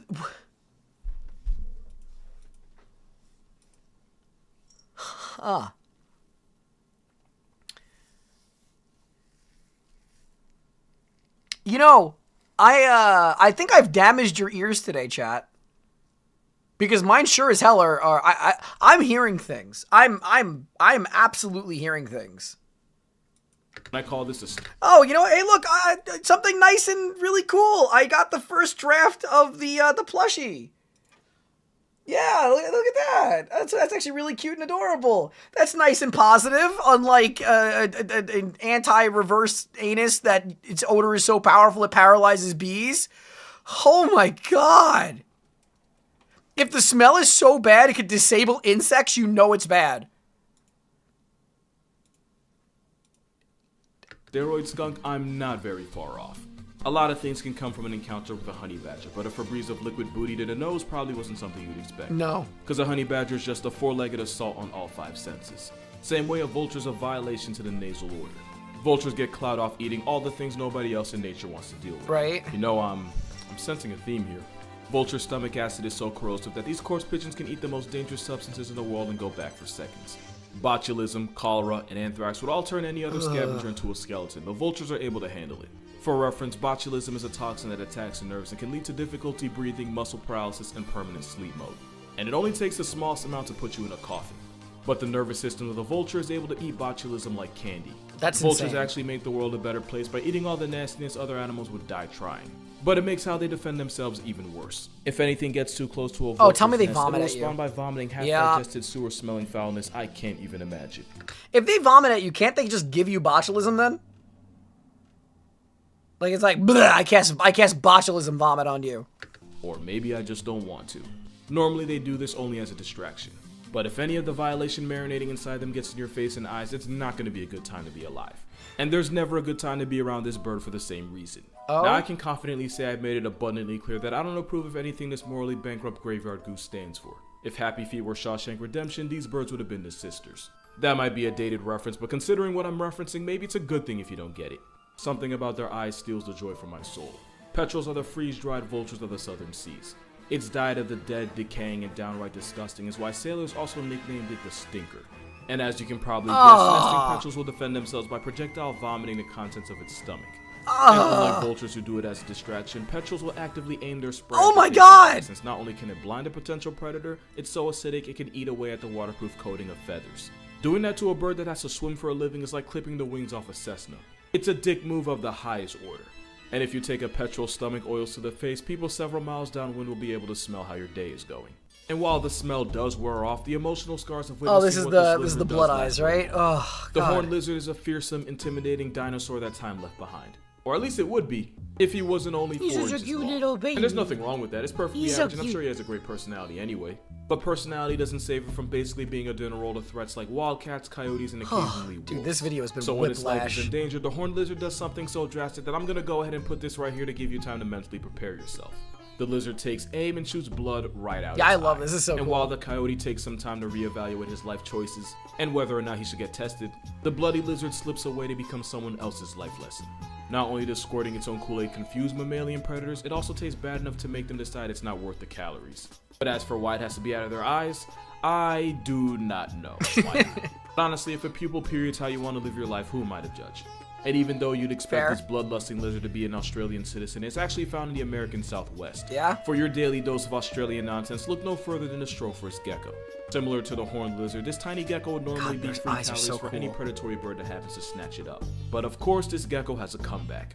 Despite what I'm about to tell you, I can assure you that wasn't a pun. Instead of blood, the gecko releases a foul-smelling, bitter-tasting fluid from its tail.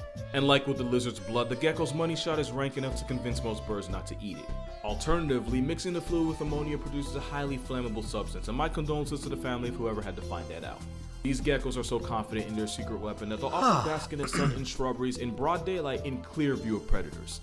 Most geckos avoid... You know, this video is making me think of something we haven't talked about on this channel before. Do you guys know what hemipenes are? Because reptiles have something called a hemipene. They have dual peni. One on either side. Snakes as well. So snakes actually have hemipenes too. The thing that's weird about snakes is I believe the hemipenes are exactly where their back legs used to be. So basically their back legs became dual dicks. conflict by being nocturnal. So this one exposing itself while also having no venom or spines means you're looking at a cocky lizard. Especially since even though it is foul tasting, the fluid by itself is technically harmless. Which you can't say about the tomato frog. Tomato frog! This frog is only found in one place, and that's on the island of Madagascar. Unfortunately, that means it also shares an area code with over 80 different species of snakes, most of which have no problem putting a frog named after a food on a grocery list. But of course, this bite-sized frog ain't the easy so lizard cute looking. though! When a hungry snake on the hunt starts looking at this frog the wrong way, it'll puff itself up and inflate to make itself look as intimidating as possible. He's a little If that and the fact that tomato! this frog shares a color scheme with a red flag doesn't work, it moves on to plan B. As soon as the snake makes contact, the frog releases a sticky, glue-like substance from just under its skin. Not only is the glue an assault on the tongue, it also irritates the inside of the snake's mouth. And if the snake's too stubborn to let go, it can end up getting its jaws gummed together for a couple days.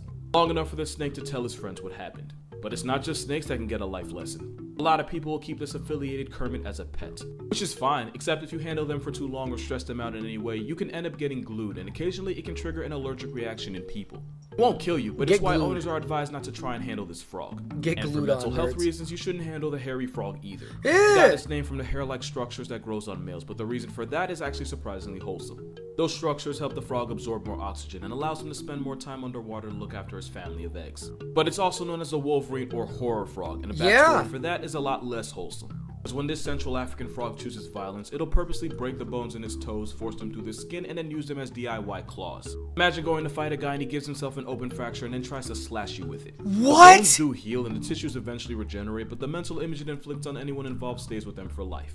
Claws themselves might not look that bad, but if we solve conflicts by Anderson Silving ourselves, world peace would be our only option. If you don't get that reference, you're one of the lucky ones.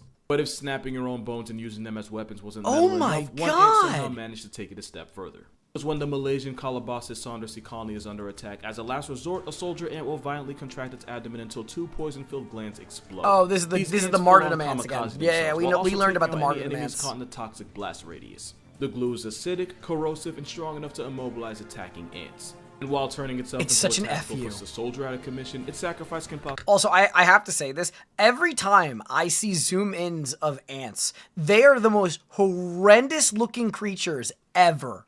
Like, they are the description of what you think the most evil thing ever would be. save its entire colony. Because if the invading ant colony wins, they'll murk the queen, steal all the food, and even capture some of the soldiers from the losing side and keep them as slaves. Which Oh, is why God. if it gets to that point, this ant will self-destruct for the good of its colony. But also why if ants were human-sized with nuclear weapons, they'd probably end all life on Earth in a week. Yeah. And that's going to do it for this video.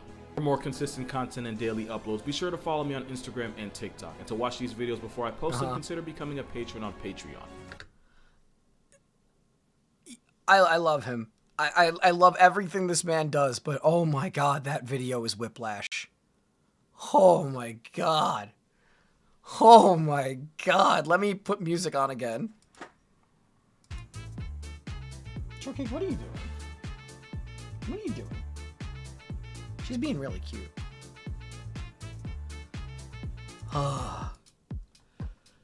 We have one more video to get through. One more video. So the dash cam one didn't work out, which means that we have 4? No, we have 5. We have 5 videos that we were able to get today, which means I'll be releasing 1 to 2 today, 1 to 2 tomorrow.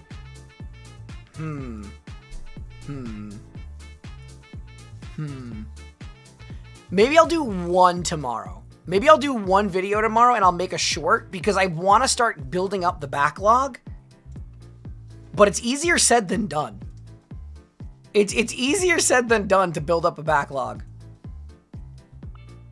That was certainly a tonal shift from the Casual Sunday Drive compilation. Dude, that Drive compilation sucked. It sucked. Like, I want to make that video tonight just because I can't wait to make the thumbnail of that car. I can't wait to make the thumbnail of the hagfish car. Like, my God, that's so good.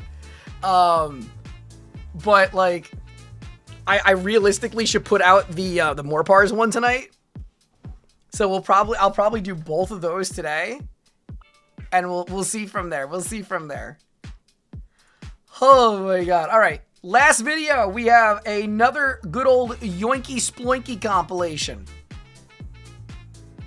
Full screen. Hey guys, No, don't you start. Don't you start. Okay. All right, music can go off. It goes to show IRL nature can be scarier than 40k. IRL nature is terrifying. Also, thank you, Bio. What the hell? Okay. I already hate how this looks. We're literally starting. I already hate how this looks. Florida man literally just never ceases to amaze me. All right, we're watching another Fishing with Garrett compilation. I'm sure that everything is great and wonderful and not terrible. And hey guys, it's snowing this year in the Florida Everglades, but it's... I hate it. I hate it so much. I hate it so much. Why? Why? Why do you, like... I want to know what goes through someone's head when they're like, you know what? I want to go out into the swamps or the Everglades at night with a light so I get swarmed by insects the size of my thumb. Definitely not the kind of snow you want to breathe in. Oh. All I want for Christmas is the 20-foot python. That's just a swamp puppy. I'm trying to say hi to this swamp puppy, but he's just ignoring me. He doesn't value his You're limbs. not the 20-foot python, but you still are a python. So cute. He's so cute. Ooh, my favorite. Yoink. It's a Brooks King. Isn't she so pretty? She is. Check out this little Black Widow playing. Oh my God. My heart. My heart. He literally was just like, I see a very dangerous spider. I want to hold it. Dead. But she's perfectly alive. I definitely wouldn't recommend holding one of these bad boys. Oh my God, no! Oh, we got a victim. Oh my God, I just got goosebumps watching that thing crawl up his arm. No! Dude, what? No, it's not baby. Shut up. That is not baby. Black Widow, not baby. Failed chameleon. Yoink. I noticed I was standing in an ant pile, but no big deal. Yoink. Check out this rat snake. She just had a big meal. Ooh, Tokay gecko. I love the Little Tokay reach geckos. around yoink. Little reach around Tokay gecko yoink. wasn't very happy with me, so it started to tear me a new one. It's okay, I kind of like the pain. Yoink. You know, that statement says everything I need to know about him. This is a Cuban nightingale. Isn't he so gorgeous? Yes, he is. Ooh, a day gecko. Yoink. He's giving me some Christmas kisses. He's so cute. Hey guys, though. I'm in the Florida Everglades, Oh. and this swamp puppy's in hot pursuit of me. He definitely wants to eat me. This one's built different. He would not leave me alone. He was going right for my swamp stompers. Oh. He almost got me off camera. Good thing I have 9 lives. Behind me, I have all these swamp puppies lined up, just watching it all go down. You definitely need some training, buddy. Hey, watch it. No, don't go, babies. What the heck? Oh my god. While these swamp puppies freak out, the 10-footer's still right behind me. Look at all the eyes. Look at all the eyes. Stalking me as we speak. What the heck? They're acting crazy tonight. Check out this gorgeous cottonmouth I found crossing the road. Just making sure he gets across the road safely. Check out these vibrant colors he has. Ooh, Cuban tree frog. Boop, boop. Check out this plump, narrow-mouthed frog. Isn't he so tiny? I found this gorgeous veiled chameleon. He's a big bugger. He's cute. Yoink. Though. No. Female veiled chameleon. Yoink. Yoink. This bugger right here is just asking for it. Yoink. He just abducts I every found this invasive striped mud species. turtle crossing the road. So cute. Hey guys, I'm in the Florida Everglades, Oh. and I got a handful of Burmese pythons. I've been busy out here. I also got a handful of You know, the Burmese pythons are legitimately, like, not even the ones that concern me. Not because they obviously concern me as an invasive species, but I'm saying with what he handles. Like, I'm not, like, freaked out when he's holding a python. I feel like he grabs things that will legitimately kill him. hatchling Burmese pythons. They are moving this time of year. Check out this long female. She's coming off a nest of eggs. She's no 20-footer, but she's about halfway there. Yoink. You're coming with me, big girl. We're still looking for that 20-footer. She's out here somewhere. Check out these 2 studs I'm just holding around my neck. I also caught a coyote. Isn't this the cutest thing you've ever seen? Yes! And I went to go visit my 3-legged swamp puppy. You gotta be a special kind of crazy, though, to be like, I see a wild dog. Let me go grab it. He's just chilling. We got another python. Yeah, he is gonna Yoink. disappear one day. These fellas are moving tonight. Hatchling python. Yoink. I'm yoinking I would as love many a invasive python. creatures as I can. Yoink. This isn't invasive. It's just a leopard frog. And he's not happy, that's for sure. That sounds like Yura when she's hungry. I'm kidding for anybody who doesn't understand. I'm making fun of my wife. Yura, it's the cutest sound ever. Wait, go listen to this. Wait, do you have your audio on? Hang on, she's getting her head. This isn't invasive. It's just a leopard frog. And he's not happy, that's for sure. Another python. Yoink. Ooh, you almost got me there. Hello, Mr. Crocodile. How are you doing this fine? Hey guys, I'm in the Florida Everglades and I got a handful of invasive Burmese pythons. But that's not it, guys. I also got a handful of these hatchling Burmese I love pythons. See, they're so I cute. did a lot of yoinking in this video. This 7-foot Burmese python doesn't know what's coming for him. Yoink. Yoink. I love you, little fella, but you gotta tell me where that 20-foot Burmese python is right now. There's no need to resist. He's never little found the guy. You're not 20-footer, going right? anywhere. You're invasive and you gotta go. Aww. This swamp puppy's staring at my feet underwater. He better not try nothing. Ooh, a cottonmouth. Boop. Why are you running away, buddy? Where's that 20-footer? Another Burmese python. Yoink. These pythons are There's moving no tonight. fear. There's no fear Look at in all his the bones. mosquitoes on my leg. I love it. Ooh, we got a native. Yoink. This is a corn snake, and he gave me a little kiss, but it can see doesn't that. hurt. Don't worry. Yoink. It's a hatchling python. Yoink. Another one. Yoink. Another one. Another one. Yoink. I love these cute little guys, and these are the babies of the 20-footer. And this one's lighting me up, giving me little kisses.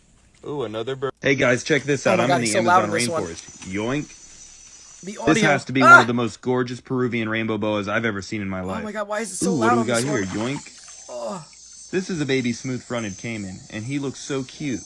A little dinosaur. Here we have one of the most venomous snakes in South America. The mighty Bushmaster. This guy's just a baby. They can get over 10 feet. Oh, wow. Looking for that 20-foot anaconda sure is tricky when you don't fake your videos.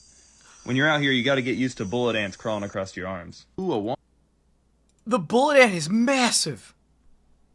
The bullet ant is Don't massive. fake your videos. When you're out here, you got to get used to bullet ants crawling across your arms. Ooh, a wandering spider. No. Those guys are deadly. Oh, Bullet ants it went crawling for across him. your arms. Ooh, a wandering spider. Boop. Did it flip over from the force or did it try to get him? When you're out here, you got to get used to bullet ants crawling across your arms. Ooh, a wandering spider. Boop. Those guys are deadly. No, it tried to get What him. do we got here? Yoink. Smoky jungle frog. Look at the size of this snail. The locals love to eat them. This tarantula may look kind of scary, but even completely wild, he's nice. I absolutely love this giant monkey tree frog. This black caiman has some nice teeth. Not sure what you are, but you look like a unicorn. I hate But the patu-bird is still my favorite. It's so cute. I never showed you guys this big old swamp puppy. It's okay. Hey guys, I'm in Also, this might be a hot take. I'm just gonna go back for a second. teeth. This. Any type of, like, grasshopper, for some reason, sets off some primal fear in me. There's something about the vertical mouth that I just... It unnerves me in the worst way. Not sure what you are, but you look It like really a does. unicorn. I really hate But it. the patu-bird is still my favorite. I never showed you guys this big old swamp puppy. It's okay. Hey guys, I'm in Colombia and I just found the northern green anaconda. And she is huge, one of the heaviest snakes I've ever caught. I've been waiting a long time for this. Oh? Yoink. Look at that big That mouth. is a big The head. northern green anaconda was recently reclassified as a new species. And this is the biggest species of snake in the world. Later that night, I found this southern tamandua.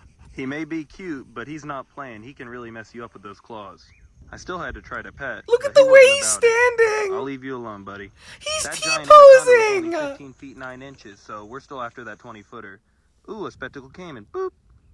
Who's a good little gecko? Oh, looky here, we got another one. Yoink. Oh my god. But who cares about that? Check out this Magdalena river turtle peeing on my feet. Oh. You sure are cute, buddy. I yoinked Oh. this monster 6-foot spectacle caiman. You sure are strong, buddy. Check out those front teeth. He uses those to catch fish. A very powerful crocodilian for their size. Not Those to mention all the capybaras, I capybaras love out here. them. They're everywhere. Hey guys, I'm in South America and I just yoinked this giant green anaconda. She's extremely strong and big enough to crush you, but I'm after a 20-foot man-eater, so we're gonna keep looking. No, thank you. Ooh, big caiman. Yoink. Oh my These God. spectacle caiman are nothing but raw explosive power, and I would only recommend a professional doing something like this. Are you a Something professional? Even crazier happened. The next day we caught an even bigger green anaconda. This one was even stronger and probably 70 pounds heavier. You definitely don't want her to get her big heavy coils on you. But I love this sweet girl and I'm still after the 20-footer. Right here I'm playing with a giant anteater, and isn't he sweet? Now let's step Isn't it up that a gonna- notch. Right okay. here, this little snake may look harmless, but it's a highly venomous fertile ant. Why do you put your face next to it? Why do you put your face next to it? Check out this cute little whip snake. He may act like he wants to bite, but he's just bluffing. This adorable dwarf caiman can't see my finger. I let this bullet ant sting me, and its sting packs a serious punch. Right here is a rare situation where he got away from the yoink. Right here we got a deadly wandering spider. Boop. Yeah, the wandering spider tries to get you. You got a pretty mouth, Mr. Hey guys, I'm in the Florida Everglades, Did it just end with a "you got a pretty mouth," and then it goes out? and I'm using my feet to attract this swamp puppy. Mr. Crocodile's coming in hot. I think he's about to yoink me. But he's just curious and he's saying hi to me. Yellow rat snake, yoink. I ended up getting yoinked by this sweetheart. He got me on the Yeah, leg, but it if doesn't something hurt. happens to him, I'd be sad, but I would not chameleon. be surprised. Yoink. This is a little male veiled chameleon and he'll make a fantastic pet. Ooh, yoink. We got a tokay gecko. Ooh, we got another one. Yoink. Look at this juicy handful of tokay geckos. It's not easy looking for a 20-foot That's so python, cute. especially when you don't stage your videos. Ooh, that's a big green water snake. Yoink. She's Oh my definitely not goodness. too happy with me. How can you not love a face like that, though? Tropical I'll feed you in orb a minute. weaver. Boop. Like, if you get fed in an hour, what do you mean? Look at that juicy cottonmouth. You gotta watch your step out here. Ooh, this python doesn't know what's coming for him. Finally, we got one. Yoink. Sorry, my cat's just Hey guys, making I'm in the sounds. Florida She's being Everglades really and I cute, just though. found a swamp puppy that's missing his arm. Good thing these swamp puppies are so resilient. Aw, poor Look at guy. that pretty back. Do you know where the 20-foot Burmese python is? This poor eastern screech owl got clipped by a car, but he seems to be okay. I gave him a little pet, and he took off. Check out this gorgeous snake. Yoink. This is a beautiful non-venomous scarlet king snake. Hey, where are you going? Where are you going? What is it with the king snake, coral snake, black and yellow, kill a fellow, black, no, is it like red, yellow, red, black, you're okay, Jack, and black, red, yellow, will kill a fellow? I don't know the actual thing. I'm not going to go out there and find out and die. I just remember there's some, like, there's some phrase that people use for that. Yoink. Do you know where the 20-foot python is? You thought you could escape the yoink man. Ooh, brown water snake. Yoink. It's okay, little guy. I thought you were gonna give me kisses, but you're pretty chill. But this Brooks King Snake gave me some kisses. Oh my god. Definitely seeing a lot of Brooks King Oh, Snakes. black and yellow kill a fellow. Yoink. I ended up catching 4 of them. Ooh, we got a corn snake. Yoink. It's a corn snake. Hey, no need to be feisty, little guy. Check out that red eye on this gorgeous Don't black grab crowned it. night hare. Don't yoink it. Okay, and that's where it ends. Okay. Huh. That is a legitimate, every time with him is legitimate whiplash. Huh. Well, that was fun, right? Right? That was a fun time. Yeah. Okay. We're going to be wrapping up here. Just to give you guys an update of what the rest of the day and week is going to look like. First of all, as always, thank you to everybody who's hung out with me, who's been here for 4+ hours. It means a lot to me. You guys are the best community anybody could ever ask for. I don't care how redundant I am in telling you this every stream. Thank you to all the members. Thank you for everybody who decided to stick around after my first month and be like, hey, I want to resubscribe for another month or re-member up, whatever it's called. It means a lot to me. It means you like my content enough that you want to stick around. Thank you to everybody who's upgraded. Thank you to everybody who's even Gillimon Blueberry. You guys are the best. You guys really are. And I love and appreciate you. For the remainder of the day, I'm going to probably churn out the more Parz video. We'll see what I do from there. Yura is going to be going live on Twitch in about 45 minutes, so be sure to go hang out over there. We'll put a notifier in the Discord when she does. Thank you for the resub, Maple. Thank you. But yeah, so Yura will be live playing, I think, Subnautica? Or are you playing Cult Lamb? You're going to react? Yeah, the ballistics one, because I can't watch Oh, she's going to watch the Kentucky Ballistics, and then she's going to go, yeah, okay. She's going to watch the Kentucky Ballistics, and then she's going to go and play a game. Okay. What else? Debut is in 11 days, so that's going to be a lot of fun, and the Game Awards are in 3 days, so we'll be watching those on Twitch as well. I got an update on my plushie, so I'll keep you guys in the loop for that. So thank you all so much. I really appreciate you. You guys are the best. You're amazing. And yeah, so we'll wrap up there. Anyway, gamers, have a great rest of your night. I'll be on Twitch tomorrow, and I'll be back on YouTube on Wednesday.